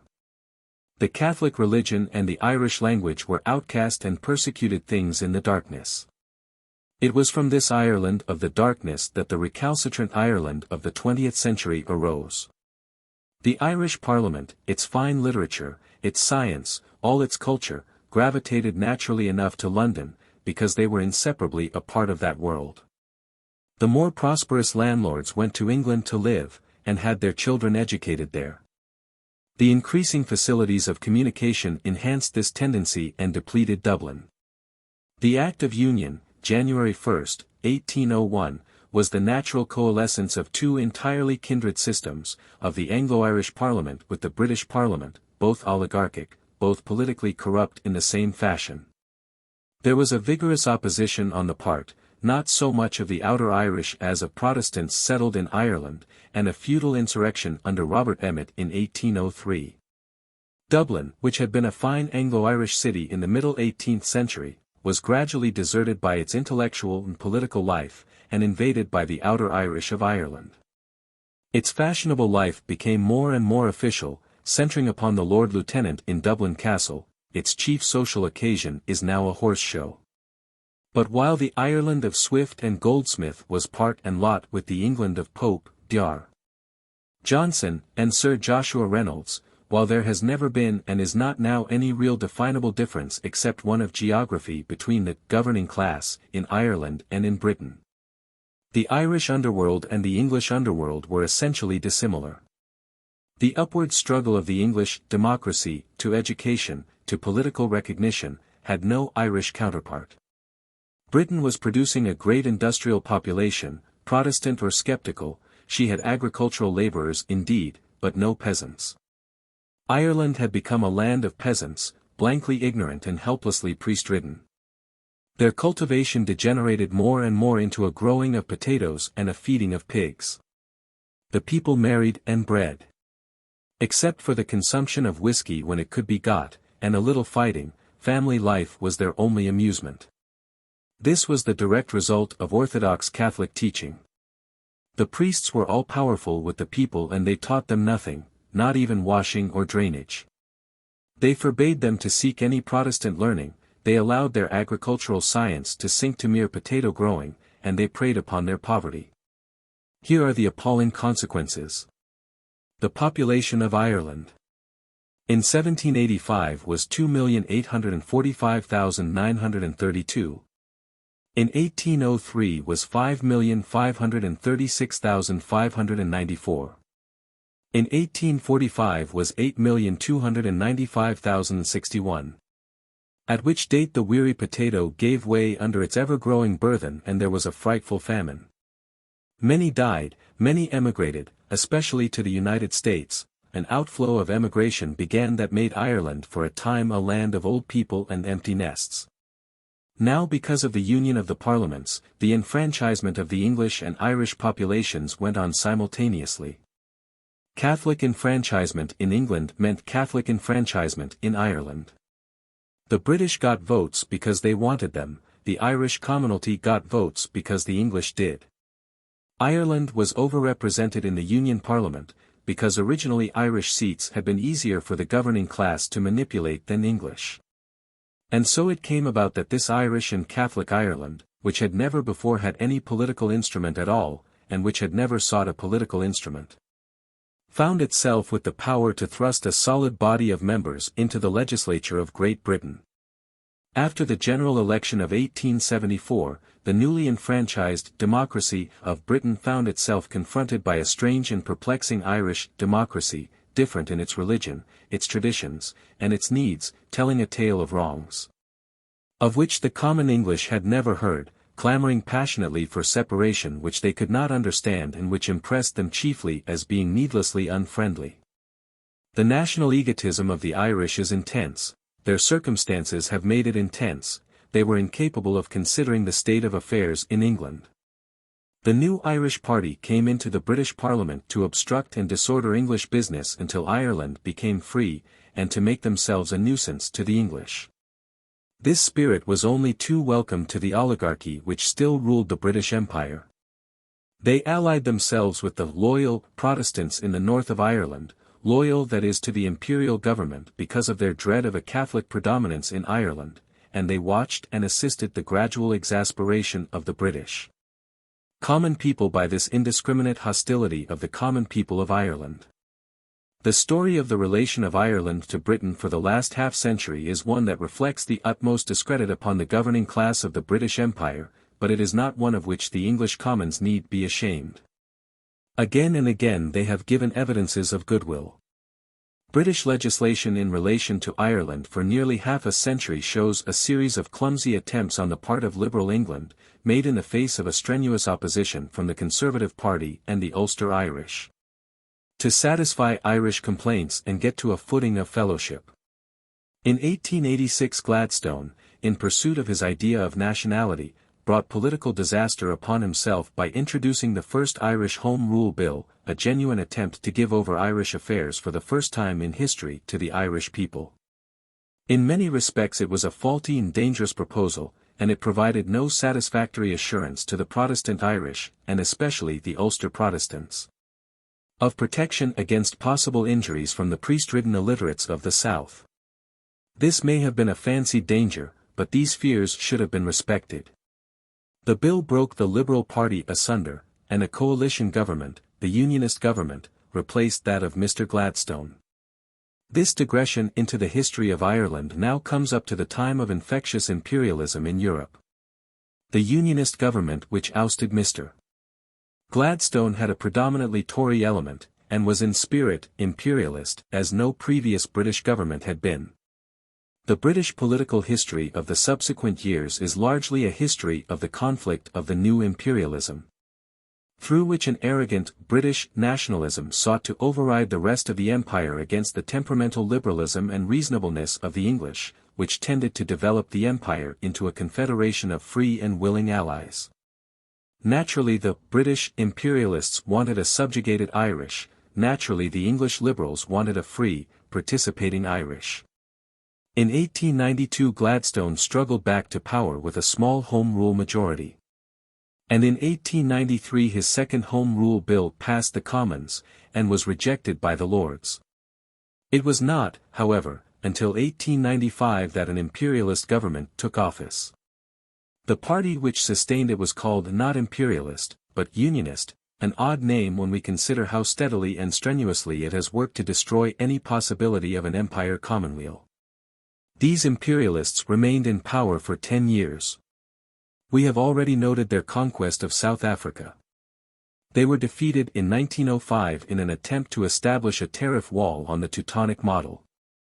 The ensuing liberal government then turned the conquered South African Dutch into contented fellow subjects by creating the self-governing Dominion of South Africa. After which it embarked upon a long impending struggle with the persistently imperialist House of Lords. This was a very fundamental struggle in British affairs.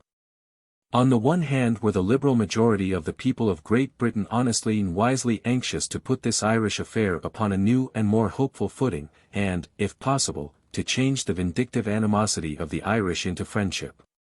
On the other were all the factors of this new British imperialism resolved at any cost and in spite of every electoral verdict, legally, if possible, but if not, illegally, to maintain their ascendancy over the affairs of the English, Scotch, and Irish and all the rest of the empire alike.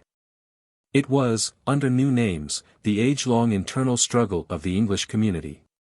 That same conflict of a free and liberal-spirited commonalty against powerful, big men, and big adventures and authoritative persons which we have already dealt with in our account of the liberation of America.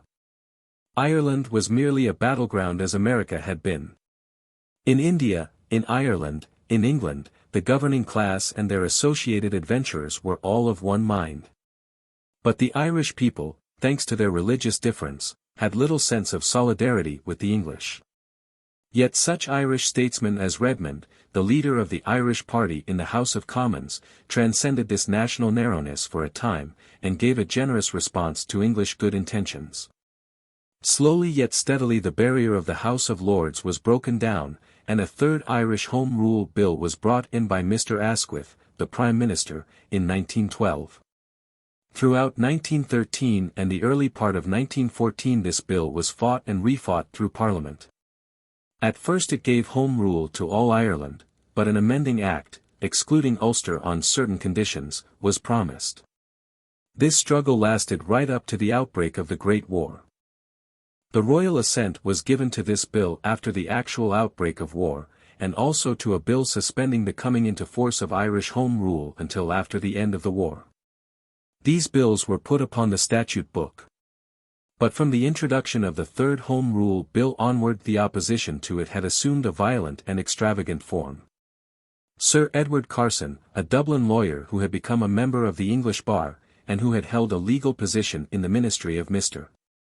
Gladstone, before the Home Rule split, and in the subsequent imperialist government, was the organizer and leader of this resistance to a reconciliation of the two peoples. In spite of his Dublin origin, he set up to be a leader of the Ulster Protestants. And he brought to the conflict that contempt for law which is all too common a characteristic of the successful barrister, and those gifts of persistent, unqualified, and uncompromising hostility which distinguish a certain type of Irishman. He was the most un-English of men, dark, romantic, and violent, and from the opening of the struggle he talked with gusto of armed resistance to this freer reunion of the English and Irish which the Third Home Rule Bill contemplated. The excitement intensified throughout 1913. A body of volunteers was organized in Ulster, arms were smuggled into the country, and Sir Edward Carson and a rising lawyer named F.E. Smith, trapped up in semi-military style, toured Ulster, inspecting these volunteers and inflaming local passion. The arms of these prospective rebels were obtained from Germany, and various utterances of Sir Edward Carson's associates hinted at support from a great Protestant monarch. The first bloodshed occurred at Londonderry in August, 1913. Contrasted with Ulster, the rest of Ireland was at that time a land of order and decency, relying upon its great leader Redmond and the good faith of the three British peoples.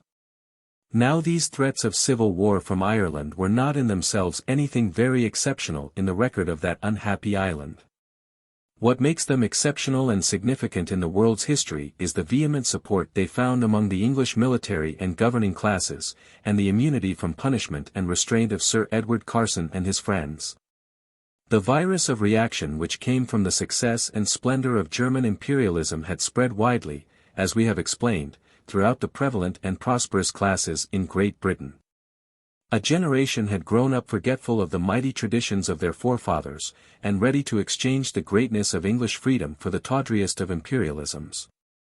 A fund of £1 million was raised, chiefly in England, to support the Ulster Rebellion. An Ulster Provisional Government was formed, prominent English people mingled in the fray and careered about Ulster in automobiles, assisting in the gun running, and there is evidence that a number of British officers and generals were prepared for a pronunciamento upon South American lines rather than obedience to the law. The natural result of all this upper-class disorderliness was to alarm the main part of Ireland, never a ready friend to England. That Ireland also began in its turn to organize national volunteers, and to smuggle arms. The military authorities showed themselves much keener in the suppression of the nationalist than of the Ulster gun importation, and in July, 1914, an attempt to run guns at Howth, near Dublin, led to fighting and bloodshed in the Dublin streets. The British Isles were on the verge of civil war. Such in outline is the story of the imperialist revolutionary movement in Great Britain up to the eve of the Great War. For revolutionary this movement of Sir Edward Carson and his associates was. It was plainly an attempt to set aside parliamentary government and the slow-grown, imperfect liberties of the British peoples, and, with the assistance of the army, to substitute a more Prussianized type of rule. Using the Irish conflict as the point of departure. It was the reactionary effort of a few score thousand people to arrest the world movement towards democratic law and social justice, strictly parallel to and closely sympathetic with the new imperialism of the German Junkers and rich men. But in one very important respect British and German imperialism differed. In Germany it centered upon the crown, its noisiest, most conspicuous advocate was the heir apparent. In Great Britain the king stood aloof. By no single public act did King George V betray the slightest approval of the new movement, and the behavior of the Prince of Wales, his son and heir, has been equally correct. In August, 1914, the storm of the Great War burst upon the world. In September, Sir Edward Carson was denouncing the placing of the Home Rule Bill upon the statute book. On the same day, Mr. John Redmond was calling upon the Irish people to take their equal part in the burthen and effort of the war. For a time Ireland played her part in the war side by side with England faithfully and well, until in 1915 the Liberal government was replaced by a coalition, in which this Sir Edward Carson, with the bloodshed at Londonderry and Howth upon his head, figured as Attorney General, with a salary of £7,000 and fees, to be replaced presently by his associate in the Ulster sedition, Sir F. E. Smith. Grosser insult was never offered to a friendly people. The work of reconciliation, begun by Gladstone in 1886, and brought so near to completion in 1914, was completely and finally wrecked. In the spring of 1916 Dublin revolted unsuccessfully against this new government. The ringleaders of this insurrection, many of them mere boys, were shot with a deliberate and clumsy sternness that, in view of the treatment of the Ulster rebel leaders, impressed all Ireland as atrociously unjust. A traitor, Sir Roger Casement, who had been knighted for previous services to the Empire, was tried and executed, no doubt deservedly, but his prosecutor was Sir F. E. Smith of the Ulster insurrection, a shocking conjunction. The Dublin revolt had had little support in Ireland generally, but thereafter the movement for an independent republic grew rapidly to great proportions. Against this strong emotional drive there struggled the more moderate ideas of such Irish statesmen as Sir Horace Plunkett, who wished to see Ireland become a dominion, a crowned republic, that is, within the empire, on an equal footing with Canada and Australia. When in December, 1919, Mr. Lloyd George introduced his Home Rule Bill into the Imperial Parliament there were no Irish members, except Sir Edward Carson and his followers, to receive it. The rest of Ireland was away. It refused to begin again that old dreary round of hope and disappointment. Let the British and their pet Ulstermen do as they would, said the Irish. Section 4. Our studies of modern imperialism in Germany and Britain bring out certain forces common to the two countries. And we shall find these same forces at work in variable degrees and with various modifications in the case of the other great modern communities at which we shall now glance. This modern imperialism is not a synthetic uniting movement like the older imperialism, it is essentially a megalomaniac nationalism, a nationalism made aggressive by prosperity. And always it finds its strongest support in the military and official castes, and in the enterprising and acquisitive strata of society, in new money, that is, and big business. Its chief critics in the educated poor, and its chief opponents in the peasantry and the labor masses.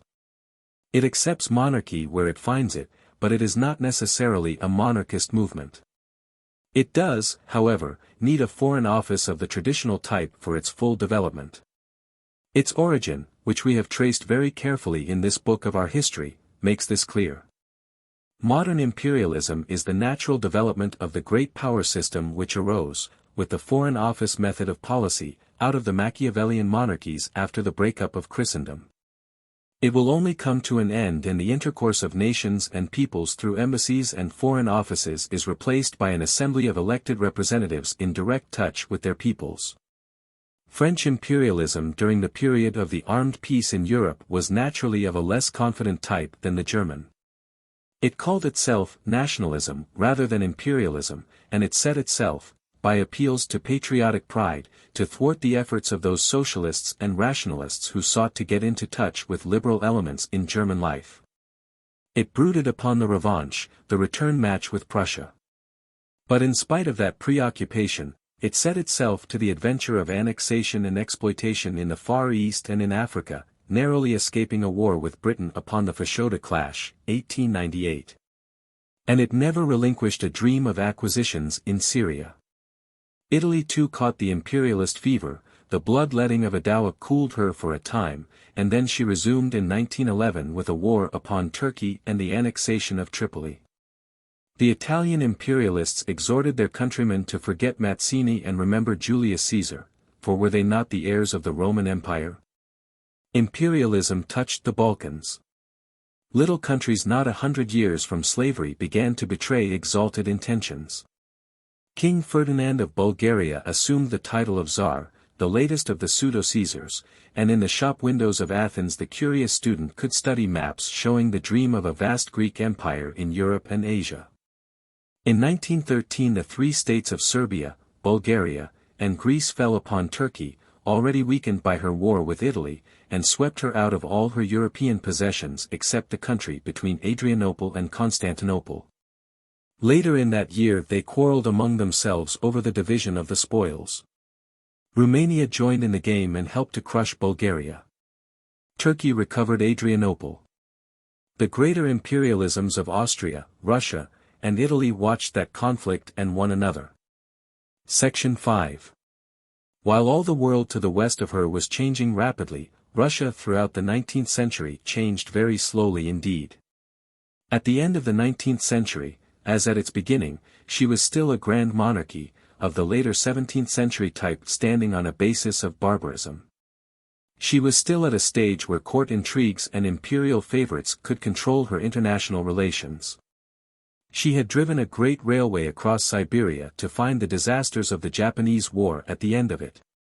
She was using modern methods and modern weapons so far as her undeveloped industrialism and her small supply of sufficiently educated people permitted. Such writers as Dostoevsky had devised a sort of mystical imperialism based on the idea of Holy Russia and her mission, colored by racial allusions and anti-Semitic passion.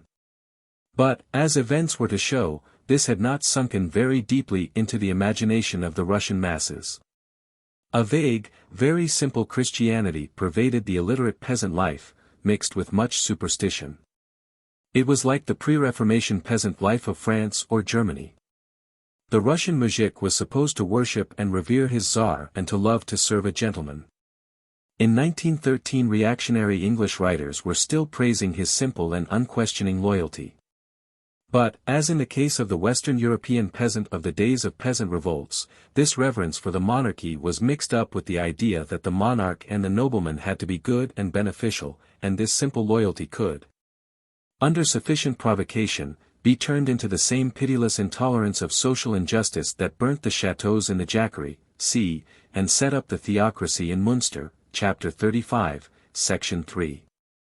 Once the commons were moved to anger, there were no links of understanding in a generally diffused education in Russia to mitigate the fury of the outbreak. The upper classes were as much beyond the sympathy of the lower as a different species of animal. These Russian masses were 3 centuries away from such nationalist imperialism as Germany displayed.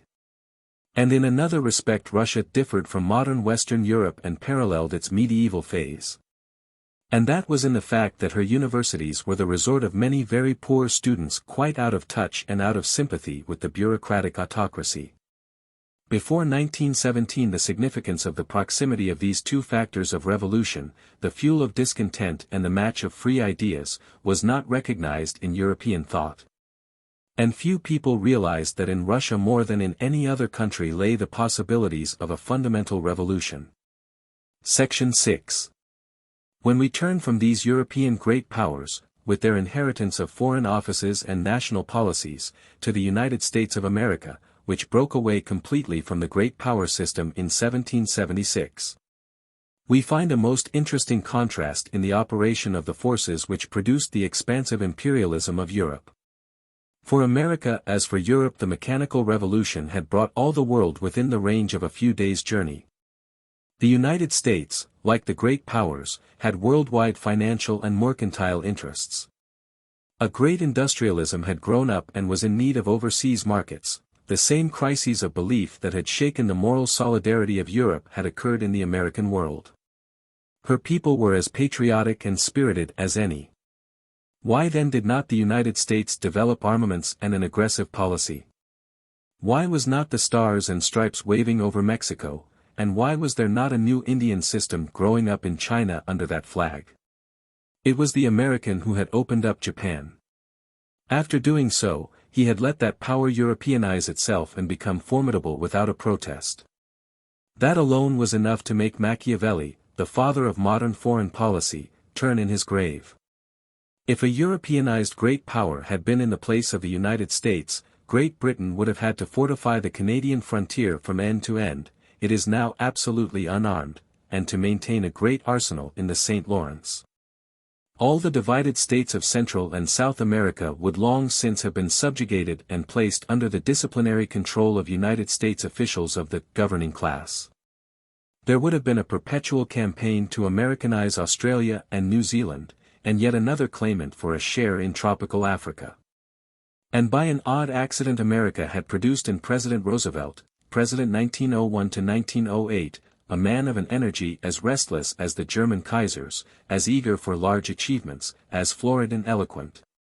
An adventurous man with a turn for world politics and an instinct for armaments, the very man, we might imagine, to have involved his country in the scramble for overseas possession. There does not appear to be any other explanation of this general restraint and abstinence on the part of the United States except in their fundamentally different institutions and traditions. In the first place, the United States government has no foreign office and no diplomatic corps of the European type, no body of experts to maintain the tradition of an aggressive policy. The President has great powers, but they are subject to the control of the Senate, which again is responsible to the state legislatures and the people. The foreign relations of the country are thus under open and public control. Secret treaties are impossible under such a system, and foreign powers complain of the difficulty and uncertainty of understandings, with the United States, a very excellent state of affairs.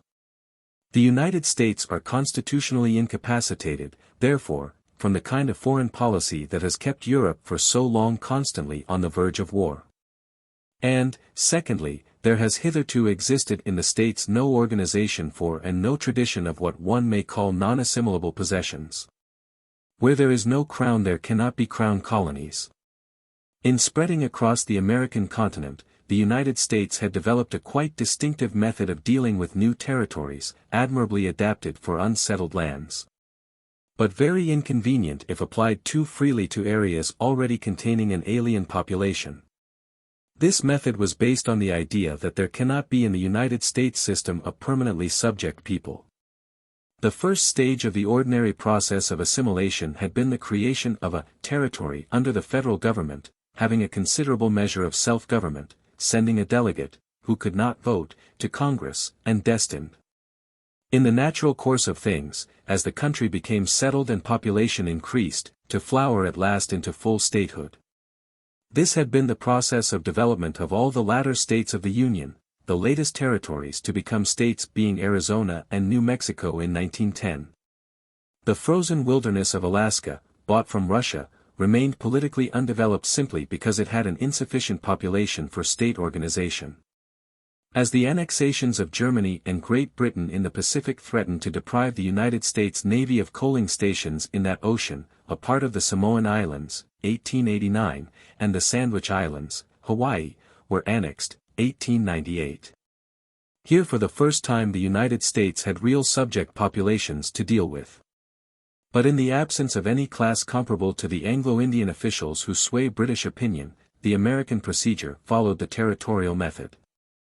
Every effort was made to bring the educational standards of Hawaii up to the American level.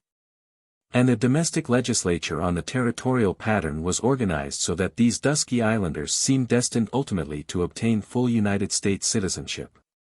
The small Samoan Islands are taken care of by a United States naval administrator. In 1895 occurred a quarrel between the United States and Britain upon the subject of Venezuela, and the Monroe Doctrine was upheld stoutly by President Cleveland. Then Mr. Olney made this remarkable declaration: "Today the United States is practically sovereign on this continent, and its fiat is law upon the subjects to which it confines its interposition."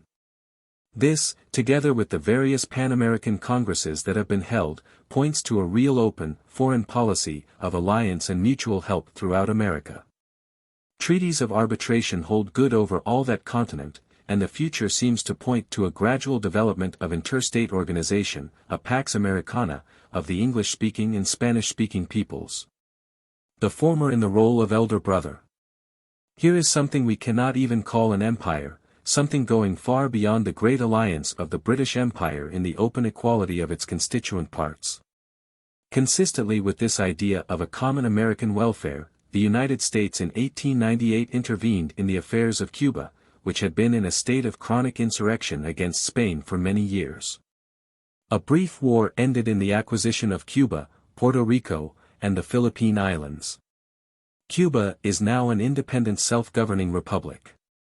Puerto Rico and the Philippines have, however, a special sort of government, with a popularly elected lower house and an upper body containing members appointed by the United States Senate.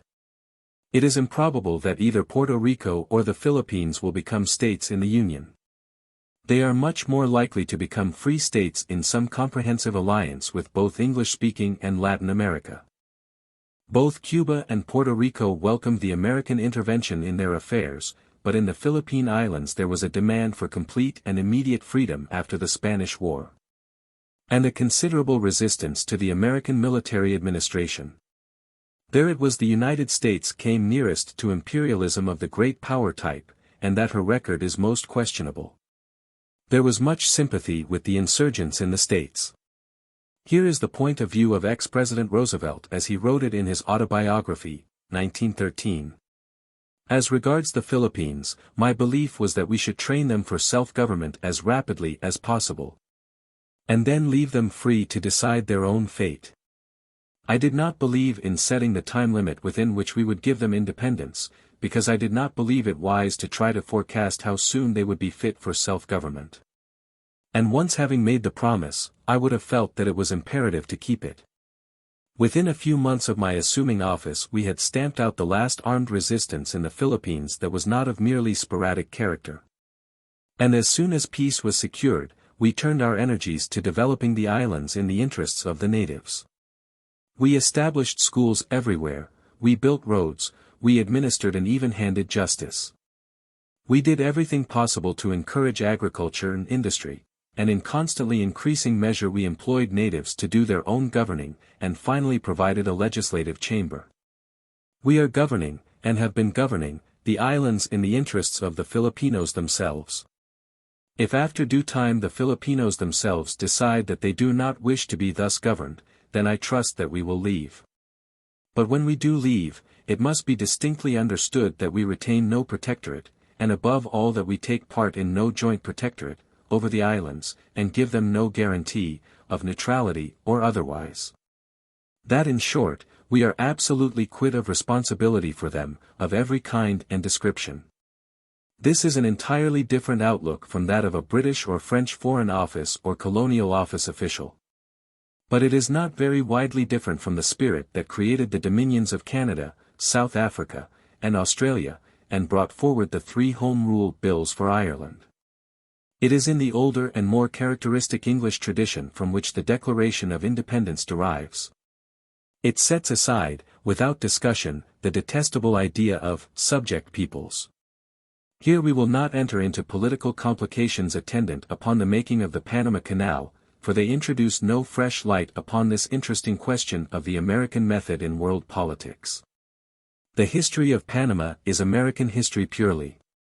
But manifestly, just as the political structure of the Union was a new thing in the world, so too were its relations with the world beyond its borders. Section 7. We have been at some pains to examine the state of mind of Europe and of America in regard to international relations in the years that led up to the world tragedy of 1914 because, as more and more people are coming to recognize, that Great War or some such war was a necessary consequence of the mentality of the period. All the things that men and nations do are the outcome of instinctive motives reacting upon the ideas which talk and books and newspapers and schoolmasters and so forth have put into people's heads. Physical necessities, pestilences, changes of climate, and the like outer things may deflect and distort the growth of human history, but its living root is thought. All human history is fundamentally a history of ideas. Between the man of today and the Cro-Magnon the physical and mental differences are very slight. Their essential difference lies in the extent and content of the mental background which we have acquired in the 500 or 600 generations that intervene. We are too close to the events of the Great War to pretend that this outline can record the verdict of history thereupon, but we may hazard the guess that when the passions of the conflict have faded, it will be Germany that will be most blamed for bringing it about, and she will be blamed not because she was morally and intellectually very different from her neighbors, but because she had the common disease of imperialism in its most complete and energetic form. No self-respecting historian, however superficial and popular his aims may be, can countenance the legend, produced by the stresses of the war, that the German is a sort of human being more cruel and abominable than any other variety of men. All the great states of Europe before 1914 were in a condition of aggressive nationalism and drifting towards war. The government of Germany did but lead the general movement. She fell into the pit first, and she floundered deepest. She became the dreadful example at which all her fellow sinners could cry out. For long, Germany and Austria had been plotting an extension of German influence eastward through Asia Minor to the east. The German idea was crystallized in the phrase, Berlin to Baghdad. Antagonized to the German dreams were those of Russia, which was scheming for an extension of the Slav ascendancy to Constantinople and through Serbia to the Adriatic. These lines of ambition lay across one another and were mutually incompatible. The feverish state of affairs in the Balkans was largely the outcome of the intrigues and propagandas sustained by the German and Slav schemes. Turkey turned for support to Germany, Serbia to Russia. Romania and Italy, both Latin in tradition, both nominally allies of Germany, pursued remoter and deeper schemes in common. Ferdinand, the Tsar of Bulgaria, was following still darker ends. And the squalid mysteries of the Greek court, whose king was the German Kaiser's brother-in-law, are beyond our present powers of inquiry. But the tangle did not end with Germany on the one hand and Russia on the other. The greed of Germany in 1871 had made France her inveterate enemy. The French people, aware of their inability to recover their lost provinces by their own strength, had conceived exaggerated ideas of the power and helpfulness of Russia. The French people had subscribed enormously to Russian loans. France was the ally of Russia. If the German powers made war upon Russia, France would certainly attack them. Now the short eastern French frontier was very strongly defended. There was little prospect of Germany repeating the successes of 1870–71 against that barrier. But the Belgian frontier of France was longer and less strongly defended. An attack in overwhelming force on France through Belgium might repeat 1870 on a larger scale. The French left might be swung back southeastwardly on Verdun, as a pivot, and crowded back upon its right, as one shuts an open razor. This scheme the German strategists had worked out with great care and elaboration. Its execution involved an outrage upon the law of nations, because Prussia had undertaken to guarantee the neutrality of Belgium and had no quarrel with her. And it involved the risk of bringing in Great Britain, which power was also pledged to protect Belgium, against Germany. Yet the Germans believed that their fleet had grown strong enough to make Great Britain hesitate to interfere, and with a view to possibilities they had constructed a great system of strategic railways to the Belgian frontier. And made every preparation for the execution of this scheme. So they might hope to strike down France at one blow, and deal at their leisure with Russia. In 1914 all things seemed moving together in favor of the two Central Powers. Russia, it is true, had been recovering since 1906, but only very slowly. France was distracted by financial scandals. The astounding murder of M. Calmette, the editor of the Figaro, by the wife of M. Calos, the Minister of Finance, brought these to a climax in March. Britain, all Germany was assured, was on the verge of a civil war in Ireland. Repeated efforts were made both by foreign and English people to get some definite statement of what Britain would do if Germany and Austria assailed France and Russia.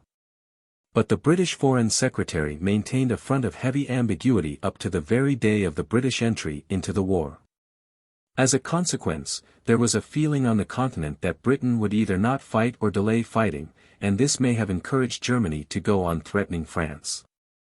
Events were precipitated on June 28 by the assassination of the Archduke Francis Ferdinand, the heir to the Austrian Empire, when on a state visit to Sarajevo, the capital of Bosnia. Here was a timely excuse to set the armies marching. "It is now or never," said the German emperor. Serbia was accused of instigating the murderers, and notwithstanding the fact that Austrian commissioners reported that there was no evidence to implicate the Serbian government, the Austro-Hungarian government contrived to press this grievance towards war. On July 23 Austria discharged an ultimatum at Serbia, and, in spite of a practical submission on the part of Serbia, and of the efforts of Sir Edward Grey, the British Foreign Secretary, to call a conference of the powers, declared war against Serbia on July 28. Russia mobilized her army on July 30, and on August 1 Germany declared war upon her. German troops crossed into French territory next day, and, simultaneously with the delivery of an ultimatum to the unfortunate Belgians, the big flanking movement through Luxembourg and Belgium began. Westward rode the scouts and advanced guards. Westward rushed a multitude of automobiles packed with soldiers. Enormous columns of grey-clad infantry followed. Round-eyed, fair young Germans they were for the most part, law-abiding, educated youngsters who had never yet seen a shot fired in anger. This was war, they were told. They had to be bold and ruthless. Some of them did their best to carry out these militarist instructions at the expense of the ill-fated Belgians. A disproportionate fuss has been made over the detailed atrocities in Belgium, disproportionate, that is, in relation to the fundamental atrocity of August, 1914, which was the invasion of Belgium. Given that, the casual shootings and lootings, the wanton destruction of property, the plundering of inns and of food and drink shops by hungry and weary men, and the consequent rapes and incendiarism, follow naturally enough. Only very simple people believe that an army in the field can maintain as high a level of honesty, decency, and justice as a settled community at home. And the tradition of the 30 Years' War still influenced the Prussian army. It has been customary in the countries allied against Germany to treat all this vileness and bloodshed of the Belgian months as though nothing of the sort had ever happened before. And as if it were due to some distinctively evil strain in the German character. They were nicknamed Huns. But nothing could be less like the systematic destructions of the nomads, who once proposed to exterminate the entire Chinese population in order to restore China to pasture, than the German crimes in Belgium. Much of that crime was the drunken brutality of men who for the first time in their lives were free to use lethal weapons. Much of it was the hysterical violence of men shocked at their own proceedings and in deadly fear of the revenge of the people whose country they had outraged. And much of it was done under duress because of the theory that men should be terrible in warfare and that populations are best subdued by fear. The German common people were bundled from an orderly obedience into this war in such a manner that atrocities were bound to ensue. They certainly did horrible and disgusting things. But any people who had been worked up for war and led into war as the Germans were, would have behaved in a similar manner. On the night of August 2nd, while most of Europe, still under the tranquil inertias of half a century of peace, still in the habitual enjoyment of such a widely diffused plenty and cheapness and freedom as no man living will ever see again, was thinking about its summer holidays, the little Belgian village of Weiss was ablaze, and stupefied rustics were being led out and shot because it was alleged someone had fired on the invaders. The officers who ordered these acts, the men who obeyed, must surely have felt scared at the strangeness of the things they did. Most of them had never yet seen a violent death. And they had set light not to a village, but a world. It was the beginning of the end of an age of comfort, confidence, and gentle and seemly behavior in Europe. So soon as it was clear that Belgium was to be invaded, Great Britain ceased to hesitate, and, at 11 at night on August 4th, declared war upon Germany. The following day a German mine-laying vessel was caught off the Thames mouth by the cruiser Amphion and sunk, the first time that the British and Germans had ever met in conflict under their own national flags upon land or water. All Europe still remembers the strange atmosphere of those eventful sunny August days, the end of the armed peace. For nearly half a century the Western world had been tranquil and had seemed safe. Only a few middle-aged and aging people in France had had any practical experience of warfare. The newspapers spoke of a world catastrophe, but that conveyed very little meaning to those for whom the world had always seemed secure, who were indeed almost incapable of thinking of it as otherwise than secure. In Britain particularly for some weeks the peacetime routine continued in a slightly dazed fashion. It was like a man still walking about the world unaware that he has contracted a fatal disease which will alter every routine and habit in his life. People went on with their summer holidays, shops reassured their customers with the announcement, business as usual. There was much talk and excitement when the newspapers came, but it was the talk and excitement of spectators who have no vivid sense of participation in the catastrophe that was presently to involve them all. Section 8. We will now review very briefly the main phases of the world struggle which had thus commenced. Planned by Germany, it began with a swift attack designed to knock out France while Russia was still getting her forces together in the east. For a time all went well. Military science is never up to date under modern conditions, because military men are as a class unimaginative.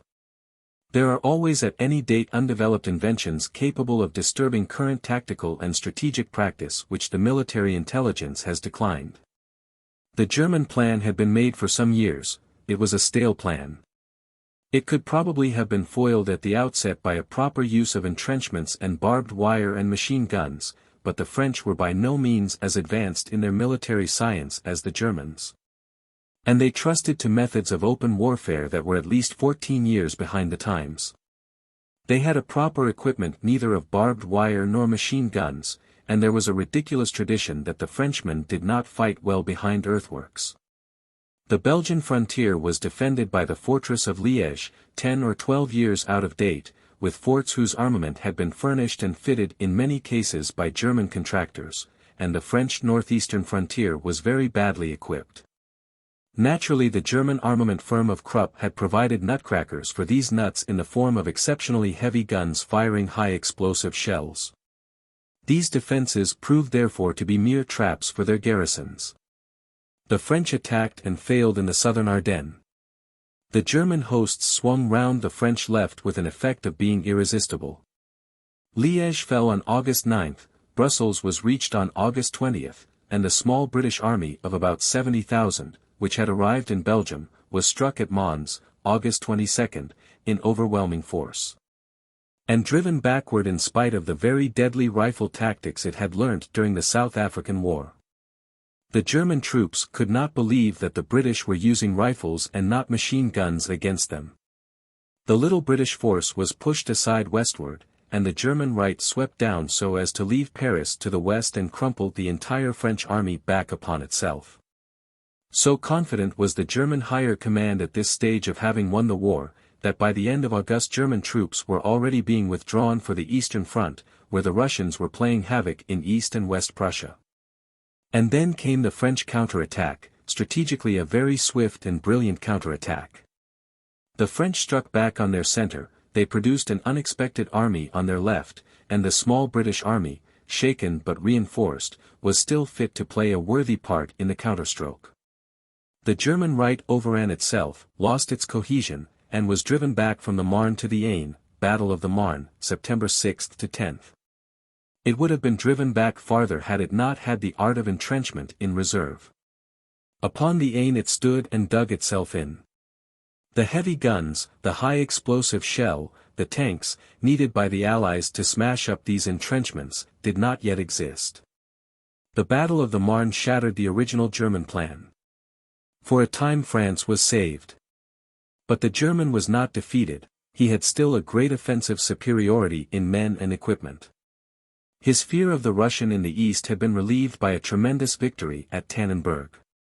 His next phase was a headlong, less elaborately planned campaign to outflank the left of the Allied armies and to seize the Channel ports and cut off supplies coming from Britain to France. Both armies extended to the west in a sort of race to the coast. Then the Germans, with a great superiority of guns and equipment, struck at the British round and about Ypres. They came very near to a breakthrough, but the British held them. The war on the Western Front settled down to trench warfare.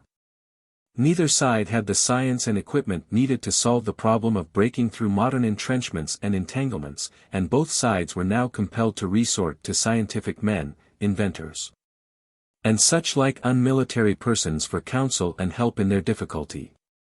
At that time the essential problem of trench warfare had already been solved. There existed in England, for instance, the model of a tank, which would have given the Allies a swift and easy victory before 1916. But the professional military mind is by necessity an inferior and unimaginative mind. No man of high intellectual quality would willingly imprison his gifts in such a calling. Nearly all supremely great soldiers have been either inexperienced fresh-minded young men like Alexander, Napoleon, and Hoche, politicians turned soldiers like Julius Caesar, nomads like the Hun and Mongol captains, or amateurs like Cromwell and Washington. Whereas this war after 50 years of militarism was a hopelessly professional war.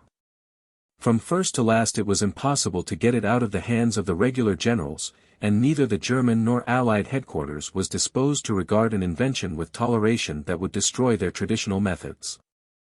The tank was not only disagreeably strange to these military gentlemen, but it gave an unprofessional protection to the common soldiers within it. The Germans, however, did make some innovations.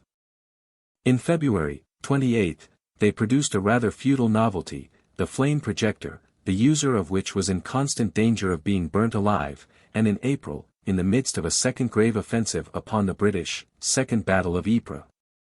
April 17 to May 17, they employed a cloud of poison gas. This horrible device was used against Algerian and Canadian troops. It shook them by the physical torture it inflicted, and by the anguish of those who died, but it failed to break through them. For some weeks chemists were of more importance than soldiers on the Allied front, and within 6 weeks the defensive troops were already in possession of protective methods and devices. For a year and a half, until July 1916, the Western Front remained in a state of indecisive tension. There were heavy attacks on either side that ended in bloody repulses. The French made costly but glorious thrusts at Arras and in Champagne in 1915, the British at Loos. From Switzerland to the North Sea there ran 2 continuous lines of entrenchment, sometimes at a distance of a mile or more, sometimes at a distance of a few feet, at Arras, e.g. And in and behind these lines of trenches millions of men toiled, raided their enemies, and prepared for sanguinary and foredoomed offensives. In any preceding age these stagnant masses of men would have engendered a pestilence inevitably, but here again modern science had altered the conditions of warfare. Certain novel diseases appeared, trench feet for instance, caused by prolonged standing in cold water, new forms of dysentery, and the like, but none developed to an extent to disable either combatant force.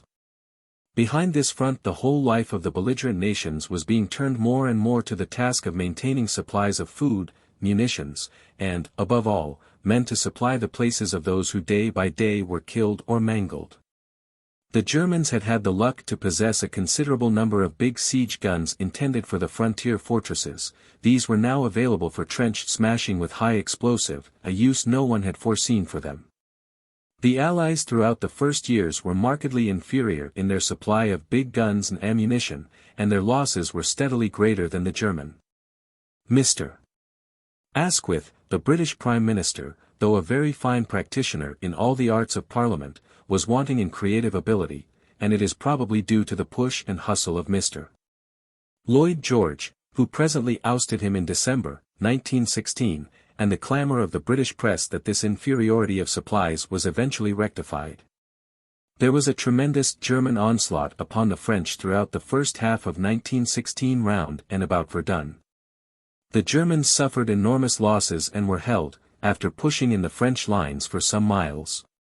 The French losses were as great or greater. Ils n'y passeront pas, said and sang the French infantry, and kept their word. The Eastern German front was more extended and less systematically entrenched than the Western. For a time the Russian armies continued to press westward in spite of the Tannenberg disaster.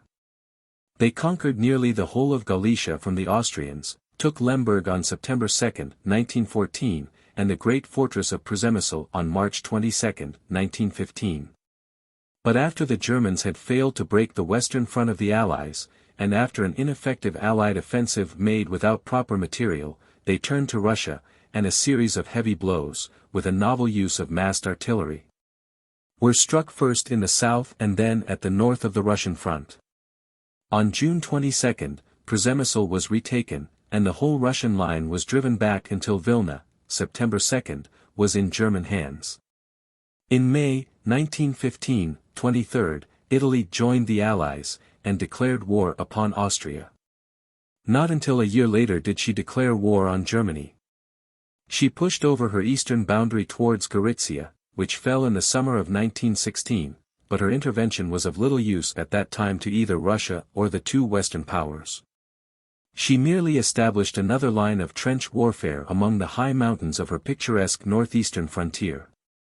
While the main fronts of the chief combatants were in this state of exhaustive deadlock, both sides were attempting to strike round behind the front of their adversaries.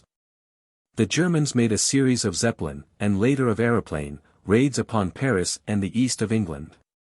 Ostensibly these aimed at depots, munition works, and the like targets of military importance, but practically they bombed promiscuously at inhabited places.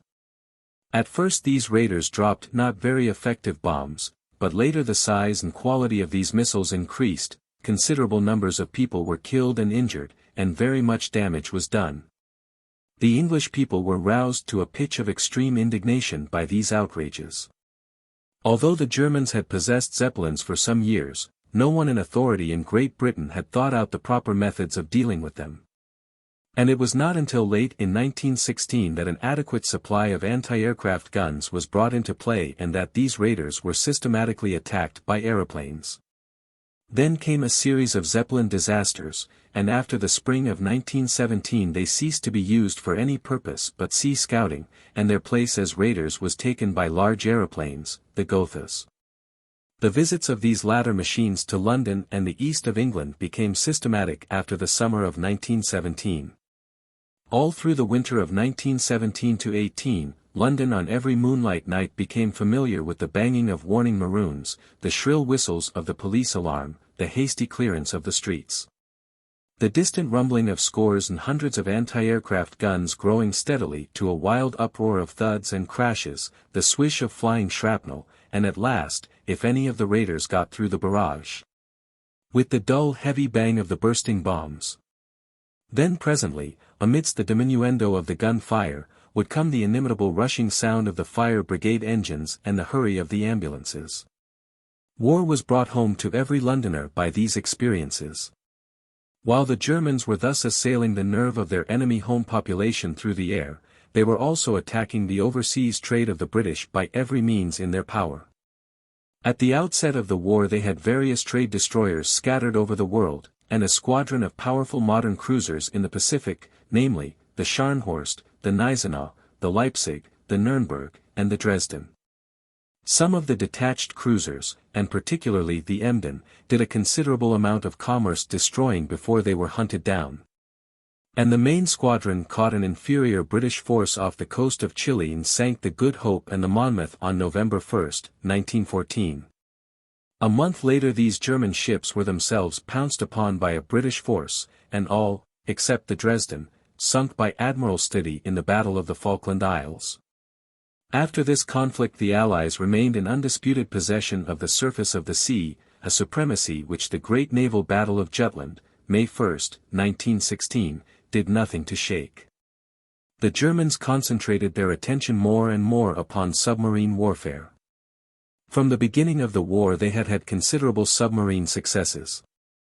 On one day, September 22, 1914, they sank 3 powerful cruisers, the Aboukir, the Hogue, and the Cressy, with 1473 men.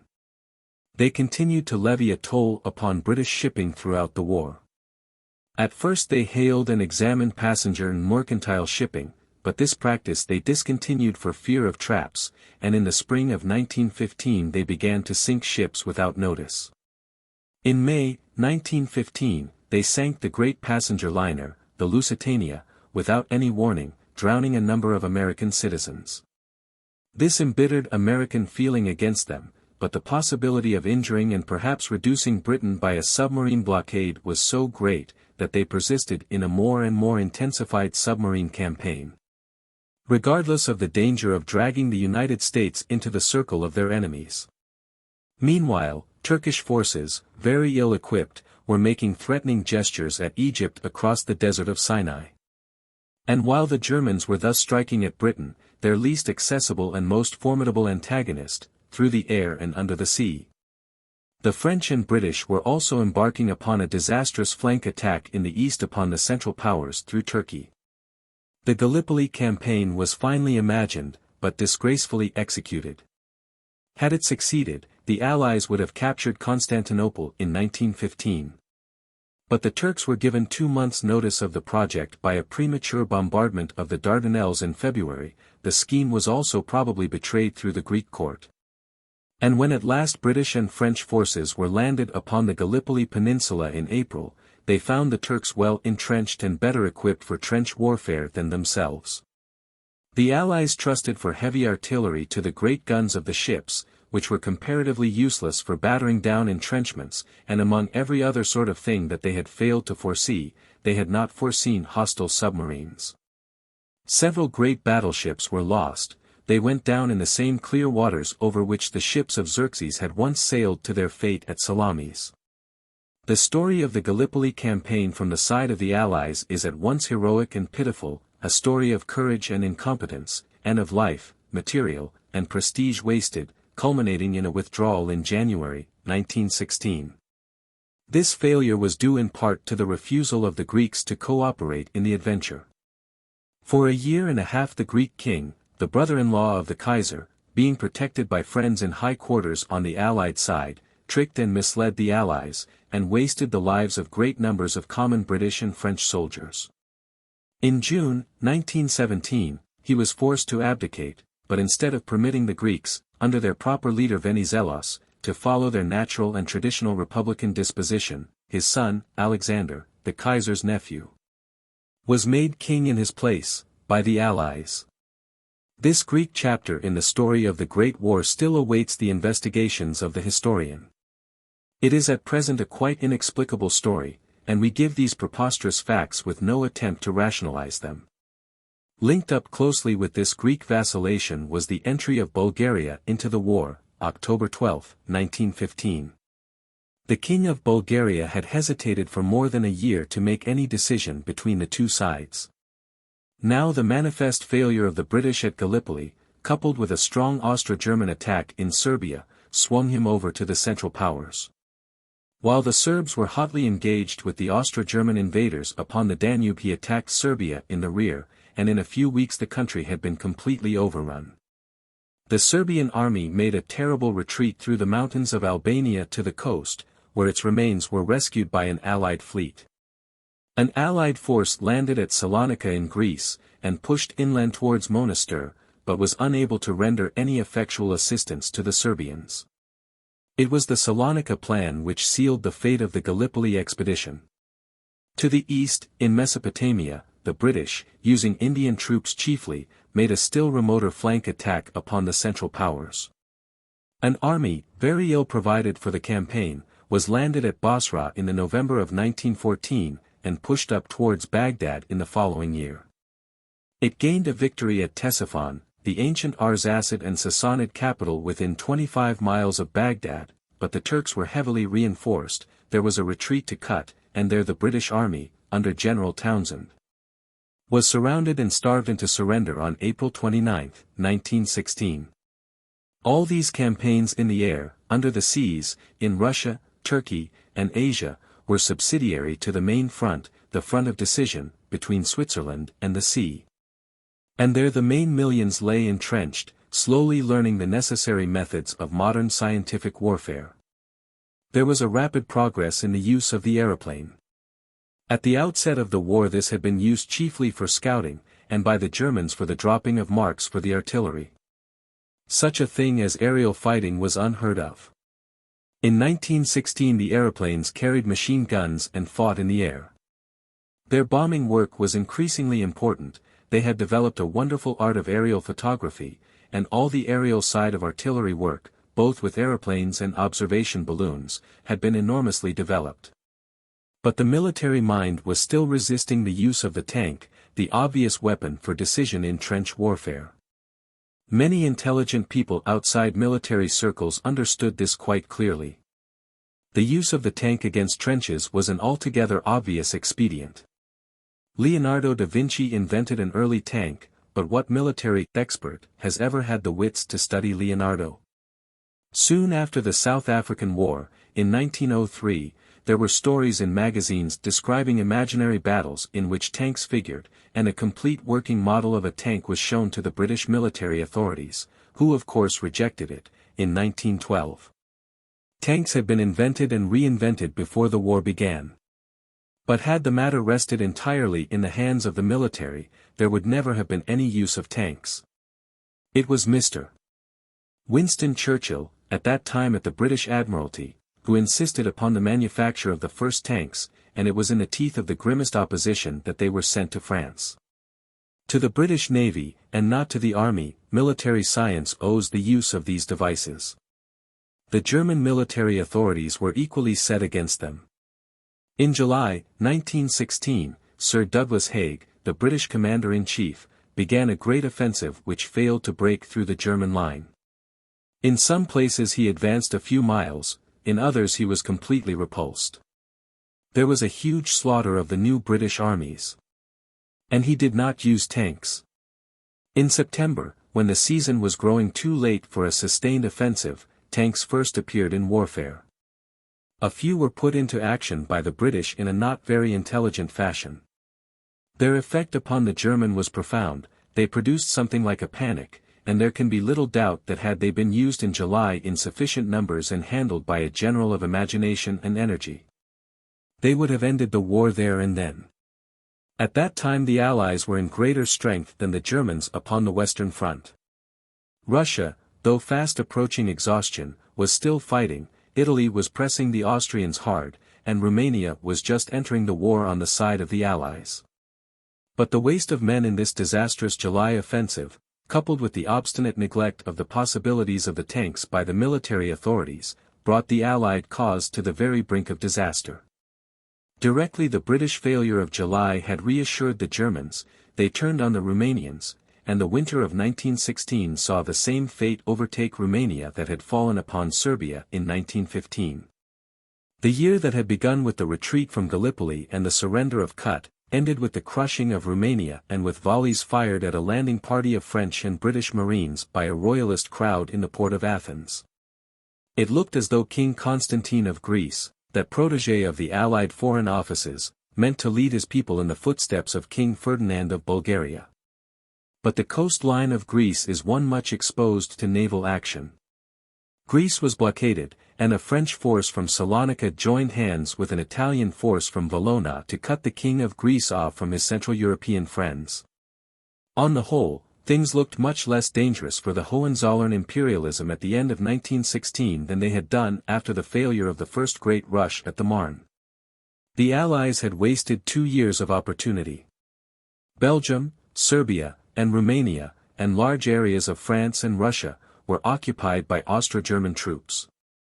Counterstroke after counterstroke had failed, and Russia was now tottering towards a collapse. Had Germany been ruled with any wisdom, she might have made a reasonable peace at this time. But the touch of success had intoxicated her imperialists. They wanted not safety, but triumph, not world welfare, but world empire. World power or downfall was their formula. It gave their antagonists no alternative but a fight to a conclusive end. Section 9. Early in 1917 Russia collapsed. By this time the enormous strain of the war was telling hardly upon all the European populations. There had been a great disorganization of transport everywhere, a discontinuance of the normal repairs and replacements of shipping, railways, and the like, a using up of material of all sorts, a dwindling of food production. A withdrawal of greater and greater masses of men from industry, a cessation of educational work, and a steady diminution of the ordinary securities and honesties of life. Nowhere was the available directive ability capable of keeping a grip upon affairs in the face of the rupture of habitual bonds and the replacement of the subtle disciplines of peace by the clumsy brutalities of military order. More and more of the European population was being transferred from surroundings and conditions to which it was accustomed, to novel circumstances which distressed, stimulated, and demoralized it. But Russia suffered first and most from this universal pulling up of civilization from its roots. The Russian autocracy was dishonest and incompetent. The Tsar, like several of his ancestors, had now given way to a crazy pietism, and the court was dominated by a religious impostor, Rasputin, whose cult was one of unspeakable foulness, a reeking scandal in the face of the world. Beneath the rule of this dirty mysticism, indolence and scoundrelism mismanaged the war. The Russian common soldiers were sent into battle without guns to support them, without even rifle ammunition. They were wasted by their officers and generals in a delirium of militarist enthusiasm. For a time they seemed to be suffering mutely as the beasts suffer, but there is a limit to the endurance even of the most ignorant. A profound disgust for the Tsardom was creeping through these armies of betrayed and wasted men. From the close of 1915 onwards Russia was a source of deepening anxiety to her Western allies. Throughout 1916 she remained largely on the defensive, and there were rumors of a separate peace with Germany. She gave little help to Romania.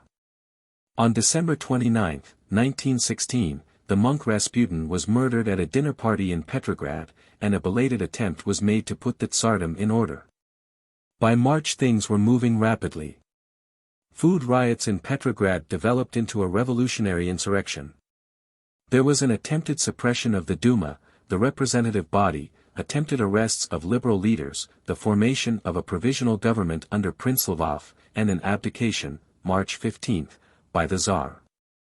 For a time it seemed that a moderate and controlled revolution might be possible, perhaps under a new Tsar. Then it became evident that the destruction of confidence in Russia had gone too far for any such adjustments. The Russian people were sick to death of the old order of things in Europe, of Tsars and of wars and great powers. It wanted relief, and that speedily, from unendurable miseries. The Allies had no understanding of Russian realities. Their diplomatists were ignorant of Russian, genteel persons. With their attention directed to the Russian court rather than Russia, they blundered steadily with the new situation. There was little goodwill among the diplomatists for republicanism, and a manifest disposition to embarrass the new government as much as possible.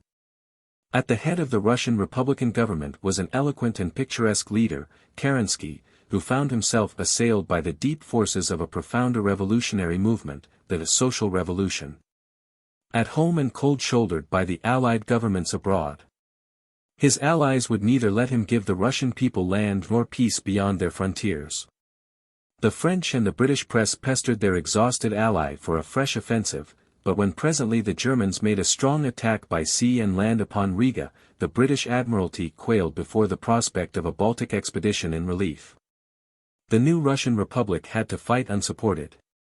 In spite of their great naval predominance and the bitter protests of the great English admiral, Lord Fisher, 1841–1920, it is to be noted that the Allies, except for some submarine attacks, left the Germans the complete mastery of the Baltic throughout the war. The Russian masses were resolute to end the war. There had come into existence in Petrograd a body representing the workers and common soldiers, the Soviet, and this body clamored for an international conference of socialists at Stockholm. Food riots were occurring in Berlin at this time, war weariness in Austria and Germany was profound, and there can be little doubt, in the light of subsequent events, that such a conference would have precipitated a reasonable peace on democratic lines in 1917 and a German Revolution. Kerensky implored his Western allies to allow this conference to take place, but, fearful of a worldwide outbreak of socialism and republicanism, they refused, in spite of the favorable response of a small majority of the British Labour Party. Without either moral or physical help from the Allies, the moderate Russian Republic still fought on and made a last desperate offensive effort in July. It failed after some preliminary successes and another great slaughtering of Russians. The limit of Russian endurance was reached. Mutinies broke out in the Russian armies, and particularly upon the northern front, and upon November 7, 1917, Kerensky's government was overthrown and power was seized by the Soviet government, dominated by the Bolshevik socialists under Lenin, and pledged to make peace regardless of the Western powers. Russia passed definitely out of the war. In the spring of 1917 there had been a costly and ineffective French attack upon the Champagne front which had failed to break through and sustained enormous losses. Here, then, by the end of 1917, was a phase of events altogether favorable to Germany, had her government been fighting for security and well-being rather than for pride and victory. But to the very end, to the pitch of final exhaustion, the people of the Central Powers were held to the effort to realize an impossible world imperialism. To that end it was necessary that Britain should be not merely resisted, but subjugated, and in order to do that Germany had already dragged America into the circle of her enemies. Throughout 1916 the submarine campaign had been growing in intensity, but hitherto it had respected neutral shipping. In January 1917, a complete blockade of Great Britain and France was proclaimed, and all neutral powers were warned to withdraw their shipping from the British seas. An indiscriminate sinking of the world's shipping began which compelled the United States to enter the war in April 6, 1917. Throughout 1917, while Russia was breaking up and becoming impotent, the American people were changing swiftly and steadily into a great military nation. And the unrestricted submarine campaign, for which the German imperialists had accepted the risk of this fresh antagonist, was far less successful than had been hoped. The British Navy proved itself much more inventive and resourceful than the British Army. There was a rapid development of anti-submarine devices underwater, upon the surface, and in the air. And after a month or so of serious destruction, the tale of submarine sinkings declined. The British found it necessary to put themselves upon food rations. But the regulations were well framed and ably administered, the public showed an excellent spirit and intelligence, and the danger of famine and social disorder was kept at arm's length. Yet the German imperial government persisted in its course. If the submarine was not doing all that had been expected, and if the armies of America gathered like a thundercloud, yet Russia was definitely down. And in October the same sort of autumn offensive that had overthrown Serbia in 1915 and Romania in 1916 was now turned with crushing effect against Italy. The Italian front collapsed after the Battle of Caporetto, and the Austro-German armies poured down into Venetia and came almost within gunfire of Venice. Germany felt justified, therefore, in taking a high line with the Russian peace proposals, and the Peace of Brest-Litovsk, March 2, 1918, gave the Western Allies some intimation of what a German victory would mean to them. It was a crushing and exorbitant peace, dictated with the utmost arrogance of confident victors. All through the winter German troops had been shifting from the eastern to the western front, and now, in the spring of 1918, the jaded enthusiasm of hungry, weary, and bleeding Germany was lashed up for the one supreme effort that was really and truly to end the war. For some months American troops had been in France, but the bulk of the American army was still across the Atlantic. It was high time for the final conclusive blow upon the Western Front, if such a blow was ever to be delivered. The first attack was upon the British in the Somme region. The not very brilliant cavalry generals who were still in command of a front upon which cavalry was a useless encumbrance, were caught napping. And on March 21, in Gough's disaster, a British army was driven back in such disorder as no British army had ever known before. Thousands of guns were lost, and scores of thousands of prisoners. Many of these losses were due to the utter incompetence of the higher command. No less than 100 tanks were abandoned because they ran out of petrol. The British were driven back almost to Amiens. Throughout April and May the Germans rained offensives on the Allied front. They came near to a breakthrough in the north, and they made a great drive back to the Marne, which they reached again on May 30, 1918. This was the climax of the German effort. Behind it was nothing but an exhausted homeland. Fresh troops were hurrying from Britain across the Channel, and America was now pouring men into France by the 100,000. In June the weary Austrians made a last effort in Italy, and collapsed before an Italian counterattack. Early in June the French began to develop a counterattack in the Marne angle. By July the tide was turning and the Germans were reeling back. The Battle of Château-Thierry, July 18, proved the quality of the new American armies. In August the British opened a great and successful thrust into Belgium, and the bulge of the German lines towards Amiens wilted and collapsed. Germany had finished. The fighting spirit passed out of her army, and October was a story of defeat and retreat along the entire Western Front. Early in November British troops were in Valenciennes and Americans in Sedan. In Italy also the Austrian armies were in a state of disorderly retreat. But everywhere now the Hohenzollern and Habsburg forces were collapsing. The smash at the end was amazingly swift. Frenchmen and Englishmen could not believe their newspapers as day after day they announced the capture of more hundreds of guns and more thousands of prisoners. In September a great Allied offensive against Bulgaria had produced a revolution in that country and peace proposals. Turkey had followed with a capitulation at the end of October, and Austro-Hungary on November 4. There was an attempt to bring out the German fleet for a last fight, but the sailors mutinied, November 7. The Kaiser and the Crown Prince bolted hastily, and without a scrap of dignity, into Holland. It was like Welshers bolting from a racecourse to escape a ducking. On November 11 an armistice was signed, and the war was at an end. For 4 years and a quarter the war had lasted, and gradually it had drawn nearly everyone, in the Western world at least, into its vortex. Upwards of 10 millions of people had been actually killed through the fighting, another 20 or 25 million had died through the hardships and disorders entailed. Scores of millions were suffering and enfeebled by undernourishment and misery. A vast proportion of the living were now engaged in war work, in drilling and armament, in making munitions, in hospitals, in working as substitutes for men who had gone into the armies and the like. Business men had been adapting themselves to the more hectic methods necessary for profit in a world in a state of crisis. The war had become, indeed, an atmosphere, a habit of life, a new social order. Then suddenly it ended. In London the armistice was proclaimed about midday on November 11. It produced a strange cessation of every ordinary routine. Clerks poured out of their offices and would not return, assistants deserted their shops.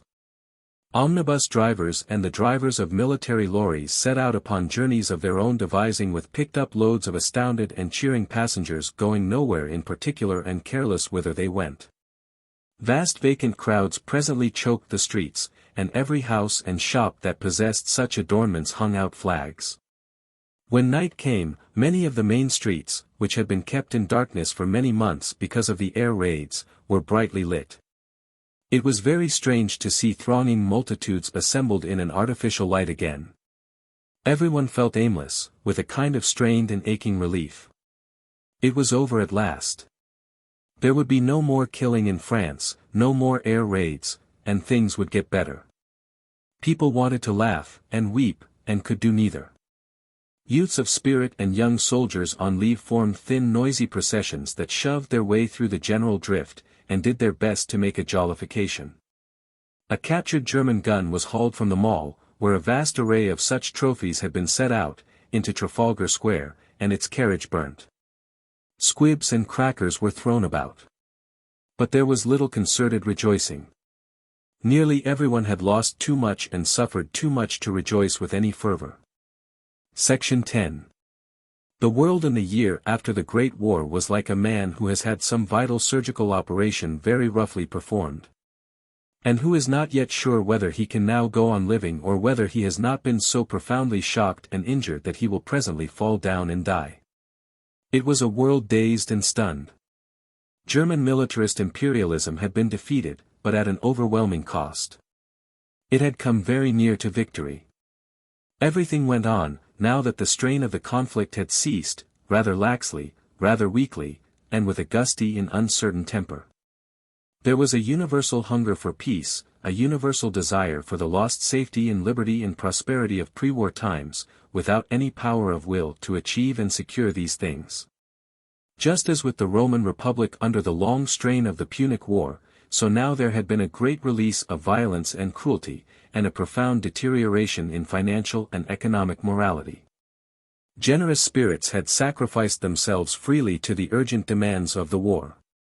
But the sly and base of the worlds of business and money had watched the convulsive opportunities of the time and secured a firm grip upon the resources and political power of their countries. Everywhere men who would have been regarded as shady adventurers before 1914 had acquired power and influence while better men toiled unprofitably. Such men as Lord Ronda, the British food controller, killed themselves with hard work, while the war profiteer waxed rich and secured his grip upon press and party organization. In the course of the war there had been extraordinary experiments in collective management in nearly all the belligerent countries. It was realized that the common expedients of peacetime commerce, the higgling of the market, the holding out for a favorable bargain, were incompatible with the swift needs of warfare. Transport, fuel, food supply, and the distribution of the raw materials not only of clothing, housing, and the like, but of everything needed for war munitions, had been brought under public control. No longer had farmers been allowed to underfarm. Cattle had been put upon deer parks and grasslands plowed up, with or without the owner's approval. Luxury building and speculative company promotion had been restrained. In effect, a sort of emergency socialist state had been established throughout belligerent Europe. It was rough and ready and wasteful, but it was more effective than the tangled incessant profit-seeking, the cornering and forestalling and incoherent productiveness of private enterprise. In the earlier years of the war there was a very widespread feeling of brotherhood and a common interest in all the belligerent states. The common men were everywhere sacrificing life and health for what they believed to be the common good of the state. In return, it was promised, there would be less social injustice after the war, a more universal devotion to the common welfare. In Great Britain, for instance, Mr. Lloyd George was particularly insistent upon his intention to make the afterwar Britain a land fit for heroes. He foreshadowed the continuation of this new war communism into the peace period in discourses of great fire and beauty.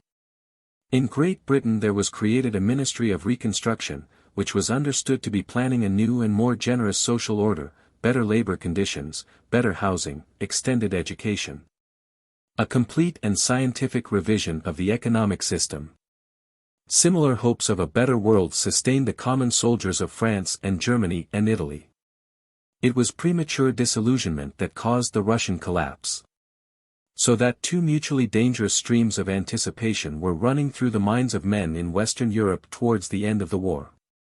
The rich and adventurous men, and particularly the new war profiteers, were making their plans to prevent such developments as that air transport should become a state property, and to snatch back manufactures, shipping, land transport, the public services generally, and the trade in staples from the hands of the commonweal into the grip of private profit.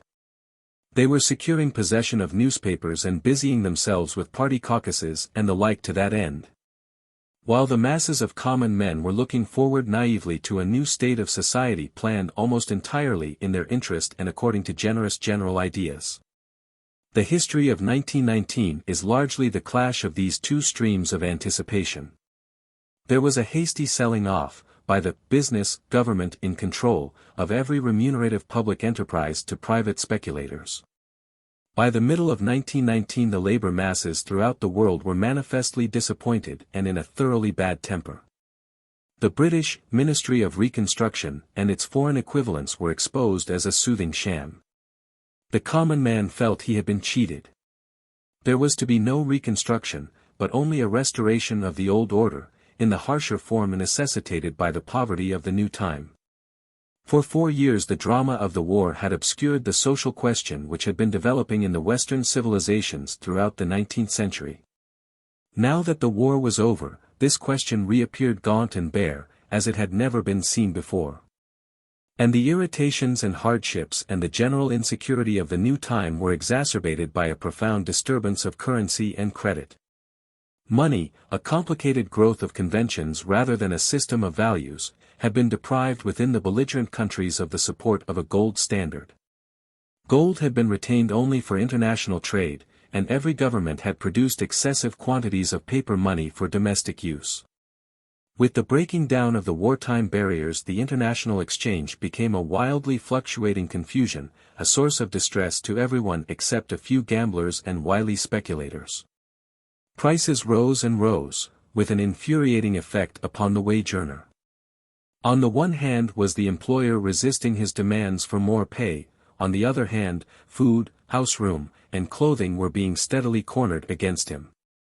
And, which was the essential danger of the situation, he had lost any confidence he had ever possessed that any patience or industrial willingness he displayed would really alleviate the shortages and inconveniences by which he suffered. In the speeches of politicians towards the close of 1919 and the spring of 1920, there was manifest an increasing recognition of the fact that what is called the capitalist system, the private ownership system that is, in which private profit is the working incentive, was on its trial. It had to produce general prosperity, they admitted, or it had to be revised. It is interesting to note such a speech as that of Mr. Lloyd George, the British Premier, delivered on Saturday, December 6, 1919. Mr. Lloyd George had had the education and training of a Welsh solicitor, he entered politics early, and in the course of a brilliant parliamentary career he had had few later opportunities for reading and thought. But being a man of great natural shrewdness, he was expressing here very accurately the ideas of the more intelligent of the business men and wealthy men and ordinary citizens who supported him. There is a new challenge to civilization, he said. What is it? It is fundamental. It affects the whole fabric of society as we know it, its commerce, its trade, its industry, its finance, its social order, all are involved in it. There are those who maintain that the prosperity and strength of the country have been built up by the stimulating and invigorating appeal to individual impulse, to individual action. That is one view. The state must educate. The state must assist where necessary, the state must control where necessary, the state must shield the weak against the arrogance of the strong, but the life springs from individual impulse and energy. Cheers. That is one view. What is the other? That private enterprise is a failure, tried, and found wanting, a complete failure, a cruel failure. It must be rooted out, and the community must take charge as a community, to produce, to distribute, as well as to control.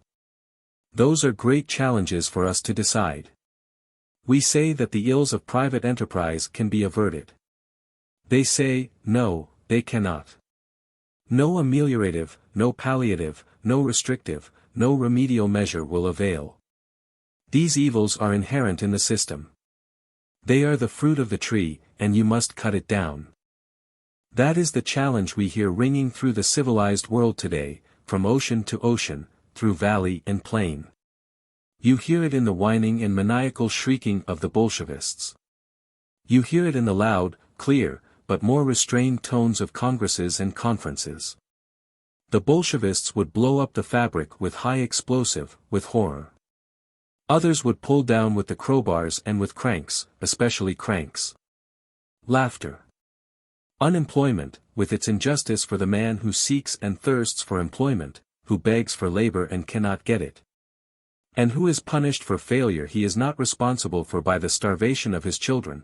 That torture is something that private enterprise ought to remedy for its own sake. Cheers.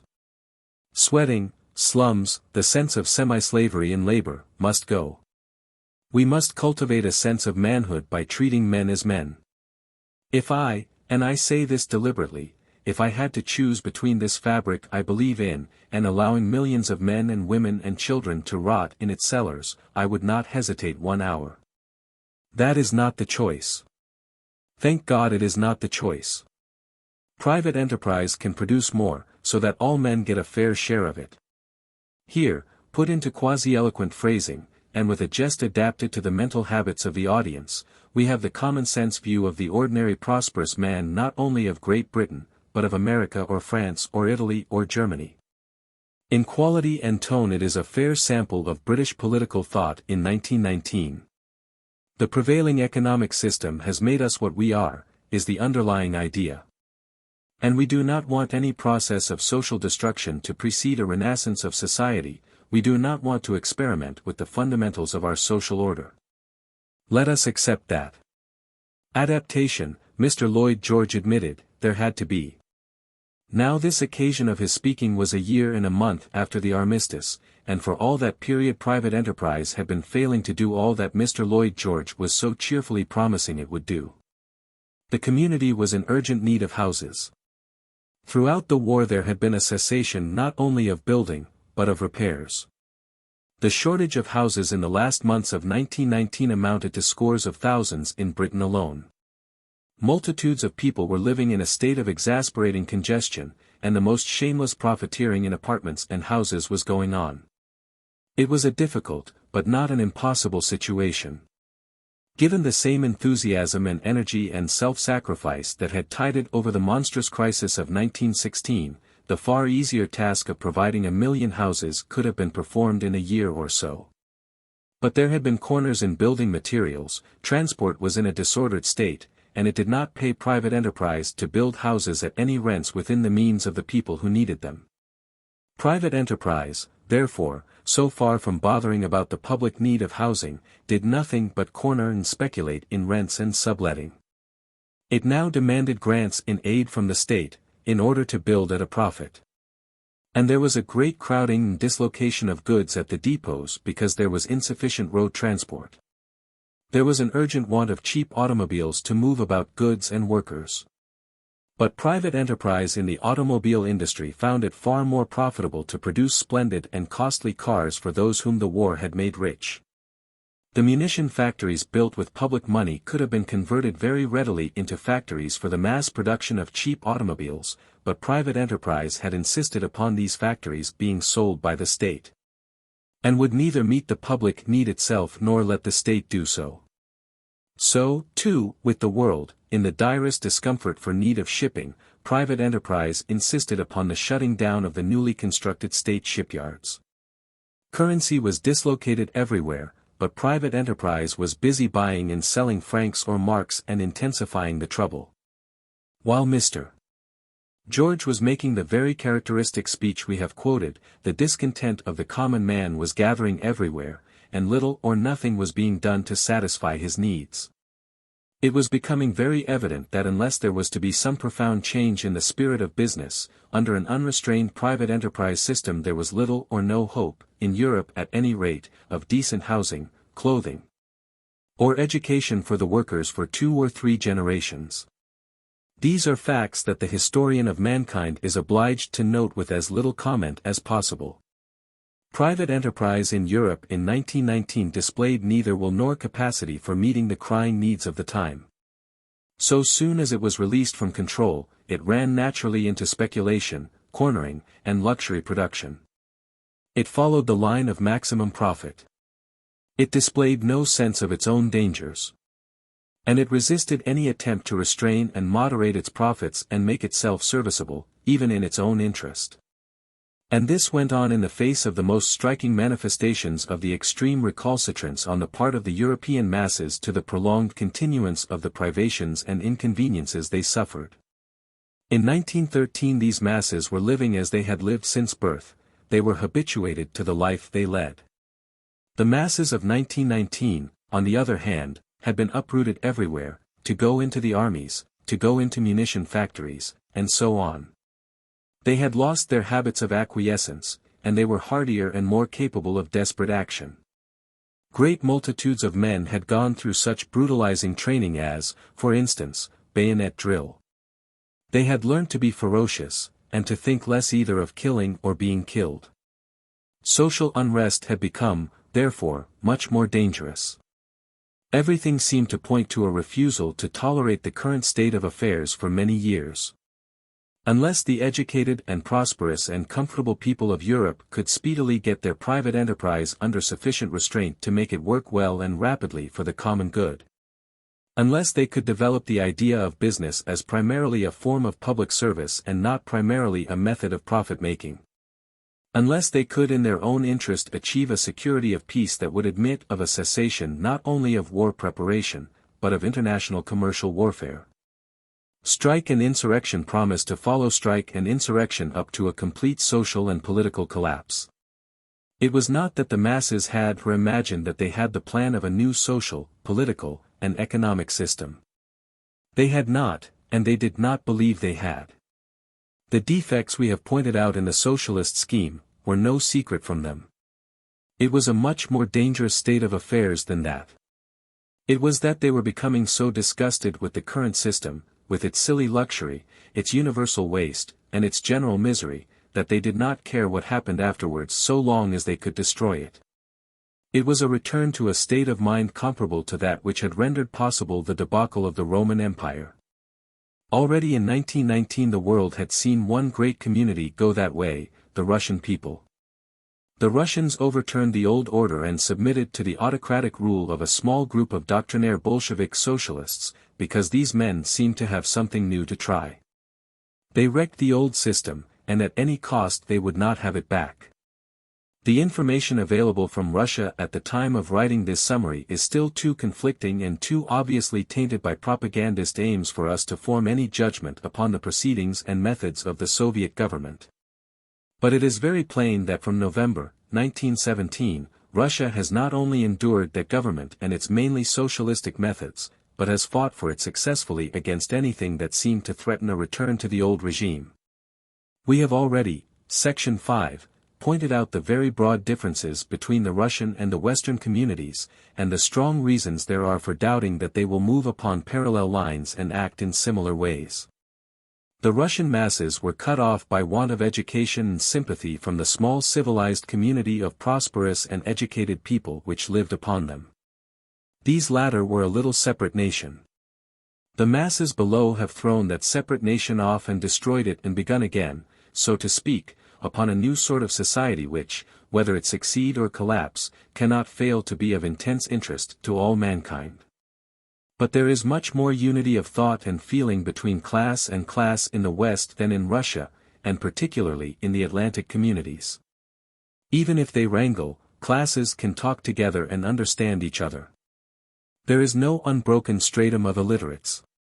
The groups of rich and speculative men, the bad men in business and affairs, whose freedoms are making the very name of private enterprise stink in the nostrils of the ordinary man, are only the more active section of very much larger classes. Guilty perhaps of indolence and self-indulgence, but capable of being roused to a sense not merely of the wickedness but of the danger of systematic self-seeking in a strained, impoverished, and sorely tried world. Many of these more reasonable and moral people have shown themselves clearly aware of the nature of the present situation. And some of them have made speeches and delivered sermons and written books, often addressed to the working classes, expressing very generous and unselfish views. Speeches and sermons and books will in themselves do little to allay the gathering wrath of classes ill-housed, ill-fed, and unhealthy, and angry because they believe things are so through the reckless greed of others. But such utterances are valuable as admissions, and if these good intentions, encouraged perhaps and aided by a certain pressure from below, presently develop into a resolute combining and direction of the energies of private enterprise, for a time at least, towards socially necessary work and a restriction of speculation and luxury, and if there begin a rapid provision, even at some cost to the hoards and satisfactions of the successful classes, of the decent homes and gardens, of the pleasant public surroundings, the health services and the education and leisure needed to tranquilize the fiercer discontents. It is still possible that readjustment rather than revolution will be the method of the Atlantic communities. But that readjustment cannot be indefinitely delayed, it must come soon. In one way or another it seems inevitable now that the new standard of well-being which the mechanical revolution of the last century has rendered possible, should become the general standard of life. Revolution is conditional upon public discomfort. Social peace is impossible without a rapid amelioration of the needless discomforts of the present time. A rapid resort to willing service and social reconstruction on the part of those who own and rule, or else a worldwide social revolution leading towards an equalization of conditions and an attempt to secure comfort on new and untried lines, seem now to be the only alternatives before mankind. The choice which route shall be taken lies, we believe, in Western Europe, and still more so in America, with the educated, possessing, and influential classes. The former route demands much sacrifice, for prosperous people in particular, a voluntary assumption of public duties and a voluntary acceptance of class discipline in self-denial. The latter may take an indefinite time to traverse, it will certainly be a very destructive and bloody process, and whether it will lead to a new and better state of affairs at last is questionable. A social revolution, if ultimately the Western European states blunder into it, may prove to be a process extending over centuries. It may involve a social breakdown as complete as that of the Roman Empire, and it may necessitate as slow a recuperation. Let us add to what has been written above a short passage from an abler and far more authoritative pen. It approaches this question of economic disorganization from a different angle, but the drift of its implications is the same. It says as plainly to the private capitalist system, mend, show more understanding, and a better and a stronger will for the common welfare, or go. In the latter stages of the war all the belligerent governments practiced, from necessity or incompetence, what a Bolshevist might have done from design. Even now, when the war is over, most of them continue out of weakness the same malpractices. But further, the governments of Europe, being many of them at this moment reckless in their methods as well as weak, seek to direct on to a class known as profiteers the popular indignation against the more obvious consequences of their vicious methods. These profiteers are, broadly speaking, the entrepreneur class of capitalists, that is to say, the active and constructive element in the whole capitalist society, who in a period of rapidly rising prices cannot but get rich quick whether they wish it or desire it or not. If prices are continually rising, every trader who has purchased for stock or owns property and plant inevitably makes profits. By directing hatred against this class, therefore, the European governments are carrying a step further the fatal process which the subtle mind of Lenin had consciously conceived. The profiteers are a consequence and not a cause of rising prices.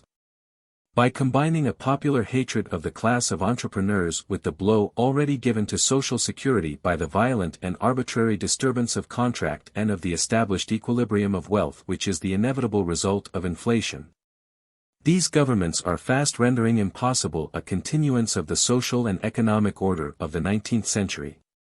But they have no plan for replacing it. We are thus faced in Europe with the spectacle of an extraordinary weakness, on the part of the great capitalist class. which has emerged from the industrial triumphs of the 19th century and seemed a very few years ago our all-powerful master. The terror and personal timidity of the individuals of this class is now so great, their confidence in their place in society and in their necessity to the social organism so diminished, that they are the easy victims of intimidation. This was not so in England 25 years ago, any more than it is now in the United States. Then the capitalists believed in themselves, in their value to society, in the propriety of their continued existence in the full enjoyment of their riches and the unlimited exercise of their power. Now they tremble before every insult. Call them pro-Germans, international financiers, or profiteers, and they will give you any ransom you choose to ask not to speak of them so harshly. They allow themselves to be ruined and altogether undone by their own instruments, governments of their own making, and a press of which they are the proprietors. Perhaps it is historically true that no order of society ever perished save by its own hand. Section 11. We have dealt with the social and economic disorder of the European communities, and the rapid return of the class war to the foreground of attention. Before giving any account of the work of world settlement that centered on the peace conference at Paris, because the worried and preoccupied state of everyone concerned with private problems of income, prices, employment, and the like goes far to explain the jaded atmosphere in which that conference addressed itself to the vast task before it. The story of the conference turns very largely upon the adventure of one particular man, one of those men whom accident or personal quality picks out as a type to lighten the task of the historian. We have in the course of this history found it very helpful at times to focus our attention upon some individual, Buddha, Alexander the Great, Yuan Shuang, the Emperor Frederick II and Charles V and Napoleon I for example. And to let him by reflection illuminate the period in which he lived. The conclusion of the Great War can be seen most easily as the rise of the American president, President Wilson, to predominant importance in the world's hopes and attention, and his failure to justify that predominance. President Wilson, born 1856, had previously been a prominent student and teacher of history, constitutional law, and the political sciences generally. He had held various professorial chairs, and had been president of Princeton University, New Jersey. There is a long list of books to his credit, and they show a mind rather exclusively directed to American history and American politics. There is no evidence that he had at any time in his life made a general study of the world problem outside the very peculiar and exceptional American case. He was mentally the new thing in history, negligent of and rather ignorant of the older things out of which his new world had arisen. He retired from academic life, and was elected Democratic governor of New Jersey in 1910. In 1913 he became the Democratic presidential candidate, and as a consequence of a violent quarrel between ex-President Roosevelt and President Taft, which split the dominant Republican Party, he became President of the United States. The events of August 1914 seem to have taken President Wilson, like the rest of his fellow countrymen, by surprise. We find him cabling an offer of his services as a mediator on August 3. Then, for a time, he and America watched the conflict. At first neither the American people or their president seem to have had a very clear or profound understanding of that long-gathered catastrophe. Their tradition for a century had been to disregard the problems of the old world, and it was not to be lightly changed. The imperialistic arrogance of the German court and the stupid inclination of the German military authorities towards melodramatic frightfulness, their invasion of Belgium, their cruelties there, their use of poison gas, and the nuisance of their submarine campaign created a deepening hostility to Germany in the States as the war proceeded.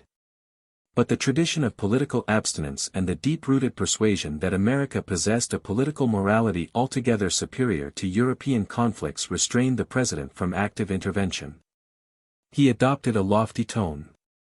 He professed to be unable to judge the causes and justice of the Great War. It was largely his high pacific attitude that secured his re-election as president for a second term. But the world is not to be mended by merely regarding evildoers with an expression of rather undiscriminating disapproval. By the end of 1916 the Germans had been encouraged to believe that under no circumstances whatever would the United States fight, and in 1917 they began their unrestricted submarine warfare and the sinking of American ships without notice. President Wilson and the American people were dragged into the war by this supreme folly. And also they were dragged into a reluctant attempt to define their relations to Old World politics in some other terms than those of mere aloofness. Their thoughts and temper changed very rapidly. They came into the war side by side with the Allies, but not in any pact with the Allies. They came into the war, in the name of their own modern civilization, to punish and end an intolerable political and military situation. Slow and belated judgments are sometimes the best judgments. In a series of notes, too long and various for detailed treatment in this outline, thinking aloud, as it were, in the hearing of all mankind, President Wilson sought to state the essential differences of the American state from the great powers of the Old World. We have been at some pains in this history to make plain the development of these differences. He unfolded a conception of international relationships that came like a gospel, like the hope of a better world, to the whole Eastern Hemisphere. Secret agreements were to cease, nations were to determine their own destinies, militarist aggression was to cease, the seaways were to be free to all mankind. These commonplaces of American thought, these secret desires of every sane man, came like a great light upon the darkness of anger and conflict in Europe. At last, men felt, the ranks of diplomacy were broken, the veils of great power, policy, were rent in twain. Here with authority, with the strength of a powerful new nation behind it, was the desire of the common man throughout the world, plainly said. Manifestly there was needed some overriding instrument of government to establish world law and maintain these broad and liberal generalizations upon human intercourse. A number of schemes had floated in men's minds for the attainment of that end. In particular there was a movement for some sort of world league, a League of Nations. The American president adopted this phrase and sought to realize it. An essential condition of the peace he sought through the overthrow of German imperialism was, he declared, to be this federal organ. This League of Nations was to be the final court of appeal in international affairs. It was to be the substantial realization of the peace. Here again he awakened a tremendous echo. President Wilson was the spokesman of a new age. Throughout the war, and for some little time after it had ended, he held, so far as the Old World was concerned, that exalted position. But in America, where they knew him better, there were doubts. And writing as we do now with the wisdom of subsequent events, we can understand these doubts. America, throughout a century more of detachment and security, had developed new ideals and formulae of political thought, without realizing with any intensity that, under conditions of stress and danger, these ideals and formulae might have to be passionately sustained. To her community many things were platitudes that had to the Old World communities, entangled still in ancient political complications, the quality of a saving gospel. President Wilson was responding to the thought and conditions of his own people and his own country, based on a liberal tradition that had first found its full expression in English speech. But to Europe and Asia he seemed to be thinking and saying, for the first time in history, things hitherto undeveloped and altogether secret. And that misconception he may have shared. We are dealing here with an able and successful professor of political science, who did not fully realize what he owed to his contemporaries and the literary and political atmosphere he had breathed throughout his life. And who passed very rapidly, after his re-election as president, from the mental attitudes of a political leader to those of a messiah.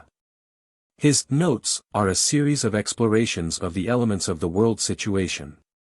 When at last, in his address to Congress of January 8, 1918, he produced his 14 points as a definite statement of the American peace intentions, they were, as a statement, far better in their spirit than in their arrangement and matter. Yet, since the 14 points certainly mark a new epoch in human affairs, and since it was in the belief that they would determine and limit the pains and penalties of the peace treaty that Germany capitulated, it may be well to summarize them here, with a word or so of explanation. The first point was the most vital of all. It summarizes and dismisses the essential evils of the great power system. It demands, open covenants of peace openly arrived at, after which there shall be no private international understandings of any kind, but diplomacy shall proceed always frankly and in the public view. 2. Absolute freedom of navigation upon the seas outside territorial waters alike in peace and in war, except as the seas may be closed in whole or in part by international action for the enforcement of international covenants. 3. The removal, so far as possible, of all economic barriers and the establishment of an equality of trade conditions among all the nations consenting to the peace and associating themselves for its maintenance. 4. Adequate guarantees given and taken that national armaments will be reduced to the lowest point consistent with domestic safety. There are 4 points of universal importance, admirably stated. But 2 is insufficient. Why should the seaways alone be free? What of the airways above 3,000 feet? What of the great international land routes? Why, if Switzerland is at war with Germany and Italy, should those powers be able to stop air and land transit and the passage of peaceful people between France and Constantinople? After 4, the 14 points embark upon the consideration of particular cases, for which one general statement should have sufficed. V. Provides for a free, open-minded and absolutely impartial adjustment of all colonial claims based upon a strict observance of the principle that in determining all such questions of sovereignty the interests of the populations concerned must have equal weight with the equitable claims of the government whose title is to be determined. This is hopelessly vague. What, for instance, is this about claims and title? There is no definition, no standard here. The drop towards particular current issues continues in the next 8 points, which betray clearly how limited and accidental was the President's vision of European affairs. 6. Is a vague demand for the evacuation of Russian territory, then occupied by Germany, and the assistance, undefined, of the Russian people. 7. Evacuation and restoration of Belgium. 8. Evacuation and restoration of all French territory, and the righting of the wrong done to France by Prussia in the matter of Alsace-Lorraine. 9. The readjustment of the Italian frontier on the lines of nationality. X. Autonomy of the Austrian subject nations. 11. The Balkans to be evacuated, Serbia to be granted an outlet to the sea, and the independence of the Balkan states to be guaranteed. 12. Turkish subject nations to be assured of undoubted security of life and unmolested opportunity of autonomous development. The Dardanelles to be internationalized, and Ottoman sovereignty to be recognized only in Turkish districts. 13. Poland to be independent. Finally, the 14th point arises again to the great charter level out of this peddling with special cases. 14. A general association of nations must be formed under specific covenants for the purpose of affording mutual guarantees of political and territorial independence for great and small states alike. So far the 14 points. But some of the utterances of President Wilson after this epoch-making address went much further and much higher than this first statement. On September 27, 1918, at New York, he said some very important things. As I see it, the constitution of that League of Nations and the clear definition of its objects must be a part, in a sense the most essential part, of the peace settlement itself. It cannot be formed now. If formed now, it would be merely a new alliance confined to the nations associated against a common enemy. But these general terms do not disclose the whole matter. Some details are needed to make them sound less like a thesis and more like a practical program. These, then, are some of the particulars, and I state them with the greater confidence because I can state them authoritatively as representing this government's interpretation of its own duty with regard to peace. First, the impartial justice meted out must involve no discrimination between those to whom we wish to be just and those to whom we do not wish to be just. It must be a justice that has no favorites and knows no standards but the equal rights of the several peoples concerned. Second, no special or separate interest of any single nation or any group of nations can be made the basis of any part of the settlement which is not consistent with the common interest of all. Third, there can be no leagues or alliances or special covenants and understandings within the general and common family of the League of Nations. Fourth, and more specifically, there can be no special selfish economic combinations within the League, and no employment of any form of economic boycott or exclusion, except as the power of economic penalty, by exclusion from the markets of the world, may be vested in the League of Nations itself as a means of discipline and control. Fifth, all international agreements and treaties of every kind must be made known in their entirety to the rest of the world.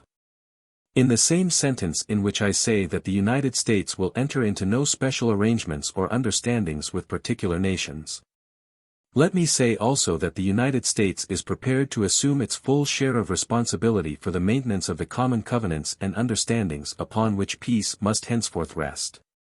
We still read Washington's immortal warning against entangling alliances with full comprehension and an answering purpose. But only special and limited alliances entangle.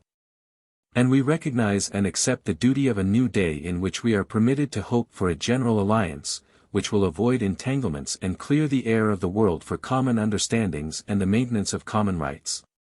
These 14 points and their significant later addenda had an immense reception throughout the world. Here at last seemed a peace for reasonable men everywhere, as good and acceptable to honest and decent Germans and Russians, as to honest and decent Frenchmen and Englishmen and Belgians. And for some months the whole world was lit by faith in Wilson. Could they have been made the basis of a world settlement in 1919, they would forthwith have opened a new and more hopeful era in human affairs. But, as we must tell, they did not do that. There was about President Wilson a certain narrowness of mind, a certain suspicion of egotism. There was in the generation of people in the United States to whom this great occasion came, a generation born in security, reared in plenty and, so far as history goes, in ignorance. A generation remote from the tragic issues that had made Europe grave, a certain superficiality in lightness of mind. It was not that the American people were superficial by nature and necessity, but that they had never been deeply stirred by the idea of a human community larger than their own. It was an intellectual but not a moral conviction, with them.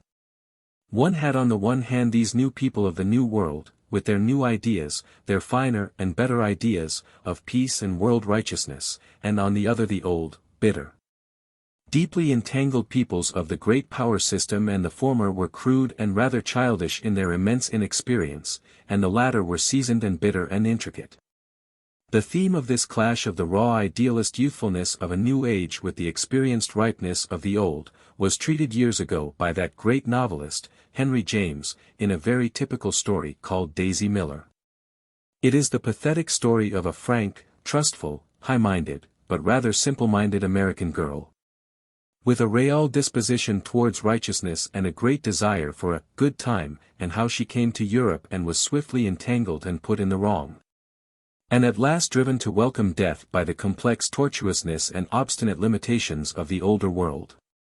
There have been 1,000 variants of that theme in real life, 1,000 such transatlantic tragedies, and the story of President Wilson is one of them. But it is not to be supposed, because the new thing succumbs to the old infections, that is the final condemnation of the new thing. Probably no fallible human being manifestly trying to do his best amidst overwhelming circumstances has been subjected to such minute, searching, and pitiless criticism as President Wilson. He is blamed, and it would seem that he is rightly blamed, for conducting the war and the ensuing peace negotiations on strictly party lines. He remained the president representing the American Democratic Party, when circumstances conspired to make him the representative of the general interests of mankind. He made no attempt to forget party issues for a time, and to incorporate with himself such great American leaders as ex-President Roosevelt, ex-President Taft, and the like. He did not draw fully upon the moral and intellectual resources of the states, he made the whole issue too personal, and he surrounded himself with merely personal adherents. And a still graver error was his decision to come to the peace conference himself. Nearly every experienced critic seems to be of opinion that he should have remained in America, in the role of America, speaking occasionally as if a nation spoke. Throughout the concluding years of the war he had achieved an unexampled position in the world. President Wilson. Says Dr. Dillon, Europe, when the president touched its shores, was as clay ready for the creative potter. Never before were the nations so eager to follow a Moses who would take them to the long-promised land where wars are prohibited and blockades unknown. And to their thinking he was that great leader. In France men bowed down before him with awe and affection. Labor leaders in Paris told me that they shed tears of joy in his presence, and that their comrades would go through fire and water to help him to realize his noble schemes. To the working classes in Italy his name was a heavenly clarion at the sound of which the earth would be renewed. The Germans regarded him and his humane doctrine as their sheet anchor of safety. The fearless Hermulan said, if President Wilson were to address the Germans, and pronounce a severe sentence upon them, they would accept it with resignation and without a murmur and set to work at once. In German Austria his fame was that of a savior, and the mere mention of his name brought balm to the suffering and surcease of sorrow to the afflicted. Such was the overpowering expectation of the audience to which President Wilson prepared to show himself. He reached France on board the George Washington in December, 1918. He brought his wife with him. That seemed no doubt a perfectly natural and proper thing to an American mind. Quite a number of the American representatives brought their wives. Unhappily a social quality, nay, almost a tourist quality, was introduced into the world settlement by these ladies. Transport facilities were limited, and most of them arrived in Europe with a radiant air of privilege. They came as if they came to a treat.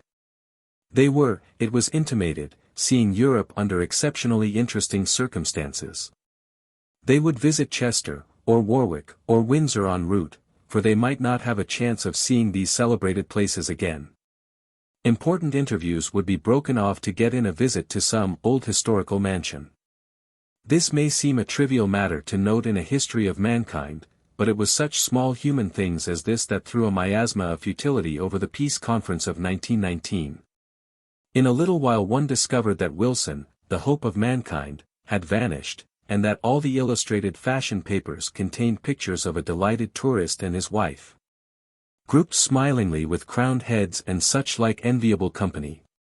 It is so easy to be wise after the event, and to perceive that he should not have come over. M. Clemenceau. The men he had chiefly to deal with, for example M. Clemenceau, France, Mr. Lloyd George and Mr. Balfour, Britain, Baron Sannino and Signor Orlando, Italy, were men of widely dissimilar historical traditions. But in one respect they resembled him and appealed to his sympathies. They, too, were party politicians, who had led their country through the war. Like himself they had failed to grasp the necessity of entrusting the work of settlement to more specially qualified men. They were the merest novices in international affairs. Geography, ethnology, psychology, and political history were sealed books to them. Like the rector of Louvain University, who told Oliver Goldsmith that, as he had become the head of that institution without knowing Greek, he failed to see why it should be taught there, the chiefs of state, having obtained the highest position in their respective countries without more than an inkling of international affairs, were unable to realize the importance of mastering them or the impossibility of repairing the omission as they went along. What they lacked, however, might in some perceptible degree have been supplied by enlisting as their helpers men more happily endowed than themselves. But they deliberately chose mediocrities. It is a mark of genial spirits that they are well served, but the plenipotentiaries of the conference were not characterized by it. Away in the background some of them had familiars or casual prompters to whose counsels they were wont to listen, but many of the adjoints who moved in the limelight of the world stage were gritless and pithless. Mr. Lloyd George. As the heads of the principal governments implicitly claimed to be the authorized spokesman of the human race, and endowed with unlimited powers. It is worth noting that this claim was boldly challenged by the people's organs in the press. Nearly all the journals read by the masses objected from the first to the dictatorship of the group of premiers, Mr. Wilson being excepted.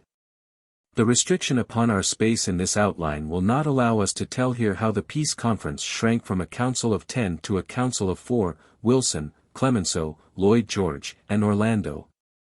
And how it became a conference less and less like a frank and open discussion of the future of mankind, and more like some old-fashioned diplomatic conspiracy. Great and wonderful had been the hopes that had gathered to Paris. The Paris of the conference, says Dr. Dillon, ceased to be the capital of France. It became a vast cosmopolitan caravanserai teeming with unwanted aspects of life and turmoil, filled with curious samples of the races, tribes, and tongues of 4 continents who came to watch and wait for the mysterious tomorrow. An Arabian Nights touch was imparted to the dissolving panorama by strange visitants from Tartary and Kurdistan, Korea and Azerbaijan, Armenia, Persia, and the Hejaz, men with patriarchal beards and scimitar-shaped noses. And others from desert and oasis, from Samarkand and Bokhara. Turbans and fezes, sugarloaf hats and headgear resembling episcopal mitres, old military uniforms devised for the embryonic armies of new states on the eve of perpetual peace, snowy white burnouses, flowing mantles, and graceful garments like the Roman toga, contributed to create an atmosphere of dreamy unreality in the city where the grimmest of realities were being faced and coped with. Then came the men of wealth, of intellect, of industrial enterprise, and the seed-bearers of the ethical new ordering, members of economic committees from the United States, Britain, Italy, Poland, Russia, India, and Japan. Representatives of naphtha industries and far-off coal mines, pilgrims, fanatics and charlatans from all climes, priests of all religions, preachers of every doctrine, who mingled with princes, field marshals, statesmen, anarchists, builders up and pullers down. All of them burned with desire to be near to the crucible in which the political and social systems of the world were to be melted and recast. Every day, in my walks in my apartment, or at restaurants, I met emissaries from lands and peoples whose very names had seldom been heard of before in the West.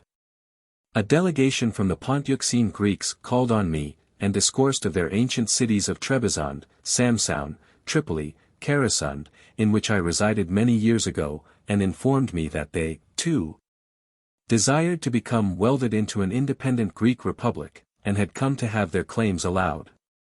The Albanians were represented by my old friend Turkhan Pasha, on the one hand, and by my friend Esad Pasha on the other, the former desirous of Italy's protection, the latter demanding complete independence. Chinamen, Japanese, Koreans, Hindus, Kyrgyzs, Leskians, Circassians, Mingrelians, Buryats, Malays, and Negroes and Negroids from Africa and America were among the tribes and tongues foregathered in Paris to watch the rebuilding of the political world system and to see where they came in. To this thronging, amazing Paris, agape for a new world, came President Wilson, and found its gathering forces dominated by a personality narrower, in every way more limited and beyond comparison more forcible than himself, the French Premier, M. Clemenceau. At the instance of President Wilson, M. Clemenceau was elected president of the conference. It was, said President Wilson, a special tribute to the sufferings and sacrifices of France. And that, unhappily, sounded the keynote of the conference, whose sole business should have been with the future of mankind. Georges Benjamin Clemenceau was an old journalist politician, a great denouncer of abuses, a great upsetter of governments, a doctor who had, while a municipal councillor, kept a free clinic, and a fierce, experienced duelist. None of his duels ended fatally, but he faced them with great intrepidity. He had passed from the medical school to Republican journalism in the days of the Empire. In those days he was an extremist of the left. He was for a time a teacher in America, and he married and divorced an American wife. He was 30 in the eventful year 1871. He returned to France after Sedan, and flung himself into the stormy politics of the defeated nation with great fire and vigor. Thereafter France was his world, the France of vigorous journalism, high-spirited personal quarrels, challenges, confrontations, scenes, dramatic effects, and witticisms at any cost. He was what people call fierce stuff. He was nicknamed the Tiger, and he seems to have been rather proud of his nickname. Professional patriot rather than statesman and thinker, this was the man whom the war had flung up to misrepresent the fine mind and the generous spirit of France.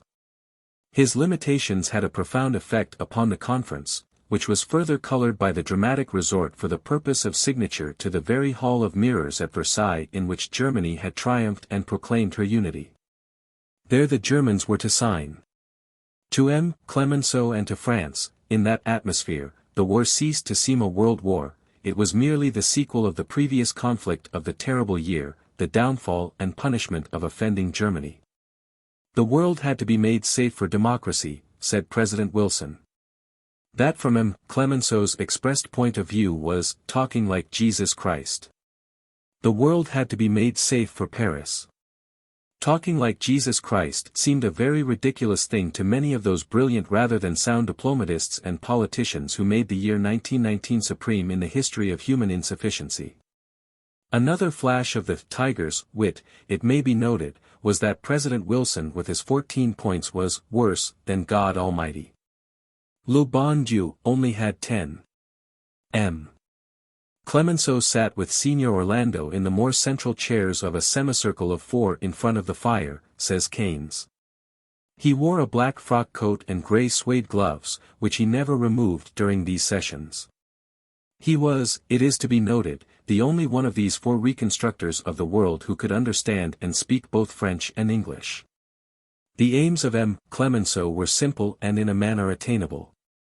He wanted all the settlement of 1871 undone. He wanted Germany punished as though she was a uniquely sinful nation and France a sinless martyr land. He wanted Germany so crippled and devastated as never more to be able to stand up to France. He wanted to hurt and humiliate Germany more than France had been hurt and humiliated in 1871. He did not care if in breaking Germany Europe was broken, his mind did not go far enough beyond the Rhine to understand that possibility. He accepted President Wilson's League of Nations as an excellent proposal if it would guarantee the security of France whatever she did, but he preferred a binding alliance of the United States and England to maintain, uphold, and glorify France under practically any circumstances. He wanted wider opportunities for the exploitation of Syria, North Africa, and so forth by Parisian financial groups. He wanted indemnities to recuperate France, loans, gifts, and tributes to France, glory and homage to France. France had suffered, and France had to be rewarded. Belgium, Russia, Serbia, Poland, Armenia, Britain, Germany, and Austria had all suffered too, all mankind had suffered, but what would you? That was not his affair. These were the supers of a drama in which France was for him the star. In much the same spirit Signor Orlando seems to have sought the welfare of Italy. Mr. Lloyd George brought to the council for the subtlety of a Welshman, the intricacy of a European, and an urgent necessity for respecting the nationalist egotism of the British imperialists and capitalists who had returned him to power. Into the secrecy of that council went President Wilson, leaving Point I at the door, with the very noblest aims for his newly discovered American world policy, his rather hastily compiled 14, now reduced to 13, points. And a project rather than a scheme for a League of Nations. The second point was presently observed to be missing. It may have fallen into the Atlantic on the way over. It may have been thrown into the sea as an offering to the British Admiralty. There can seldom have been a statesman of the first rank more incompetent than the President in the agilities of the council chamber. From the whispering darknesses and fireside disputes of that council, and after various comings and goings we cannot here describe, he emerged at last with his 14 points pitifully torn and dishevelled. But with a little puling infant of a League of Nations, which might die or which might live and grow, no one could tell. This history cannot tell. We are at the end of our term. But that much, at least, he had saved. Let us now consider briefly this covenant of the League of Nations, and recapitulate the terms of the quasi-settlement of the world's affairs of 1919-20. And let us indicate here and there where the latter departs from the promised standard of the 14 points, and where it is most dangerous to the future peace and most manifestly contrary to the welfare of mankind. Because just as the history of Europe in the 19th century was largely the undoing of the Treaty of Vienna, and as the Great War was the necessary outcome of the Treaty of Frankfurt and the Treaty of Berlin, so the general history of the 20th century henceforth will be largely the amendment or reversal of the more ungenerous and unscientific arrangements of the Treaty of 1919. and a struggle to establish those necessary impartial world controls of which the League of Nations is the first insufficient and unsatisfactory sketch. Section 12. This homunculus in a bottle which it was hoped might become at last man ruling the earth, this League of Nations as it was embodied in the Covenant of April 28, 1919, was not a league of peoples at all. It was a league of states, dominions, or colonies. It was stipulated that these should be fully self-governing, but there was no definition whatever of this phrase. There was no bar to a limited franchise and no provision for any direct control by the people of any state. India figured, presumably as a fully self-governing state. An autocracy would no doubt have been admissible as a fully self-governing democracy with a franchise limited to one person. The League of the Covenant of 1919 was, in fact, a league of representatives of foreign offices, and it did not even abolish the nonsense of embassies at every capital.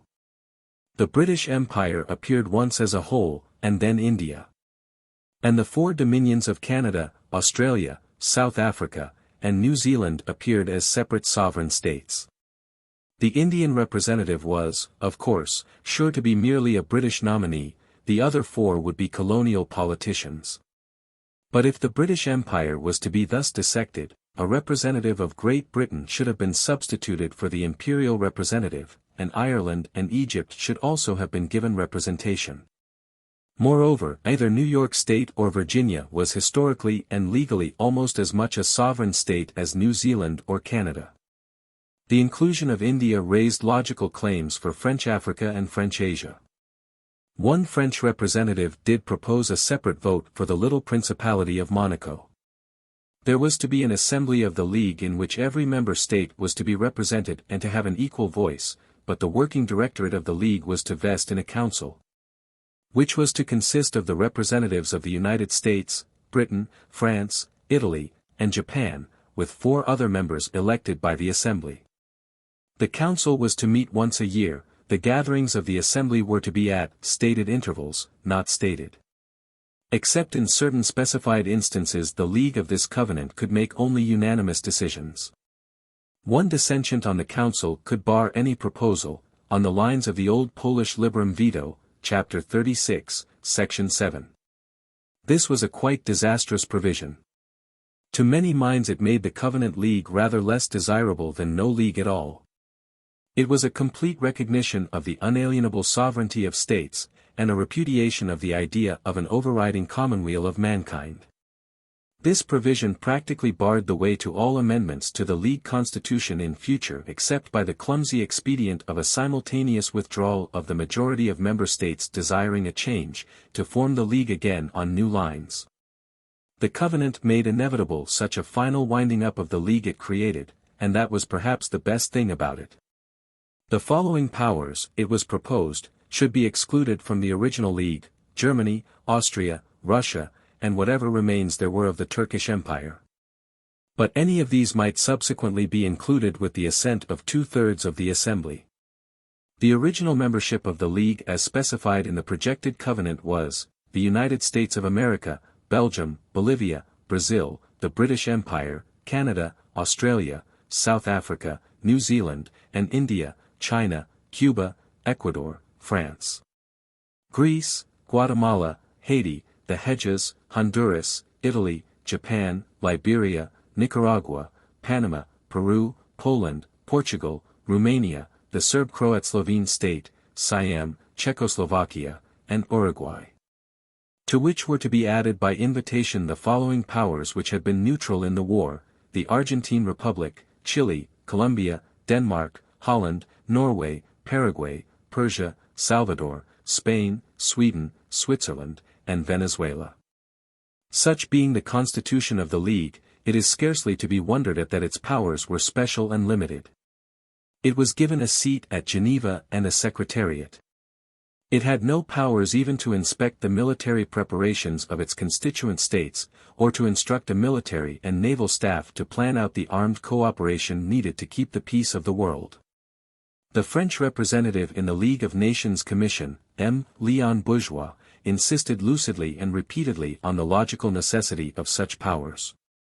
As a speaker he was rather copious and lacking in spice of the Clemenceau quality. The final scene in the plenary session of April 28, before the adoption of the Covenant, is described compactly by Mr. Wilson Harris. The crowded banqueting hall at the Quai d'Orsay, with its of tables for the delegates, with secretaries and officials lining the walls and a solid mass of journalists at the lower end of the room. At the head of the room the Big Three diverted themselves in undertones at the expense of the worthy M. Bourgeois, now launched, with the help of what must have been an entirely superfluous sheaf of notes, on the fifth rendering of his speech in support of his famous amendments. They were so often diverting themselves in undertones, those three men whom God had mocked with the most tremendous opportunity in history. Keynes, op. cit. Gives other instances of the levities, vulgarities, disregards, inattentions, and inadequacies of these meetings. This poor covenant arrived at in this fashion returned with President Wilson to America, and there it was subjected to an amount of opposition, criticism, and revision which showed, among other things, how relatively unimpaired was the mental energy of the United States. It was manifest that the people of America had no mind to a compact that was virtually little more than a league of allied imperialisms for mutual insurance. The Senate refused to ratify the covenant, and the first meeting of the League Council was held therefore without American representatives. The close of 1919 and the opening months of 1920 saw a very curious change come over American feeling after the pro-French and pro-British enthusiasms of the war period. The peace negotiations reminded the Americans, in a confused and very irritating way, of their profound differences in international outlook from any European power that the war had for a time helped them to forget. They felt they had been rushed into many things without due consideration. They experienced a violent revulsion towards that policy of isolation that had broken down in 1917. The close of 1919 saw a phase, a very understandable phase, of passionate and even violent Americanism, in which European imperialism and European socialism were equally anathema. There may have been a sordid element in the American disposition to cut the moral responsibilities the United States had incurred in the affairs of the Old World, and to realize the enormous financial and political advantages the war had given the New World. But the broad instinct of the American people seems to have been sound in its distrust of the proposed settlement. Section 13. The main terms of the treaties of 1919-20 with which the Conference of Paris concluded its labors can be stated much more vividly by a few maps than by a written abstract. We need scarcely point out how much those treaties left unsettled, but we may perhaps enumerate some of the more salient breaches of the 12 that survived out of the 14 points at the opening of the conference.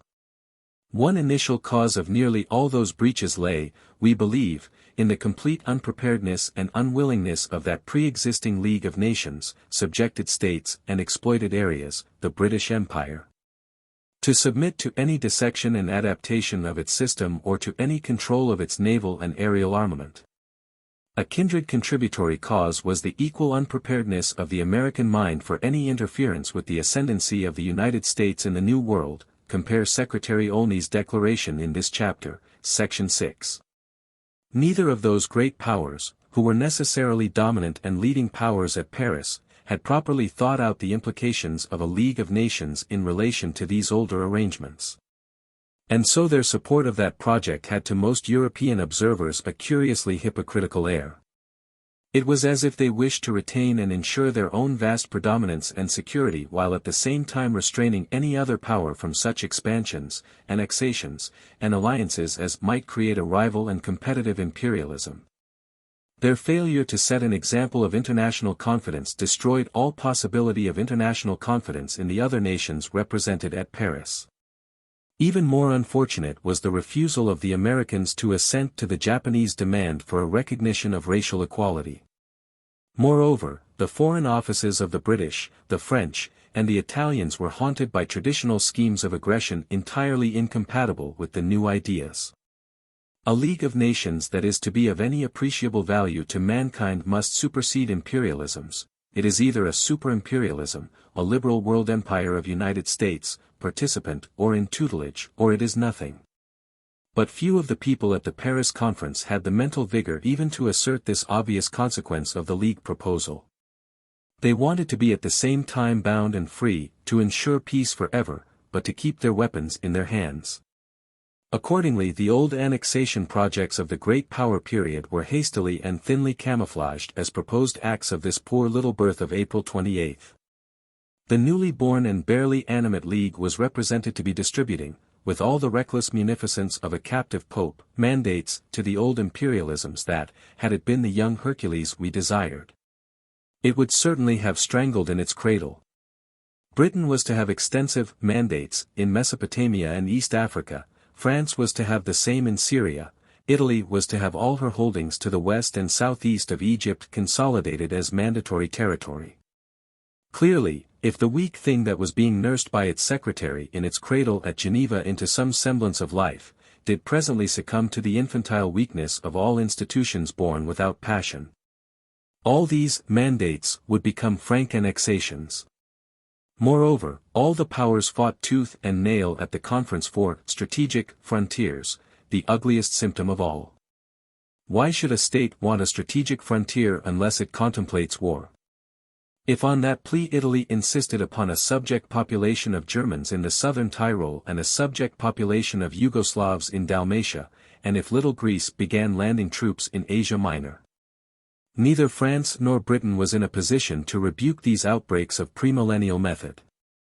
We will not enter here into any detailed account of how President Wilson gave way to the Japanese and consented to their replacing the Germans at Kiaochao, which is Chinese property, how the almost purely German city of Danzig was practically, if not legally, annexed to Poland, and how the powers disputed over the claims of the Italian imperialists, a claim strengthened by these instances, to seize the Yugoslav part of Fiume and deprive the Yugoslavs of a good Adriatic outlet.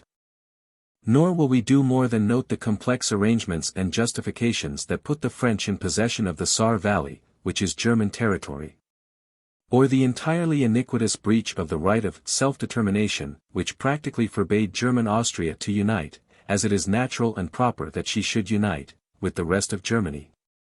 These burning questions of 1919-20, which occupied the newspapers and the minds of statesmen and politicians, and filled all our waste paper baskets with propaganda literature, may seem presently very incidental things in the larger movement of these times.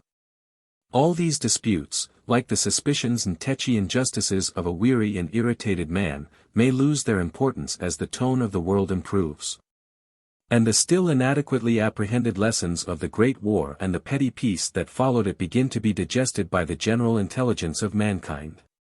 It is worthwhile for the reader to compare the treaty maps we give with what we have called the natural political map of Europe.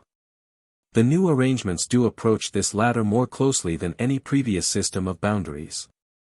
It may be a necessary preliminary to any satisfactory league of peoples, that each people should first be in something like complete possession of its own household. It is absurd to despair of mankind because of these treaties, or to regard them as anything more than feeble first sketches of a world settlement. To do so would be to suppose that there is nothing in France, that land of fine imaginations, better than M. Clemenceau, nothing in America stronger and wiser than President Wilson, and nothing in Britain to steady the Celtic traits of Mr. Lloyd George. The attention we have given to these three personalities in this outline is intended less to enhance their importance than to emphasize their unimportance, and to make it clear to the reader how provisional and incidental all that they did must be in the world's affairs. On no statesman, on no particular men or groups of men, on no state or organization indeed, and on no covenant or treaty, does the future of our race now depend. The year 1919 was not a year of creation and decision, it was just the first cheerless dawn of a long day of creative effort. The conferences of the 10, of the 4, of the Big Three, had no trace of creative power. There was no light in the men of Versailles. The dawn was manifest rather as a grey light of critical disapproval that broke through the shutters and staled the guttering candles of the old diplomacy as the conference yawned and drawled to its end. Creation was not there, but a great process of thought spreads throughout the world. Many thousands of men and women, in every country, for the most part undistinguished and unknown people, are awakening to their responsibility, are studying, thinking, writing, and teaching, getting together, correcting false impressions, challenging foolish ideas, trying to find out and tell the truth. And upon them it is that we must rest our hope, such hope as we can entertain, of a saner plan to take the place of this first flimsy league and this patched and discomforting garment of treaties that has been flung for a while over the naked distresses of our world. Section 14. The failure to produce a more satisfactory world settlement in 1919-20 was, we have suggested, a symptom of an almost universal intellectual and moral lassitude, resulting from the overstrain of the Great War. A lack of fresh initiative is characteristic of a fatigue phase. Everyone, from sheer inability to change, drifts on for a time along the lines of mental habit and precedent. Nothing could be more illustrative of this fatigue inertia than the expressed ideas of military men at this time. It will round off this chapter in an entirely significant way, and complete our picture of the immense world interrogation on which our history must end.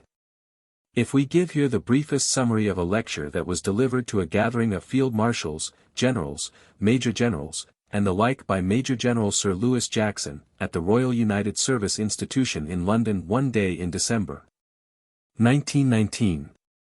Lord Peel, the British Under-Secretary for War, presided, and the reader must picture to himself the not too large and quite dignified room of assembly in that building, and all these fine, grave, soldierly figures quietly intent upon the lecturer's words. He is describing, with a certain subdued enthusiasm, the probable technical developments of military method in the next war. Outside, through the evening twilight of Whitehall, flows the London traffic, not quite so abundant as in 1914, but still fairly abundant. The omnibuses all overcrowded because there are now not nearly enough of them, and the clothing of people generally shabbier. Some little way down Whitehall is a temporary erection, the cenotaph, with its base smothered with a vast, pathetic heap of decaying wreaths, bunches of flowers, and the like.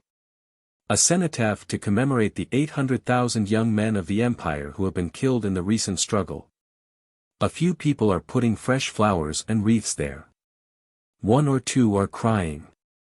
The prospect stretches out beyond this gathering into the grey vastness of London, where people are now crowded as they have never been crowded before, whose food is dear and employment more uncertain than it has ever been.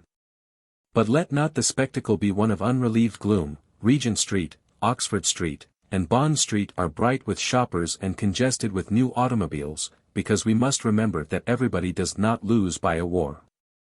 Beyond London the country sinks into night, and across the narrow sea are North France and Belgium devastated, Germany with scores of thousands of her infants dwindling and dying for want of milk, all Austria starving. Half the population of Vienna, it is believed, unless American relief comes quickly, is doomed to die of hardship before the spring.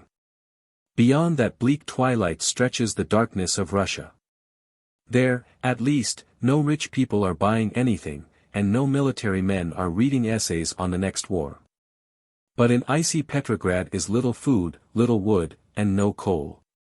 All the towns of Russia southward as far as the snow reaches are in a similar plight, and in the Ukraine and to the south a ragged and dingy war drags to its end. Europe is bankrupt, and people's pockets rustle with paper money whose purchasing power dwindles as they walk about with it. But now we will return to Sir Lewis in the well-lit room at the United Service Institution. He was of opinion, we follow the report in next morning's Times, that we were merely on the eve of the most extensive modifications of the art of war known to history. It behoved us, therefore, us being, of course, the British and not the whole of mankind, to get on with our armaments and to keep ahead, a fine opening generalization. It was necessary to develop new arms. The nation which best did so would have a great advantage in the next war. There were people who were crying aloud for a reduction of armaments. But there the director of trench warfare and supplies was wrong. They were just crying at the cenotaph, poor, soft and stupid souls, because a son or a brother or a father was dead. Sir Lewis believed that one of the greatest developments in the art of warfare would be brought about in mechanical transport. The tank he treated with ingratitude. These military gentlemen are ungrateful to an invention which shoved and butted them into victory almost in spite of themselves. The tank, said Sir Lewis, was a freak. The outstanding feature of the tank, he said, was that it made mechanical transport independent of the roads. Hitherto armies on the march had only been able to spoil the roads. Now their transport on caterpillar wheels would advance in open order on a broad front carrying guns, munitions, supplies, bridging equipment, rafts, and men, and incidentally plowing up and destroying hedges, ditches, fields, and cultivation generally. Armies would wallow across the country, leaving nothing behind but dust and mud. So our imaginations are led up to the actual hostilities. Sir Lewis was in favor of gas. For punitive expeditions particularly, gas was to be recommended. And here he startled and disconcerted his hearers by a gleam of something approaching sentimentality. It might be possible, he said, to come to some agreement that no gas should be used which caused unnecessary suffering. But there his heart spoke rather than his head. It should have been clear to him that if law can so far override warfare as to prohibit any sort of evil device whatever, it can override warfare to the extent of prohibiting it altogether. And where would Sir Lewis Jackson and his audience be then? War is war, its only law is the law that the maximum destruction of the forces of the enemy is necessary. To that law in warfare all considerations of humanity and justice are subordinate. From gas Sir Lewis passed to the air. Here he predicted most important advances. We need not trouble ourselves yet with flying destroyers or flying concrete forts, but in 20 years' time the Air Force estimates might be the most important part of our preparations for war. He discussed the conversion of commercial flying machines to bombing and reconnaissance uses, and the need for special types of fighting machine in considerable numbers and always ready.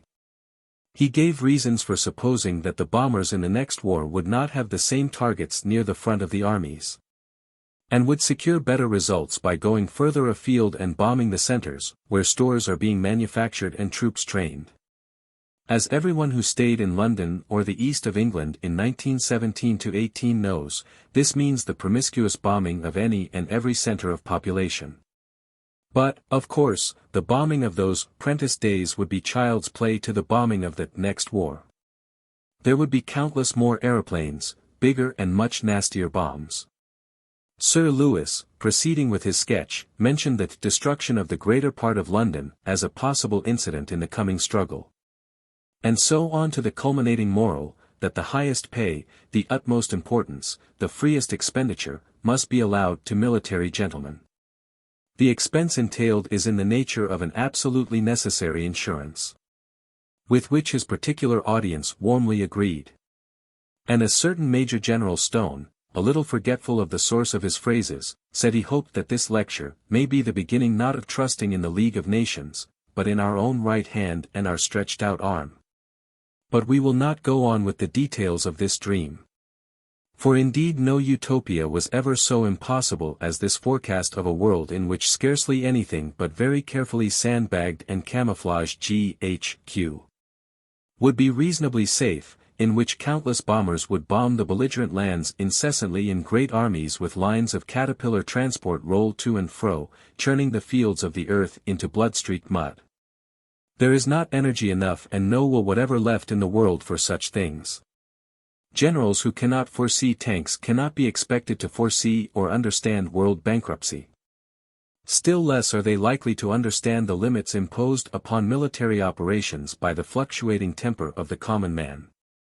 Apparently these military authorities of the United Service Institution did not even know that warfare aims at the production of states of mind in the enemy, and is sustained by states of mind. The chief neglected factor in the calculations of Sir Lewis is the fact that no people whatever will stand such warfare as he contemplates, not even the people on the winning side. For as northern France, southeastern Britain, and North Italy now understand, the victor in the next war may be bombed and starved almost as badly as the loser. A phase is possible in which a war-tormented population may cease to discriminate between military gentlemen on this side or that, and may be moved to destroy them as the common enemies of the race. The Great War of 1914–18 was the culmination of the military energy of the Western populations, and they fought and fought well because they believed they were fighting the war to end war. They were. German imperialism, with its organized grip upon education and its close alliance with an aggressive commercialism, was beaten and finished. The militarism and imperialism of Britain and France and Italy are by comparison feeble, disorganized, and disorganizing survivals. They are things left over by the Great War. They have no persuasive power. They go on, for sheer want of wits to leave off. No European government will ever get the same proportion of its people into the ranks and into its munition works again as the governments of 1914–18 did. Our world is very weak and feeble still, 1920, but its war fever is over. Its temperature is, if anything, subnormal. It is doubtful if it will take the fever again for a long time. The alterations in the conditions of warfare are already much profounder than such authorities as Sir Lewis Jackson suspect. Section 15. This outline of our history would not be complete without at least a few words by way of a stock-taking of the state of mind in which we leave mankind today.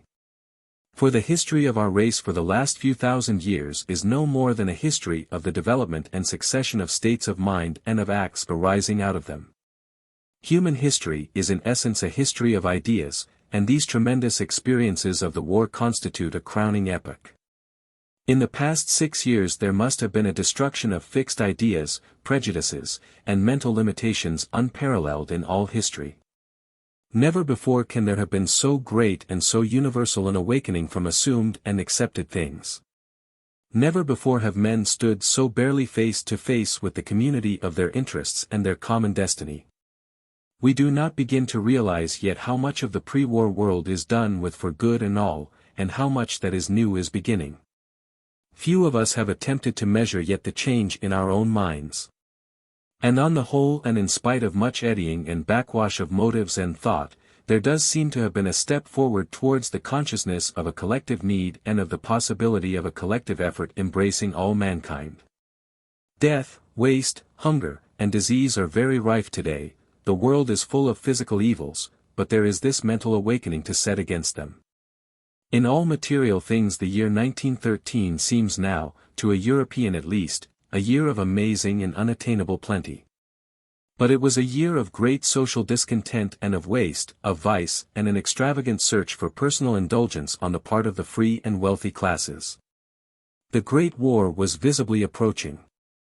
Yet there was neither will nor understanding to prevent the catastrophe. Smart and fashionable life capered to nigger dance tunes, and that hectic generation was disposed to welcome even a universal war as a fresh and crowning excitement.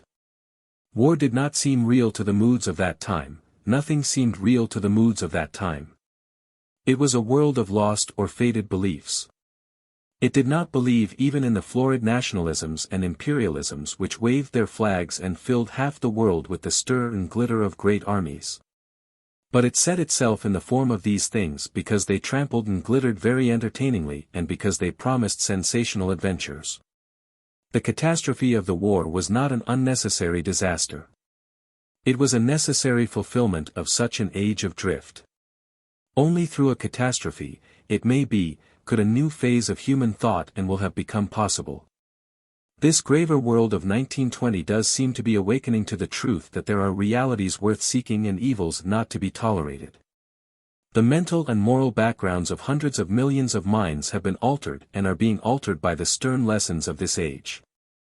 Brotherhood through sorrow, sorrow for common sufferings and for irreparable mutual injuries, is spreading and increasing throughout the world.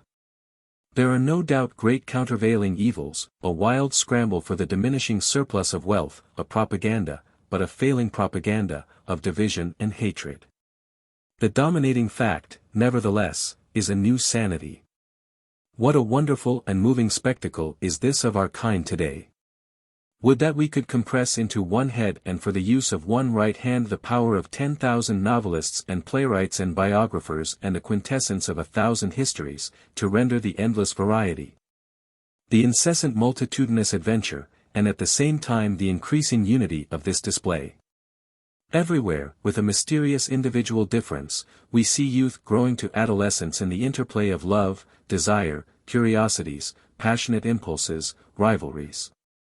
As the earth spins from darkness into the light, the millions wake again to a new day in their life of toil, anxiety, little satisfactions, little chagrins, rivalries, spites, generosities. From tropic to the bleakest north, the cocks crow before the advancing margin of dawn. The early toiler hurries to his work, the fox and the thief slink home, the tramp stretches his stiff limbs under the haystack, and springs up alert before the farmer's man discovers him. The ploughman is already in the field with his horses. The fires are lit in the cottage and the kettle sings. The hours warm as the day advances. The crowded trains converge upon the city centers, the traffic thickens in the streets, the breakfast table of the prosperous home is spread, the professor begins his lecture, the shop assistants greet their first customers. Outwardly it is very like the world before the war. And yet it is profoundly different. The sense of inevitable routines that held all the world in thrall 6 years ago has gone. And the habitual assurance of security has gone too. The world has been roused, for a time at least, to great dangers and great desires. These minds, this innumerable multitude of minds, are open to fresh ideas of association and duty and relationship as they were never open before. The old confused and divided world is condemned, it is going on provisionally under a sentence of great and as yet incalculable change. Every one of these hundred of millions of human beings is in some form seeking happiness, is driven by complex and conflicting motives, is guided by habits, is swayed by base cravings, by endless suggestions, by passions and affections. By vague exalted ideas. Every one of them is capable of cruelties and fine emotions, of despairs and devotions and self-forgetful effort. All of them forget, all of them become slack with fatigue and fearful or mean or incapable under a sufficient strain. The follies of vanity entrap them all into absurdities. Not one is altogether noble nor altogether trustworthy nor altogether consistent, and not one is altogether vile. Every one of them can be unhappy, every one can feel disappointment and remorse. Not a single one but has at some time wept. And in every one of them is a streak of divinity. Each one for all the obsessions of self is yet dimly aware of something in common, of something that could make a unity out of our infinite diversity. And they are everyone more aware of this than in 1913. Through all the world grows the realization that there can be no securely happy individual life without a righteous general life. Through all the world spreads the suspicion that this scheme of things might be remade, and remade better, and that our present evils need not be.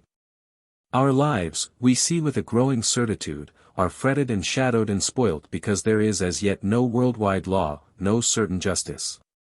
Yet there is nothing absolutely unattainable in world law and world justice. More men are capable of realizing this than was ever possible at any previous time.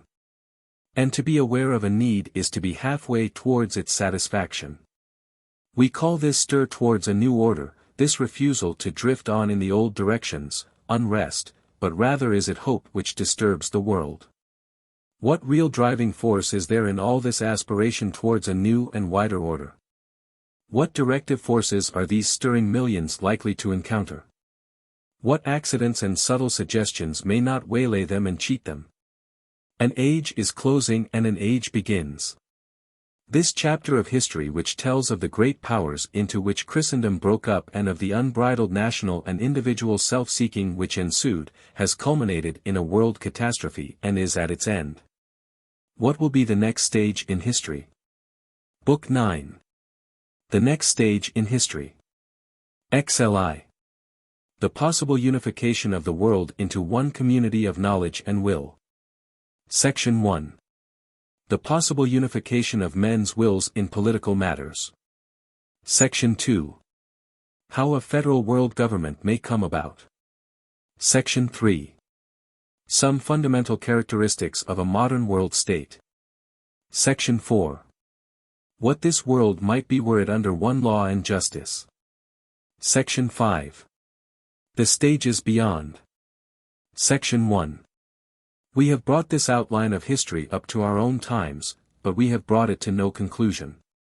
It breaks off at a dramatic phase of expectation. The story of life which began inestimable millions of years ago, the adventure of mankind which was already afoot 500,000 years ago, rises to a crisis in the immense interrogation of today. The drama becomes ourselves. It is you, it is I, it is all that is happening to us and all that we are doing which will supply the next chapter of this continually expanding adventure. Our history has traced a steady growth of the social and political units into which men have combined. In the brief period of 10,000 years these units have grown from the small family tribe of the early Neolithic culture to the vast united realms, vast yet still too small and partial, of the present time. And this change in size of the state, a change manifestly incomplete, has been accompanied by profound changes in its nature. Compulsion and servitude have given way to ideas of associated freedom, and the sovereignty that was once concentrated in an autocratic king and god has been widely diffused throughout the community. Until the Roman Republic extended itself to all Italy, there had been no free community larger than a city-state. All great communities were communities of obedience under a monarch. The great United Republic of the United States would have been impossible before the printing press and the railway. The telegraph and telephone, the aeroplane, the continual progress of land and sea transit, are now insisting upon a still larger political organization. If our outline has been faithfully drawn, and if these brief conclusions are sound, it follows that we are engaged upon an immense task of adjustment to these great lines upon which our affairs are moving. Our wars, our social conflict, our enormous economic stresses, are all aspects of that adjustment. The loyalties and allegiances today are at best provisional loyalties and allegiances. Our true state, this state that is already beginning, this state to which every man owes his utmost political effort, must be now this nascent federal world state to which human necessities point. Our true God now is the God of all men. Nationalism as a god must follow the tribal gods to limbo. Our true nationality is mankind. How far will modern men lay hold upon and identify themselves with this necessity and set themselves to revise their ideas, remake their institutions, and educate the coming generations to this final extension of citizenship? How far will they remain dark, obdurate, habitual, and traditional, resisting the convergent forces that offer them either unity or misery? Sooner or later that unity must come, or else plainly men must perish by their own inventions. We, because we believe in the power of reason and in the increasing goodwill in men, find ourselves compelled to reject the latter possibility. But the way to the former may be very long and tedious, very tragic and wearisome, a martyrdom of many generations, or it may be traveled over almost swiftly in the course of a generation or so. That depends upon forces whose nature we understand to some extent now, but not their power. There has to be a great process of education, by precept and by information and by experience, but there are as yet no quantitative measures of education to tell us how much has to be learnt or how soon that learning can be done. Our estimates vary with our moods, the time may be much longer than our hopes and much shorter than our fears. The terrible experiences of the Great War have made very many men who once took political things lightly take them now very gravely. To a certain small number of men and women the attainment of a world peace has become the supreme work in life, has become a religious self-devotion. To a much greater number it has become at least a ruling motive. Many such people now are seeking ways of working for this great end, or they are already working for this great end, by pen and persuasion, in schools and colleges and books, and in the highways and byways of public life. Perhaps now most human beings in the world are well disposed toward such efforts, but rather confusedly disposed. They are without any clear sense of what must be done and what ought to be prevented, that human solidarity may be advanced. The worldwide outbreak of faith and hope in President Wilson, before he began to wilt and fail us, was a very significant thing indeed for the future of mankind. Set against these motives of unity indeed are other motives entirely antagonistic, the fear and hatred of strange things and peoples, love of and trust in the old traditional thing, patriotisms, race prejudices, suspicions. distrusts, and the elements of spite, scoundrelism, and utter selfishness that are so strong still in every human soul. The overriding powers that hitherto in the individual soul and in the community have struggled and prevailed against the ferocious, base, and individual impulses that divide us from one another, have been the powers of religion and education. Religion and education, those closely interwoven influences, have made possible the greater human societies whose growth we have traced in this outline. They have been the chief synthetic forces throughout this great story of enlarging human cooperations that we have traced from its beginnings. We have found in the intellectual and theological conflicts of the 19th century the explanation of that curious exceptional disentanglement of religious teaching from formal education which is a distinctive feature of our age. And we have traced the consequences of this phase of religious disputation and confusion in the reversion of international politics towards a brutal nationalism and in the backward drift of industrial and business life towards harsh, selfish, and uncreative profit-seeking. There has been a slipping off of ancient restraints, a real decivilization of men's minds. We would lay stress here on the suggestion that this divorce of religious teaching from organized education is necessarily a temporary one, a transitory dislocation, and that presently education must become again in intention and spirit religious. And that the impulse to devotion, to universal service and to a complete escape from self, which has been the common underlying force in all the great religions of the last 25 centuries. An impulse which ebbed so perceptibly during the prosperity, laxity, disillusionment, and skepticism of the past 70 or 80 years, will reappear again, stripped and plain, as the recognized fundamental structural impulse in human society. Education is the preparation of the individual for the community, and his religious training is the core of that preparation. With the great intellectual restatements and expansions of the 19th century, an educational breakup, a confusion and loss of aim in education was inevitable. We can no longer prepare the individual for a community when our ideas of a community are shattered and undergoing reconstruction. The old loyalties, the old too limited and narrow political and social assumptions, the old too elaborate religious formulae, have lost their power of conviction. And the greater ideas of a world state and of an economic commonweal have been winning their way only very slowly to recognition. So far they have swayed only a minority of exceptional people. But out of the trouble and tragedy of this present time there may emerge a moral and intellectual revival, a religious revival. Of a simplicity and scope to draw together men of alien races and now discrete traditions into one common and sustained way of living for the world's service. We cannot foretell the scope and power of such a revival, we cannot even produce evidence of its onset. The beginnings of such things are never conspicuous. Great movements of the racial soul come at first, like a thief in the night, and then suddenly are discovered to be powerful and worldwide. Religious emotion, stripped of corruptions and freed from its last priestly entanglements, may presently blow through life again like a great wind, bursting the doors and flinging open the shutters of the individual life. And making many things possible and easy that in these present days of exhaustion seem almost too difficult to desire. Section 2. If we suppose a sufficient righteousness and intelligence in men to produce presently, from the tremendous lessons of history, an effective will for a world peace, that is to say, an effective will for a world law under a world government, for in no other fashion is a secure world peace conceivable, in what manner may we expect things to move towards this end? That movement will certainly not go on equally in every country, nor is it likely to take at first one uniform mode of expression.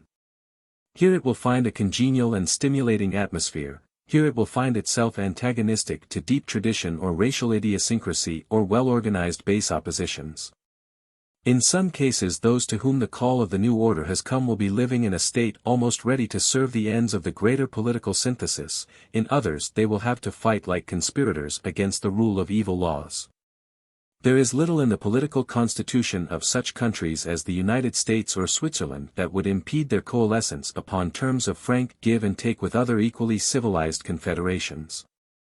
Political systems involving dependent areas and subject peoples, such as the Turkish Empire was before the Great War, seem to require something in the nature of a breaking up before they can be adapted to a federal world system. Any state obsessed by traditions of an aggressive foreign policy will be difficult to assimilate into a world combination. But though here the government may be helpful, and here dark and hostile, the essential task of men of goodwill in all states and countries remains the same.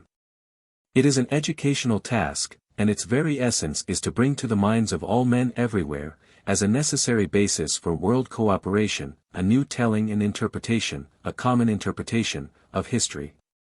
Does this League of Nations which has been created by the Covenant of 1919 contain within it the germ of any permanent federation of human effort? Will it grow into something for which, as Stollibras says, men will be ready to work wholeheartedly and, if necessary, fight, as hitherto they have been willing to fight for their country and their own people? There are few intimations of any such enthusiasm for the League at the present time. The League does not even seem to know how to talk to common men. It has gone into official buildings, and comparatively few people in the world understand or care what it is doing there. It may be that the League is no more than a first project of union, exemplary only in its insufficiencies and dangers. Destined to be superseded by something closer and completer as were the United States Articles of Confederation by the Federal Constitution, see Chapter 37, Section 5. The League is at present a mere partial league of governments and states. It emphasizes nationality, it defers to sovereignty. What the world needs is no such League of Nations as this, nor even a mere League of Peoples, but a World League of Men. The world perishes unless sovereignty is merged and nationality subordinated. And for that the minds of men must first be prepared by experience and knowledge and thought. The supreme task before men at the present time is political education. It may be that several partial leagues may precede any world league. The common misfortunes and urgent common needs of Europe and Asia may be more efficacious in bringing the European and Asiatic states to reason and a sort of unity than the mere intellectual and sentimental ties of the United States and Great Britain and France. A United States of the Old World is a possibility to set against the possibility of an Atlantic Union.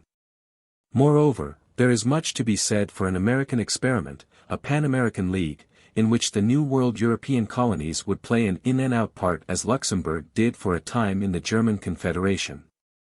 We will not attempt to weigh here what share may be taken in the recasting and consolidation of human affairs by the teachings and propaganda of labor internationalism, by the studies and needs of international finance, or by such boundary-destroying powers as science and art and historical teaching. All these things may exert a combined pressure, in which it may never be possible to apportion the exact shares. Opposition may dissolve, antagonistic cults flatten out to a common culture, almost imperceptibly. The bold idealism of today may seem mere common sense tomorrow. And the problem of a forecast is complicated by the possibilities of interludes and backwaters. History has never gone simply forward. More particularly are the years after a great war apt to be years of apparent retrocession. Men are too weary to see what has been done, what has been cleared away, and what has been made possible. Among the things that seem to move commandingly towards an adequate world control at the present time are these. 1. The increasing destructiveness and intolerableness of war waged with the new powers of science. 2. The inevitable fusion of the world's economic affairs into one system, leading necessarily, it would seem, to some common control of currency, and demanding safe and uninterrupted communications. And a free movement of goods and people by sea and land throughout the whole world. The satisfaction of these needs will require a world control of very considerable authority and powers of enforcement. 3. The need, because of the increasing mobility of peoples, of effectual controls of health everywhere. 4. The urgent need of some equalization of labor conditions, and of the minimum standard of life throughout the world. This seems to carry with it, as a necessary corollary, the establishment of some minimum standard of education for everyone. 5. The impossibility of developing the enormous benefits of flying without a world control of the airways.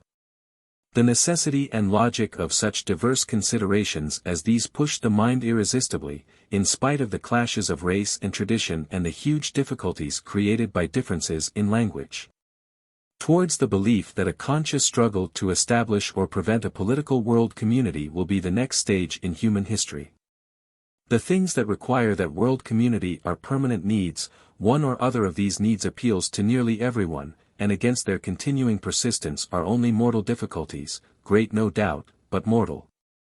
Prejudices, passions, animosities, delusions about race and country, egotisms, and such like fluctuating and evanescent things, set up in men's minds by education and suggestion. None of them things that make now for the welfare and survival of the individuals who are under their sway, nor of the states and towns and associations in which they prevail. Section 3. Our outline of history has been ill-written if it has failed to convey our conviction of the character of the state towards which the world is moving. Let us summarize here, very briefly, the main lines to which the developments of history seem to point as the necessary lines of that world organization. The attainment of this world state may be impeded and may be opposed today by many apparently vast forces, but it has, urging it on, a much more powerful force, that of the free and growing common intelligence of mankind. Today there is in the world a small but increasing number of men, historians, archaeologists, ethnologists, economists, sociologists, psychologists, educationists, and the like, who are doing for human institutions that same task of creative analysis which the scientific men of the 17th and 18th century did for the materials and mechanism of human life. And just as these latter, almost unaware of what they were doing, made telegraphy, swift transit on sea and land, flying in 1,000 hitherto impossible things possible, so the former may be doing more than the world suspects, or than they themselves suspect, to clear up and make plain the thing to do and the way to do it, in the greater and more urgent human affairs. Let us ape Roger Bacon in his prophetic mood, and set down what we believe will be the broad fundamentals of the coming world state. It will be based upon a common world religion, very much simplified and universalized and better understood. This will not be Christianity nor Islam nor Buddhism nor any such specialized form of religion, but religion itself pure and undefiled, the eightfold way, the kingdom of heaven, brotherhood, creative service, and self-forgetfulness. Throughout the world men's thoughts and motives will be turned by education, example, and the circle of ideas about them, from the obsession of self to the cheerful service of human knowledge, human power, and human unity. 2. And this world state will be sustained by a universal education, organized upon a scale and of a penetration and quality beyond all present experience. The whole race, and not simply classes and peoples, will be educated. Most parents will have a technical knowledge of teaching. Quite apart from the duties of parentage, perhaps 10% or more of the adult population will, at some time or other in their lives, be workers in the world's educational organization. And education, as the new age will conceive it, will go on throughout life, it will not cease at any particular age. Men and women will simply become self-educators and individual students and student teachers as they grow older. 3. There will be no armies, no navies, and no classes of unemployed people, wealthy or poor. 4. The world state's organization of scientific research and record compared with that of today will be like an ocean liner beside the dugout canoe of some early Heliolithic wanderer. There will be a vast free literature of criticism and discussion. 6. The world's political organization will be democratic, that is to say, the government and direction of affairs will be in immediate touch with and responsive to the general thought of the educated whole population. 7. Its economic organization will be an exploitation of all natural wealth and every fresh possibility science reveals, by the agents and servants of the common government for the common good. Private enterprise will be the servant, a useful, valued, and well-rewarded servant, and no longer the robber master of the commonweal. 8. And this implies two achievements that seem very difficult to us today. They are matters of mechanism, but they are as essential to the world's well-being as it is to a soldier's, no matter how brave he may be, that his machine gun should not jam. And to an aeronaut's that his steering gear should not fail him in mid-air. Political well-being demands that electoral methods shall be used, and economic well-being requires that a currency shall be used, safeguarded or proof against the contrivances and manipulations of clever, dishonest men. Section 4. There can be little question that the attainment of a federation of all humanity, together with a sufficient measure of social justice, to ensure health, education, and a rough equality of opportunity to most of the children born into the world, would mean such a release and increase of human energy as to open a new phase in human history. The enormous waste caused by military preparation and the mutual annoyance of competing great powers, and the still more enormous waste due to the underproductiveness of great masses of people, either because they are too wealthy for stimulus or too poor for efficiency, would cease. There would be a vast increase in the supply of human necessities, a rise in the standard of life and in what is considered a necessity, a development of transport and every kind of convenience. And a multitude of people would be transferred from low-grade production to such higher work as art of all kinds, teaching, scientific research, and the like. All over the world there would be a setting free of human capacity, such as has occurred hitherto only in small places and through precious limited phases of prosperity and security. Unless we are to suppose that spontaneous outbreaks of supermen have occurred in the past, it is reasonable to conclude that the Athens of Pericles, the Florence of the Medici, Elizabethan England, the great deeds of Asoka, the Tang and Ming periods in art, are but samples of what a whole world of sustained security would yield continuously and cumulatively. Without supposing any change in human quality, but merely its release from the present system of inordinate waste, history justifies this expectation. We have seen how, since the liberation of human thought in the 15th and 16th centuries, a comparatively few curious and intelligent men, chiefly in Western Europe, have produced a vision of the world and a body of science that is now, on the material side, revolutionizing life. Mostly these men have worked against great discouragement, with insufficient funds and small help or support from the mass of mankind. It is impossible to believe that these men were the maximum intellectual harvest of their generation. England alone in the last 3 centuries must have produced scores of Newtons who never learnt to read, hundreds of Daltons, Darwins, Bacons, and Huxleys, who died stunted in hovels, or never got a chance of proving their quality. All the world over, there must have been myriads of potential first-class investigators, splendid artists, creative minds, who never caught a gleam of inspiration or opportunity, for every one of that kind who has left his mark upon the world. In the trenches of the Western Front alone during the late war thousands of potential great men died unfulfilled. But a world with something like a secure international peace and something like social justice, will fish for capacity with the fine net of universal education, and may expect a yield beyond comparison greater than any yield of able and brilliant men that the world has known hitherto.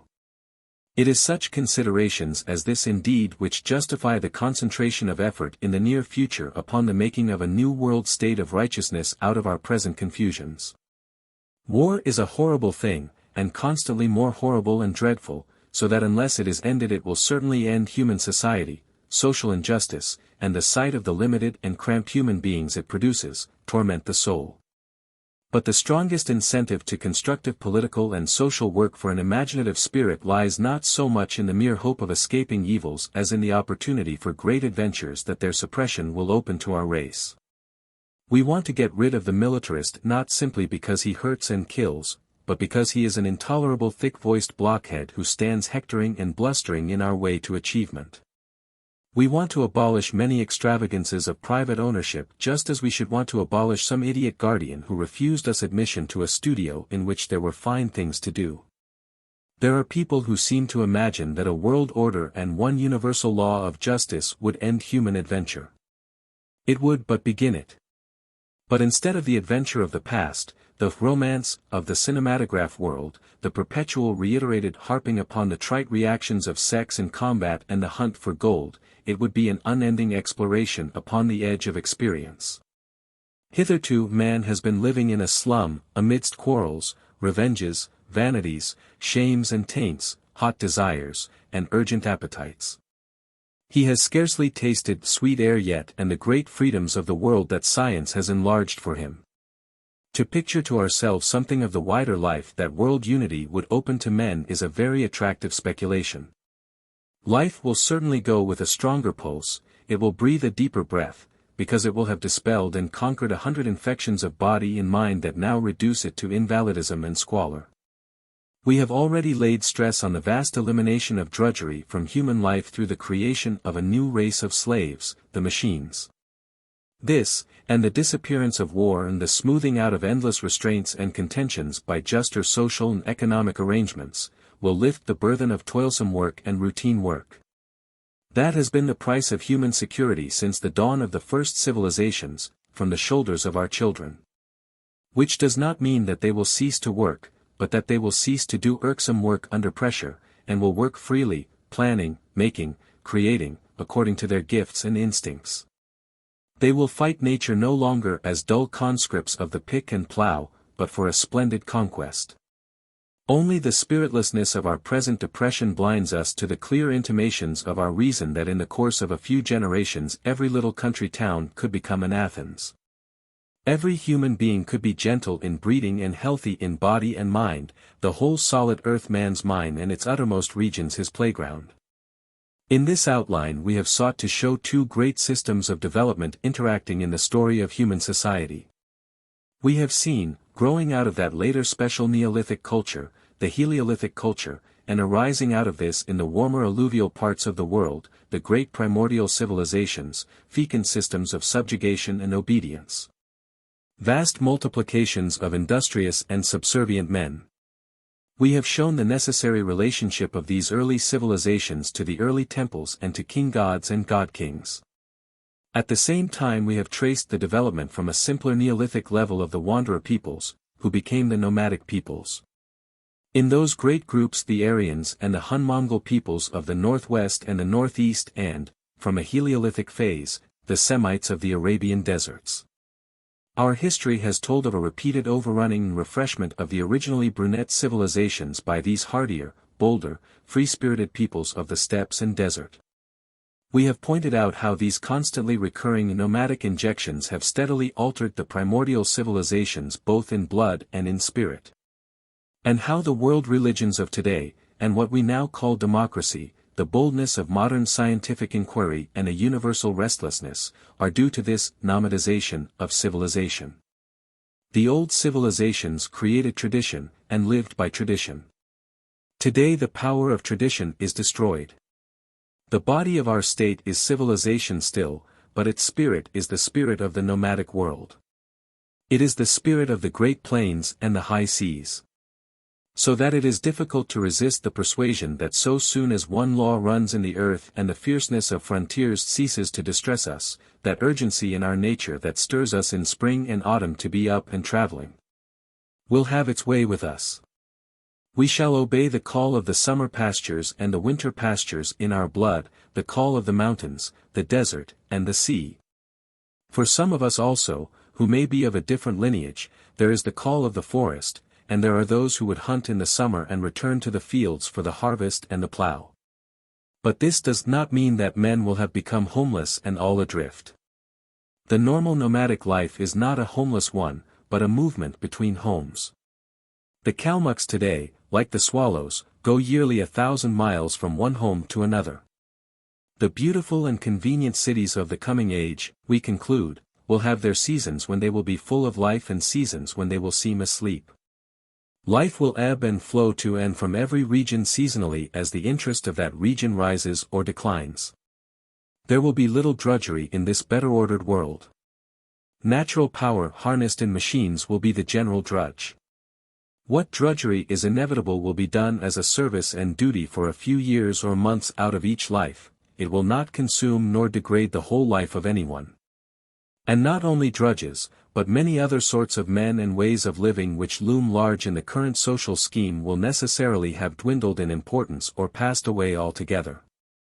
There will be few professional fighting men or none at all, no custom house officers. The increased multitude of teachers will have abolished large police forces and large jail staffs, madhouses will be rare or non-existent. A worldwide sanitation will have diminished the proportion of hospitals, nurses, sick-room attendants, and the like.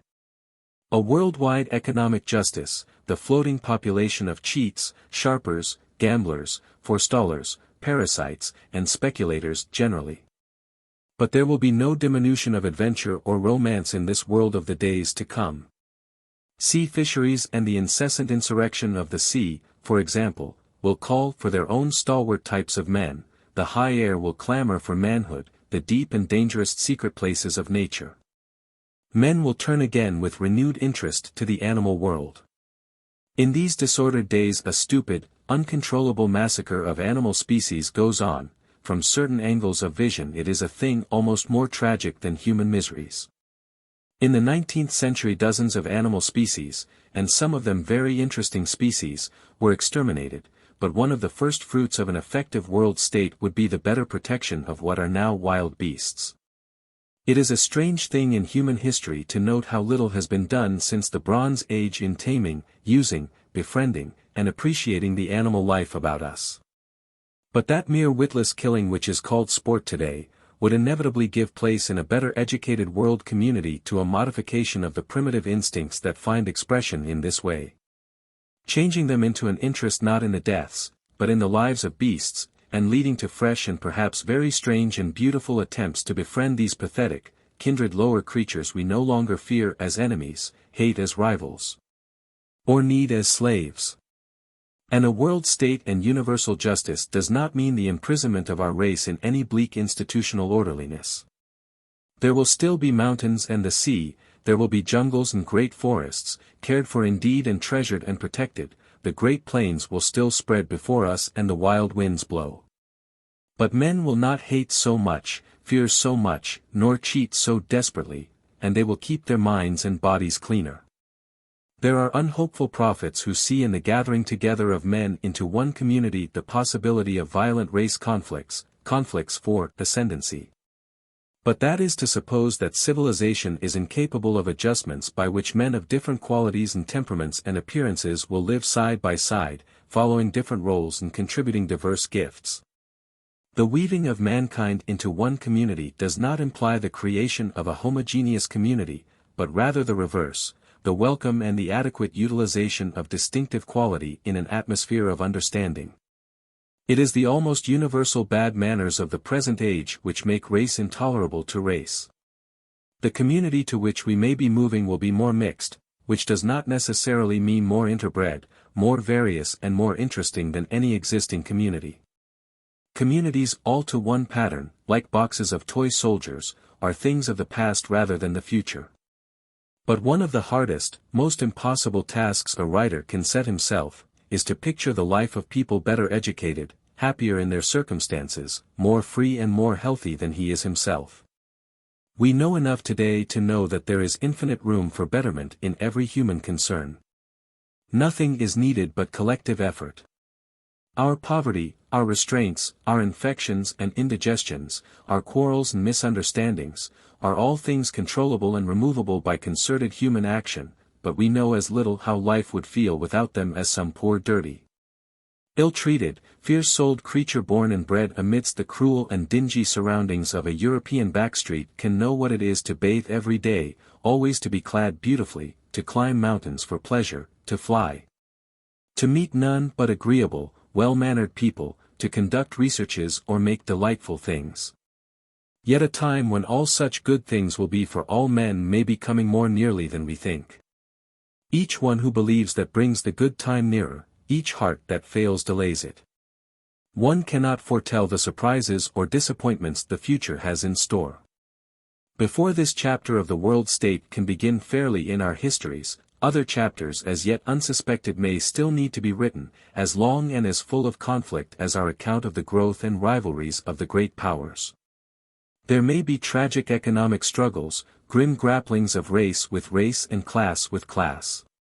We do not know, we cannot tell. These are unnecessary disasters, but they may be unavoidable disasters. Human history becomes more and more a race between education and catastrophe. Against the unifying effort of Christendom and against the unifying influence of the mechanical revolution, catastrophe won. New falsities may arise and hold men in some unrighteous and fated scheme of order for a time, before they collapse amidst the misery and slaughter of generations. Yet, clumsily or smoothly, the world, it seems, progresses and will progress.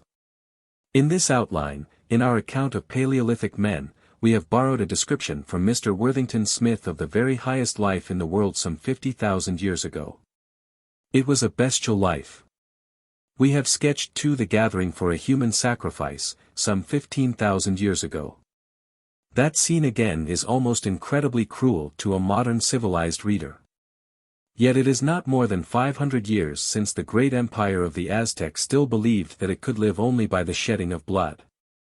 Every year in Mexico hundreds of human victims died in this fashion. The body was bent like a bow over the curved stone of sacrifice, the breast was slashed open with a knife of obsidian. And the priest tore out the beating heart of the still living victim. The day may be close at hand when we shall no longer tear out the hearts of men, even for the sake of our national gods. Let the reader but refer to the earlier time charts we have given in this history, and he will see the true measure and transitoriness of all the conflicts, deprivations, and miseries of this present period of painful and yet hopeful change. Section 5. History is and must always be no more than an account of beginnings. We can venture to prophesy that the next chapters to be written will tell, though perhaps with long interludes of setback and disaster, of the final achievement of worldwide political and social unity. But when that is attained, it will mean no resting stage, nor even a breathing stage, before the development of a new struggle and of new and vaster efforts. Men will unify only to intensify the search for knowledge and power, and live as ever for new occasions. Animal and vegetable life, the obscure processes of psychology, the intimate structure of matter and the interior of our earth, will yield their secrets and endow their conqueror. Life begins perpetually. Gathered together at last under the leadership of man, the student-teacher of the universe, unified, disciplined, armed with the secret powers of the atom and with knowledge as yet beyond dreaming, life, forever dying to be born afresh. Forever young and eager, will presently stand upon this earth as upon a footstool, and stretch out its realm amidst the stars. Time charts. And chronological table. Chronological table. To conclude this outline, we give here a table of leading events from the year 800 BC to 1920 AD. With it we give 5 time diagrams covering the period from 1000 BC onward, which present the trend of events in a graphic form. It is well that the reader should keep in mind an idea of the true proportions of historical to geological time. The scale of these 5 diagrams is such that by it the time diagram on, volume 1, would be about 8.5 times as long, that is to say about 4 feet, that on page 97, showing the length of time since the first true men, about 55 feet long. That on, showing the interval since the Eoliths, 555 feet, and that on, representing the whole of geological time, would be somewhere between 12 and, at the longest and most probable estimate, 260 miles. Let the reader therefore take one of these chronological tables we give, and imagine it extended upon a long strip of paper to a distance of 55 feet.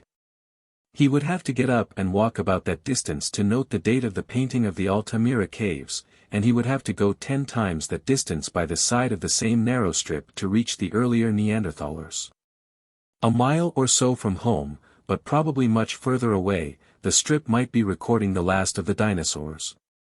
And this on a scale which represents the time from Columbus to ourselves by 3 inches of space. Chronology only begins to be precise enough to specify the exact year of any event after the establishment of the eras of the First Olympiad and the building of Rome. About the year 1000 BC. The Aryan peoples were establishing themselves in the peninsulas of Spain, Italy, and the Balkans, and they were established in North India. Knossos was already destroyed in the spacious times of Egypt, of Thothmes III, Amenophis III. And Ramesses II were 3 or 4 centuries away. Weak monarchs of the XXXIX dynasty were ruling in the Nile Valley. Israel was united under her early kings, Saul or David or possibly even Solomon may have been reigning. Sargon I, 2750 BC. Of the Akkadian Sumerian Empire was a remote memory in Babylonian history, more remote than is Constantine the Great from the world of the present day. Hammurabi had been dead 1,000 years. The Assyrians were already dominating the less military Babylonians. In 1100 BC Tiglath-Pileser I had taken Babylon. But there was no permanent conquest, Assyria and Babylonia were still separate empires. In China the new Zhou dynasty was flourishing.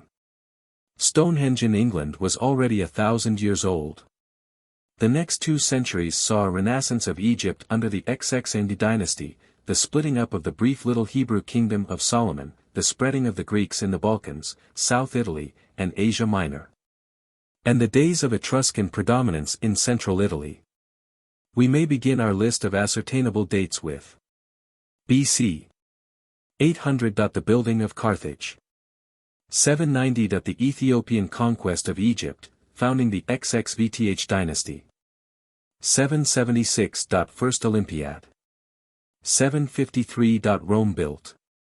745. Tiglath-Pileser III conquered Babylonia and founded the new Assyrian Empire. 738. Menahem, king of Israel, bought off Tiglath-Pileser III. 735. Greeks settling in Sicily. 722. Sargon II armed the Assyrians with iron weapons. 721. He deported the Israelites. 704. Sennacherib. 701. His army destroyed by pestilence on its way to Egypt. 680. Esarhaddon took Thebes in Egypt, overthrowing the Ethiopian XXXIX dynasty. 667. Sardanapalus. 664. Psammetichus I restored the freedom of Egypt and founded the XXXIX dynasty, to 610. He was assisted against Assyria by Lydian troops sent by Gyges. 608. Necho of Egypt defeated Josiah, king of Judah, at the Battle of Megiddo. 606.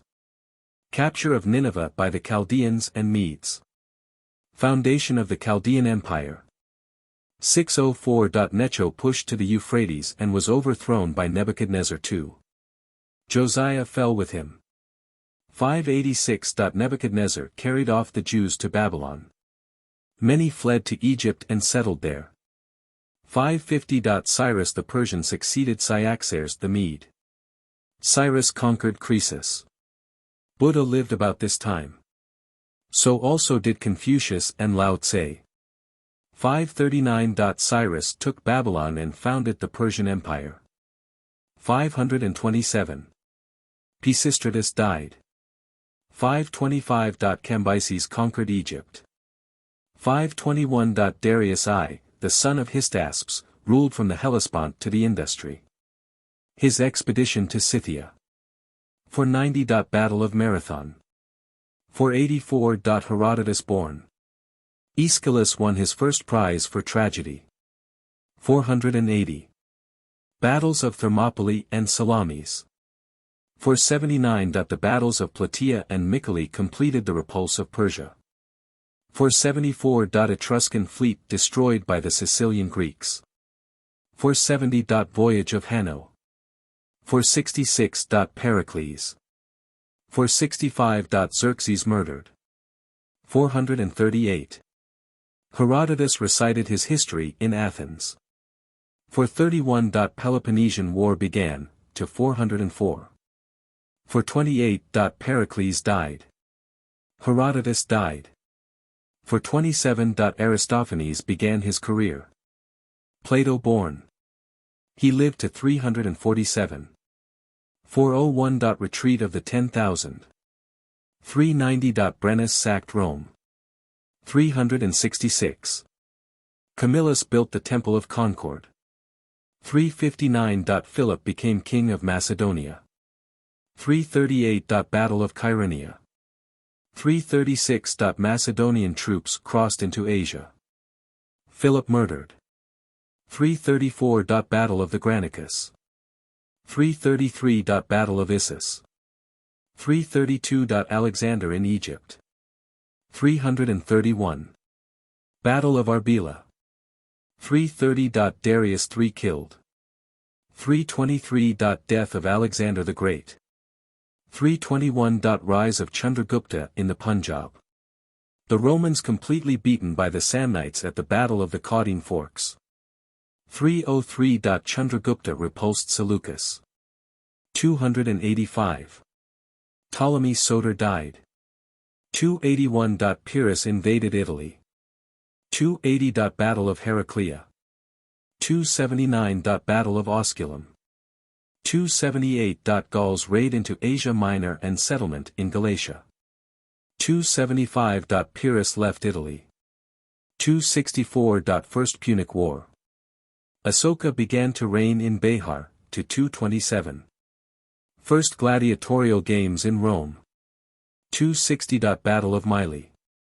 256. Battle of Ecnomus. 246. Shi Huangti became king of Qin. 242. Battle of Aegacian Isles. 241. End of First Punic War. 225. Battle of Telamon. Roman armies in Illyria. 220. Shi Huangti became Emperor of China. 219. Second Punic War. 216. Battle of Cannae. 214. Great Wall of China begun. 210. Death of Shi Huangti. 202. Battle of Zama.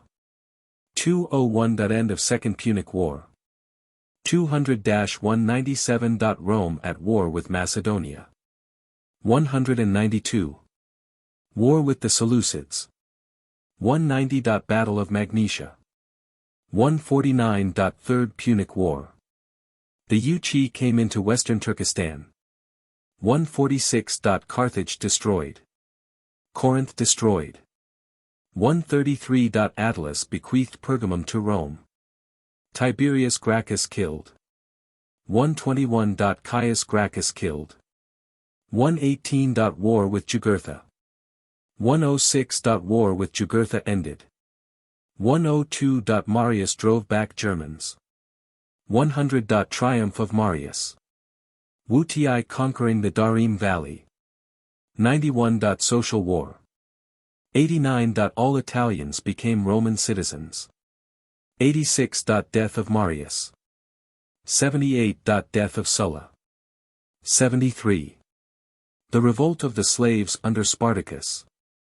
71. Defeat and end of Spartacus.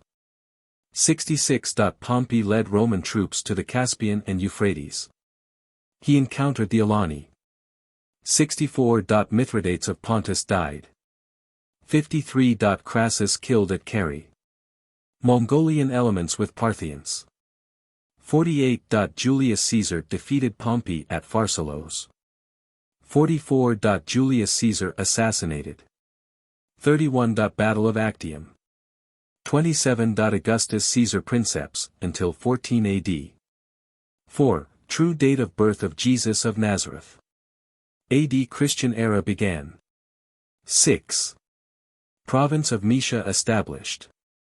9. Province of Pannonia established.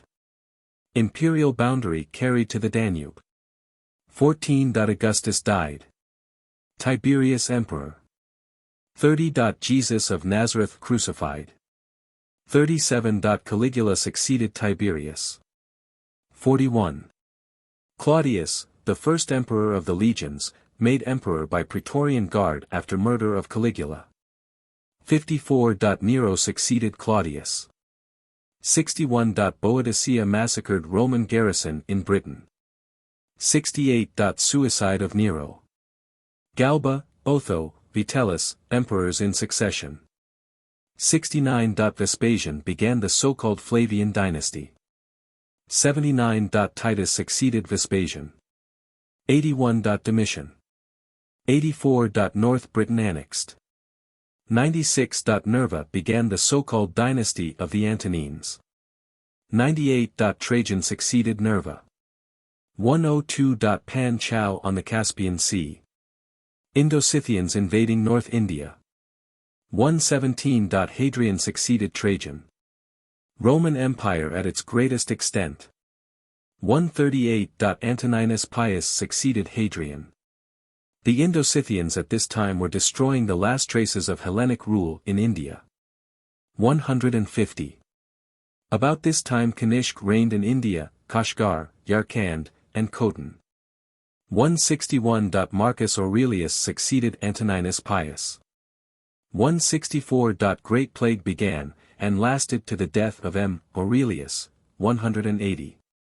This also devastated all Asia. 180. Death of Marcus Aurelius. Nearly a century of war and disorder began in the Roman Empire. 220. End of the Han dynasty. Beginning of 400 years of division in China. 227. Ardashir I, first Sassanid Shah, put an end to Ars Acid line in Persia. 242. Mani began his teaching. 247. Goths crossed Danube in a great raid. 251. Great victory of Goths. Emperor Decius killed. 260. Sapor I, the second Sassanid Shah, took Antioch, captured the Emperor Valerian, and was cut up on his return from Asia Minor by Odenathus of Palmyra. 269. The Emperor Claudius defeated the Goths at Nish. 270. Aurelian became emperor. 272. Zenobia carried captive to Rome. End of the brief glories of Palmyra. 275. Probus succeeded Aurelian. 276. Goths in Pontus. The Emperor Probus forced back Franks and Alemanni. 277. Mani crucified in Persia. 284. Diocletian became emperor. 303. Diocletian persecuted the Christians.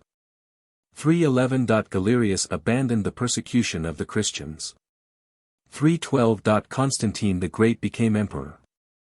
313. Constantine presided over a Christian council at Arles. 321. Fresh Gothic raids driven back. 323. Constantine presided over the Council of Nicaea.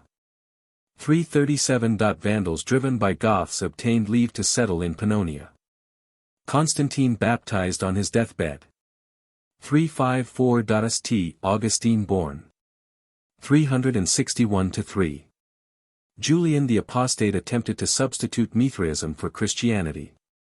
379. Theodosius the Great, a Spaniard, emperor. 390. The statue of Serapis at Alexandria broken up. 392. Theodosius the Great, emperor of East and West. 395. Theodosius the Great died. Honorius and Arcadius redivided the empire with Stilicho and Alaric as their masters and protectors. 410. The Visigoths under Alaric captured Rome. 425. Vandals settling in south of Spain. Huns in Pannonia, Goths in Dalmatia. Visigoths and Suevi in Portugal and North Spain. English invading Britain.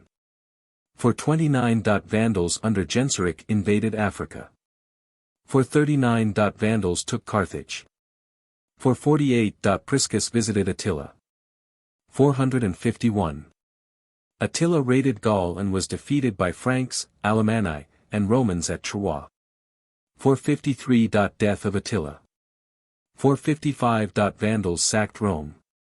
470. Ephthalites raid into India. 476. Odoacer, king of a medley of Teutonic tribes, informed Constantinople that there was no emperor in the west. End of the Western Empire. 480. St. Benedict born. 481. Clovis in France. The Merovingians. 483. Nestorian Church broke away from the Orthodox Christian Church. 493. Theodoric, the Ostrogoth, conquered Italy and became king of Italy, but was nominally subject to Constantinople. Gothic kings in Italy. Goths settled on special confiscated lands as a garrison. 527. Justinian Emperor.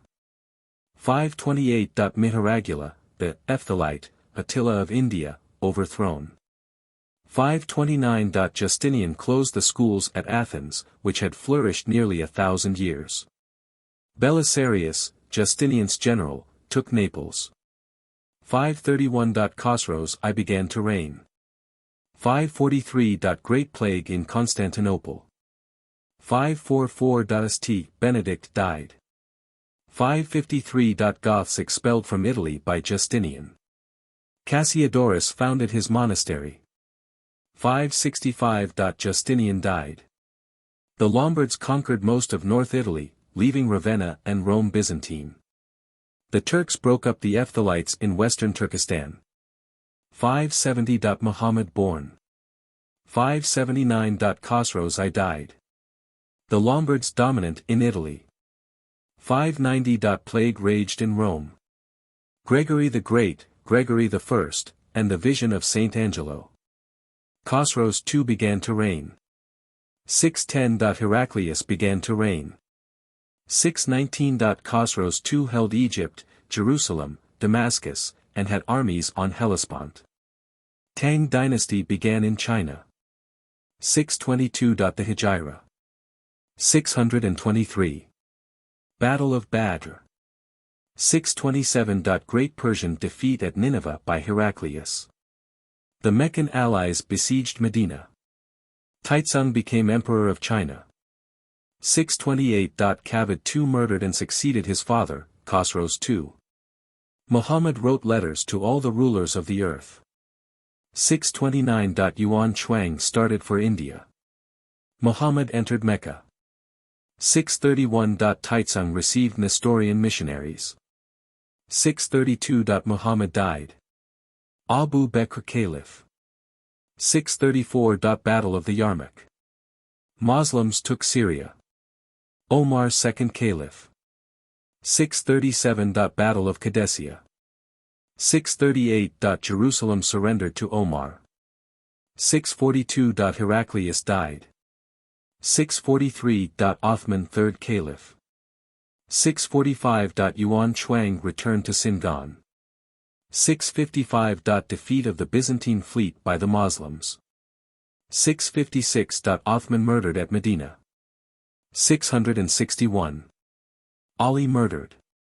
662. Muawiyah Caliph. First of the Umayyad Caliphs. 668. The Caliph Muawiyah attacked Constantinople by sea. Theodore of Tarsus became Archbishop of Canterbury. 675. Last of the sea attacks by Muawiyah on Constantinople. 687. Pepin of Heristal, mayor of the palace, reunited Austrasia and Neustria. 711. Moslem army invaded Spain from Africa. 714. Charles Martel mayor of the palace. 715. The domains of the Caliph Walid I extended from the Pyrenees to China. 717–18. Suleiman, son and successor of Walid, failed to take Constantinople. The Umayyad line passed its climax. 732. Charles Martel defeated the Muslims near Poitiers. 735. Death of the Venerable Bede. 743. Walid II Caliph, the unbelieving Caliph. 749. Overthrow of the Umayyads. Abdul Abbas, the first Abbasid Caliph. Spain remained Umayyad. Beginning of the breakup of the Arab Empire. 751. Pepin crowned King of the French. 755. Martyrdom of Saint Boniface. 768. Pepin died. 771. Charlemagne sole king. 774. Charlemagne conquered Lombardy. 776. Charlemagne in Dalmatia. 786. Harun al-Rashid Abbasid Caliph in Baghdad, to 809. 795. Leo III became Pope, to 816. 800. Leo crowned Charlemagne Emperor of the West. 802. Egbert, formerly an English refugee at the court of Charlemagne, established himself as King of Wessex. 810. Crum of Bulgaria defeated and killed the Emperor Nicephorus. 814. Charlemagne died, Louis the Pious succeeds him. 828. Egbert became first King of England. 843. Louis the Pious died, and the Carlovingian Empire went to pieces. Until 962 there was no regular succession of Holy Roman Emperors, though the title appeared intermittently. 850. About this time Rurik, a Northman, became ruler of Novgorod and Kiev. 852. Boris, first Christian king of Bulgaria, to 884. 865. The fleet of the Russians, Northmen, threatened Constantinople. 886. The Treaty of Alfred of England and Guthrum the Dane, establishing the Danes in the Danelaw. 904. Russian, Northmen, fleet off Constantinople. 912. Rolf the Ganger established himself in Normandy. 919. Henry the Fowler elected King of Germany. 928. Marozia imprisoned Pope John X. 931. John XI Pope, to 936. 936. Otto I became King of Germany in succession to his father, Henry the Fowler. 941. Russian fleet again threatened Constantinople. 955. John XII Pope. 960. Northern Sung dynasty began in China. 962. Otto I, King of Germany, crowned Emperor, first Saxon Emperor, by John XII.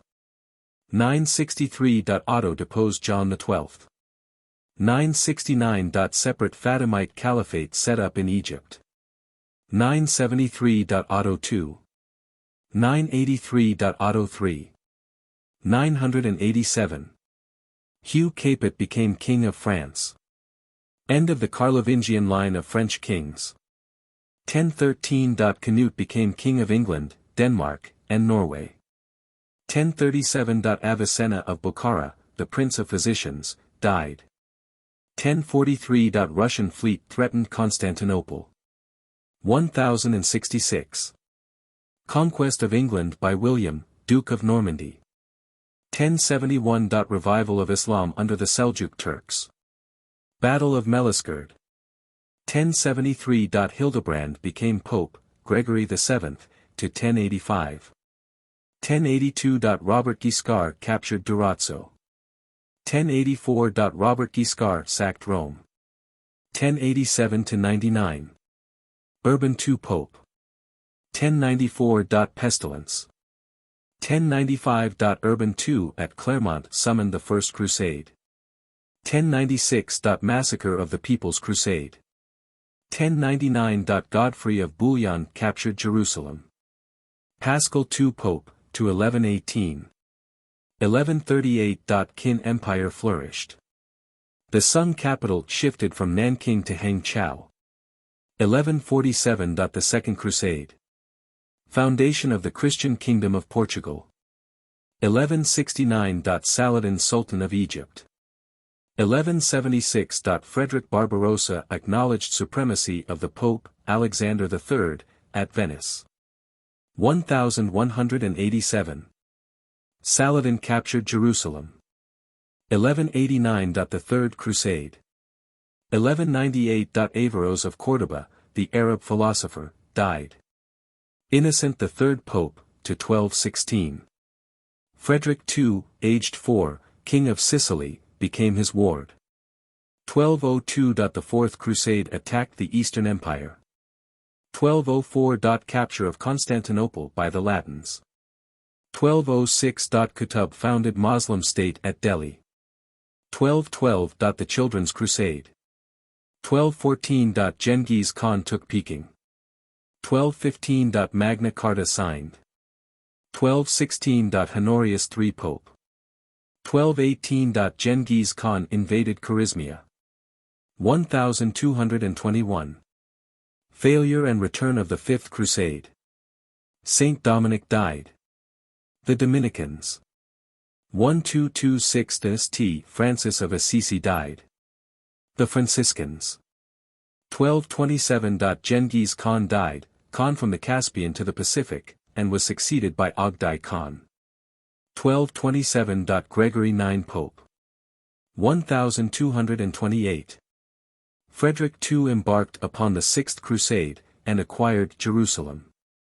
1234. Mongols completed conquest of the Qin Empire with the help of the Sung Empire. 1239. Frederick II excommunicated for the second time. 1240. Mongols destroyed Kiev. Russia tributary to the Mongols. 1241. Mongol victory at Liegnitz in Cilicia.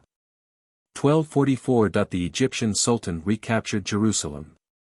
This led to the Seventh Crusade. 1245. Frederick II re-excommunicated. The men of Schwitz burnt the castle of New Habsburg. 1250. St. Louis of France ransomed. Frederick II, the last Hohenstaufen emperor, died. German interregnum until 1273. 1251. Mangu Khan became Great Khan. Kublai Khan governor of China. 1258. Hulagu Khan took and destroyed Baghdad. 1260. Kublai Khan became Great Khan. Ketboga defeated in Palestine. 1261. The Greeks recaptured Constantinople from the Latins. 1269. Kublai Khan sent a message of inquiry to the Pope by the older Polos. 1271. Marco Polo started upon his travels. 1273. Rudolf of Habsburg elected emperor. The Swiss formed their everlasting league. 1280. Kublai Khan founded the Yuan dynasty in China. 1292. Death of Kublai Khan. 1293. Roger Bacon, the prophet of experimental science, died. 1294. Boniface VIII Pope, to 1303. 1295. Marco Polo returned to Venice. 1303. Death of Pope Boniface VIII after the outrage of Anagni by Guillaume de Nogaret. 1305. Clement V Pope. The papal court set up at Avignon. 1308. Duns Scotus died. 1318. 4 Franciscans burnt for heresy at Marseilles. 1347. Occam died. 1348. The Great Plague, the Black Death. 1358. The Jacquerie in France. 1360. In China the Mongol, Yuan, dynasty fell, and was succeeded by the Ming dynasty, to 1644. 1367. Tamerlane assumed the title of Great Khan. 1377. Pope Gregory XI returned to Rome. 1378. The Great Schism. Urban VI in Rome, Clement VII at Avignon. 1381. Peasant revolt in England. What Tyler murdered in the presence of King Richard II. 1384. Wycliffe died. 1398. Huss preached Wycliffism at Prague. 1405. Death of Tamerlane. 1414-18. The Council of Constance. Huss burnt, 1415. 1417. The Great Schism ended, Martin v. Pope. 1420. The Hussites revolted. Martin v. preached a crusade against them. 1431. The Catholic Crusaders dissolved before the Hussites at Dammasluss. The Council of Bâle met. 1436. The Hussites came to terms with the Church. 1439. Council of Bâle created a fresh schism in the Church. 1445. Discovery of Cape Verde by the Portuguese. 1446. First printed books, Coster in Haarlem. 1449. End of the Council of Bâle. 1453. Ottoman Turks under Muhammad II took Constantinople. 1480. Ivan III, Grand Duke of Moscow, threw off the Mongol allegiance. 1481. Death of the Sultan Muhammad II while preparing for the conquest of Italy. Bayezid II Turkish Sultan, to 1512. 1486. Diaz rounded the Cape of Good Hope. 1492. Columbus crossed the Atlantic to America. Rodrigo Borgia, Alexander VI, Pope, to 1503. 1493. Maximilian I became emperor. 1498. Vasco da Gama sailed round the Cape to India. 1499. Switzerland became an independent republic. 1500. Charles V born. 1509. Henry VIII King of England. 1512. Selim Sultan, to 1520. He bought the title of Caliph. Fall of Soderini, and Machiavelli, in Florence. 1513. Leo X Pope. 1515. Francis I King of France. 1517. Selim annexed Egypt. Luther propounded his theses at Wittenberg. 1519. Leonardo da Vinci died. Magellan's expedition started to sail round the world. Cortés entered Mexico City. 1520. Suleiman the Magnificent, Sultan, to 1566, who ruled from Baghdad to Hungary. Charles V Emperor. 1521. Luther at the Diet of Worms. Loyola wounded at Pamplona. 1525. Babur won the Battle of Panipat, captured Delhi, and founded the Mughal Empire. 1527. The German troops in Italy, under the Constable of Bourbon, took and pillaged Rome. 1529. Suleiman besieged Vienna. 1530. Pizarro invaded Peru. Charles V crowned by the Pope. Henry VIII began his quarrel with the papacy. 1532. The Anabaptists seized Munster. 1535. Fall of the Anabaptist rule in Munster. 1539. The Company of Jesus founded. 1543. Copernicus died. 1545. The Council of Trent, to 1563, assembled to put the Church in order. 1546. Martin Luther died. 1547. Ivan IV, the Terrible, took the title of Tsar of Russia. Francis I died. 1549. First Jesuit missions arrived in South America. 1552. Treaty of Passau. Temporary pacification of Germany. 1556. Charles V abdicated. Akbar Great Mogul, to 1605. Ignatius of Loyola died. 1558. Death of Charles V. 1563. End of the Council of Trent and the reform of the Catholic Church. 1564. Galileo born. 1566. Suleiman the Magnificent died. 1567. Revolt of the Netherlands. 1568. Execution of Counts Egmont and Horn. 1571. Kepler born. 1573. Siege of Alkmaar. 1578. Harvey born. 1583. Sir Walter Raleigh's expedition to Virginia.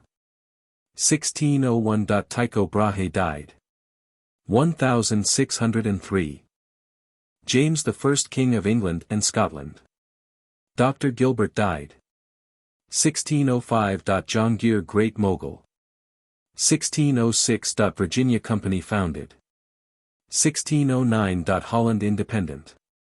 1618. 30 Years' War began. 1620. Mayflower expedition founded New Plymouth. First Negro slaves landed at Jamestown, Virginia. 1625. Charles I of England. 1626. Sir Francis Bacon, Lord Verulam, died. 1628. Shah Jahan Great Mogul. The English Petition of Right. 1629. Charles I of England began his 11 years of rule without a parliament. 1630. Kepler died. 1632. Leeuwenhoek born. Gustavus Adolphus killed at the Battle of Lutzen. 1634. Wallenstein murdered. 1638. Japan closed to Europeans, until 1865. 1640. Charles I of England summoned the Long Parliament. 1641. Massacre of the English in Ireland. 1642. Galileo died. Newton born. 1643. Louis XIV began his reign of 72 years. 1644. The Manchus ended the Ming dynasty. 1645. Swine pens in the inner town of Leipzig pulled down. 1648. Treaty of Westphalia. Thereby Holland and Switzerland were recognized as free republics and Prussia became important. The treaty gave a complete victory neither to the imperial crown nor to the princes. War of the Fronde, it ended in the complete victory of the French crown. 1649. Execution of Charles I of England. 1658. Aurangzeb Great Mogul. Cromwell died. 1660. Charles II of England. 1674. New Amsterdam finally became British by treaty and was renamed New York. 1683. The last Turkish attack on Vienna defeated by John III of Poland. 1688. The British Revolution. Flight of James II. William and Mary began to reign. 1689. Peter the Great of Russia, to 1725. 1690. Battle of the Boyne in Ireland. 1694. Voltaire born. 1701. Frederick I, first King of Prussia. 1704. John Locke, the father of modern democratic theory, died.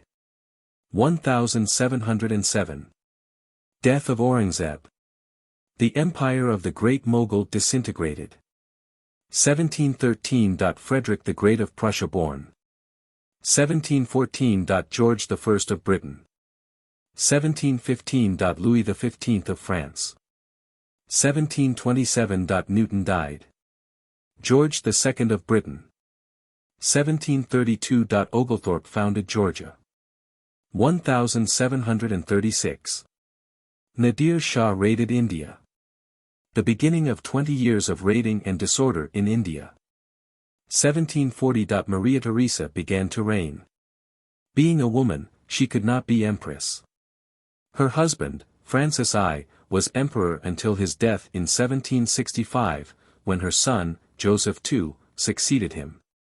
1740. Accession of Frederick the Great, King of Prussia. 1741. The Empress Elizabeth of Russia began to reign. 1755–63. Britain and France struggled for America and India. France in alliance with Austria and Russia against Prussia and Britain, 1756–63, the 7 Years' War. 1757. Battle of Plassey. 1759. The British General Wolfe took Quebec. 1760. George III of Britain. 1762. The Empress Elizabeth of Russia died. Murder of the Tsar Paul, and accession of Catherine the Great of Russia, to 1796. 1763. Peace of Paris, Canada ceded to Britain. British dominant in India. 1764. Battle of Buxar. 1769. Napoleon Bonaparte born. 1774. Louis XVI began his reign. Suicide of Clive. The American Revolutionary drama began. 1775. Battle of Lexington. 1776. Declaration of Independence by the United States of America. 1778. J. Rousseau, the creator of modern democratic sentiment, died. 1780. End of the reign of Maria Theresa.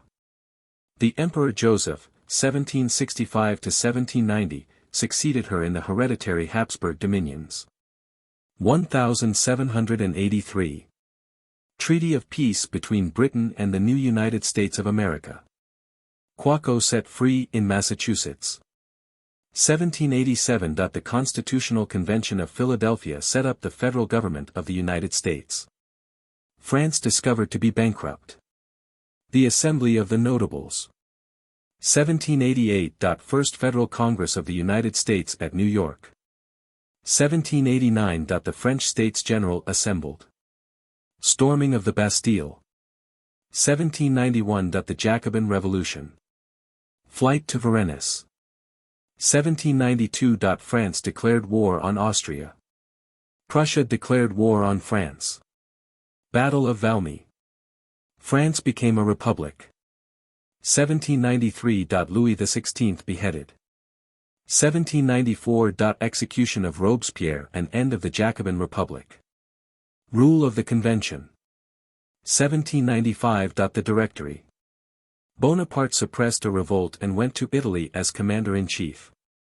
1797. By the Peace of Campo Formio Bonaparte destroyed the Republic of Venice. 1798. Bonaparte went to Egypt. Battle of the Nile. 1799. Bonaparte returned.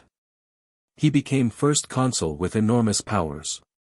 1800. Legislative Union of Ireland and England enacted January 1, 1801. 1800. Napoleon's campaign against Austria. Battles of Marengo, in Italy, and Hohenlinden, Moreau's victory. 1801. Preliminaries of peace between France, England, and Austria signed. 1803. Bonaparte occupied Switzerland, and so precipitated war. 1804. Bonaparte became emperor. Francis II took the title of Emperor of Austria in 1805, and in 1806 he dropped the title of Holy Roman Emperor. So the Holy Roman Empire came to an end. 1805. Battle of Trafalgar. Battles of Ulm and Austerlitz. 1806. Prussia overthrown at Jena. 1807. Battles of Eylau and Friedland and Treaty of Tilsit. 1808. Napoleon made his brother Joseph king of Spain. 1810. Spanish America became republican. 1811. Alexander withdrew from the continental system. 1812. Moscow.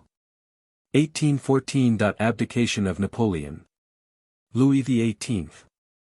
1815. The Waterloo Campaign.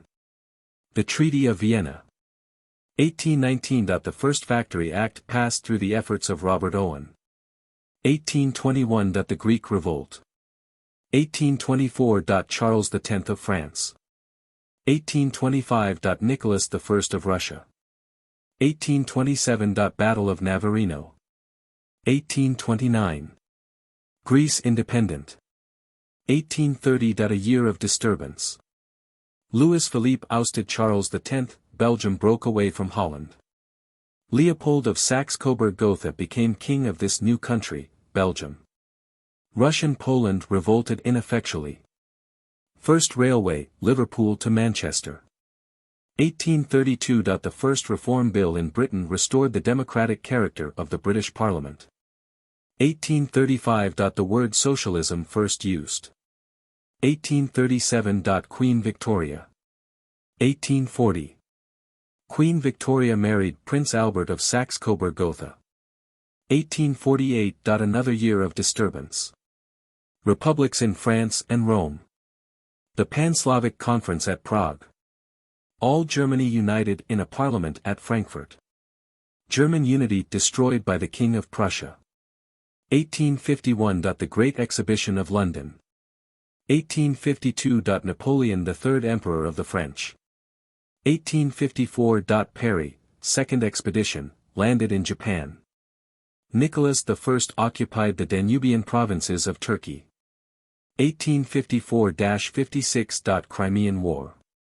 1856. Alexander II of Russia.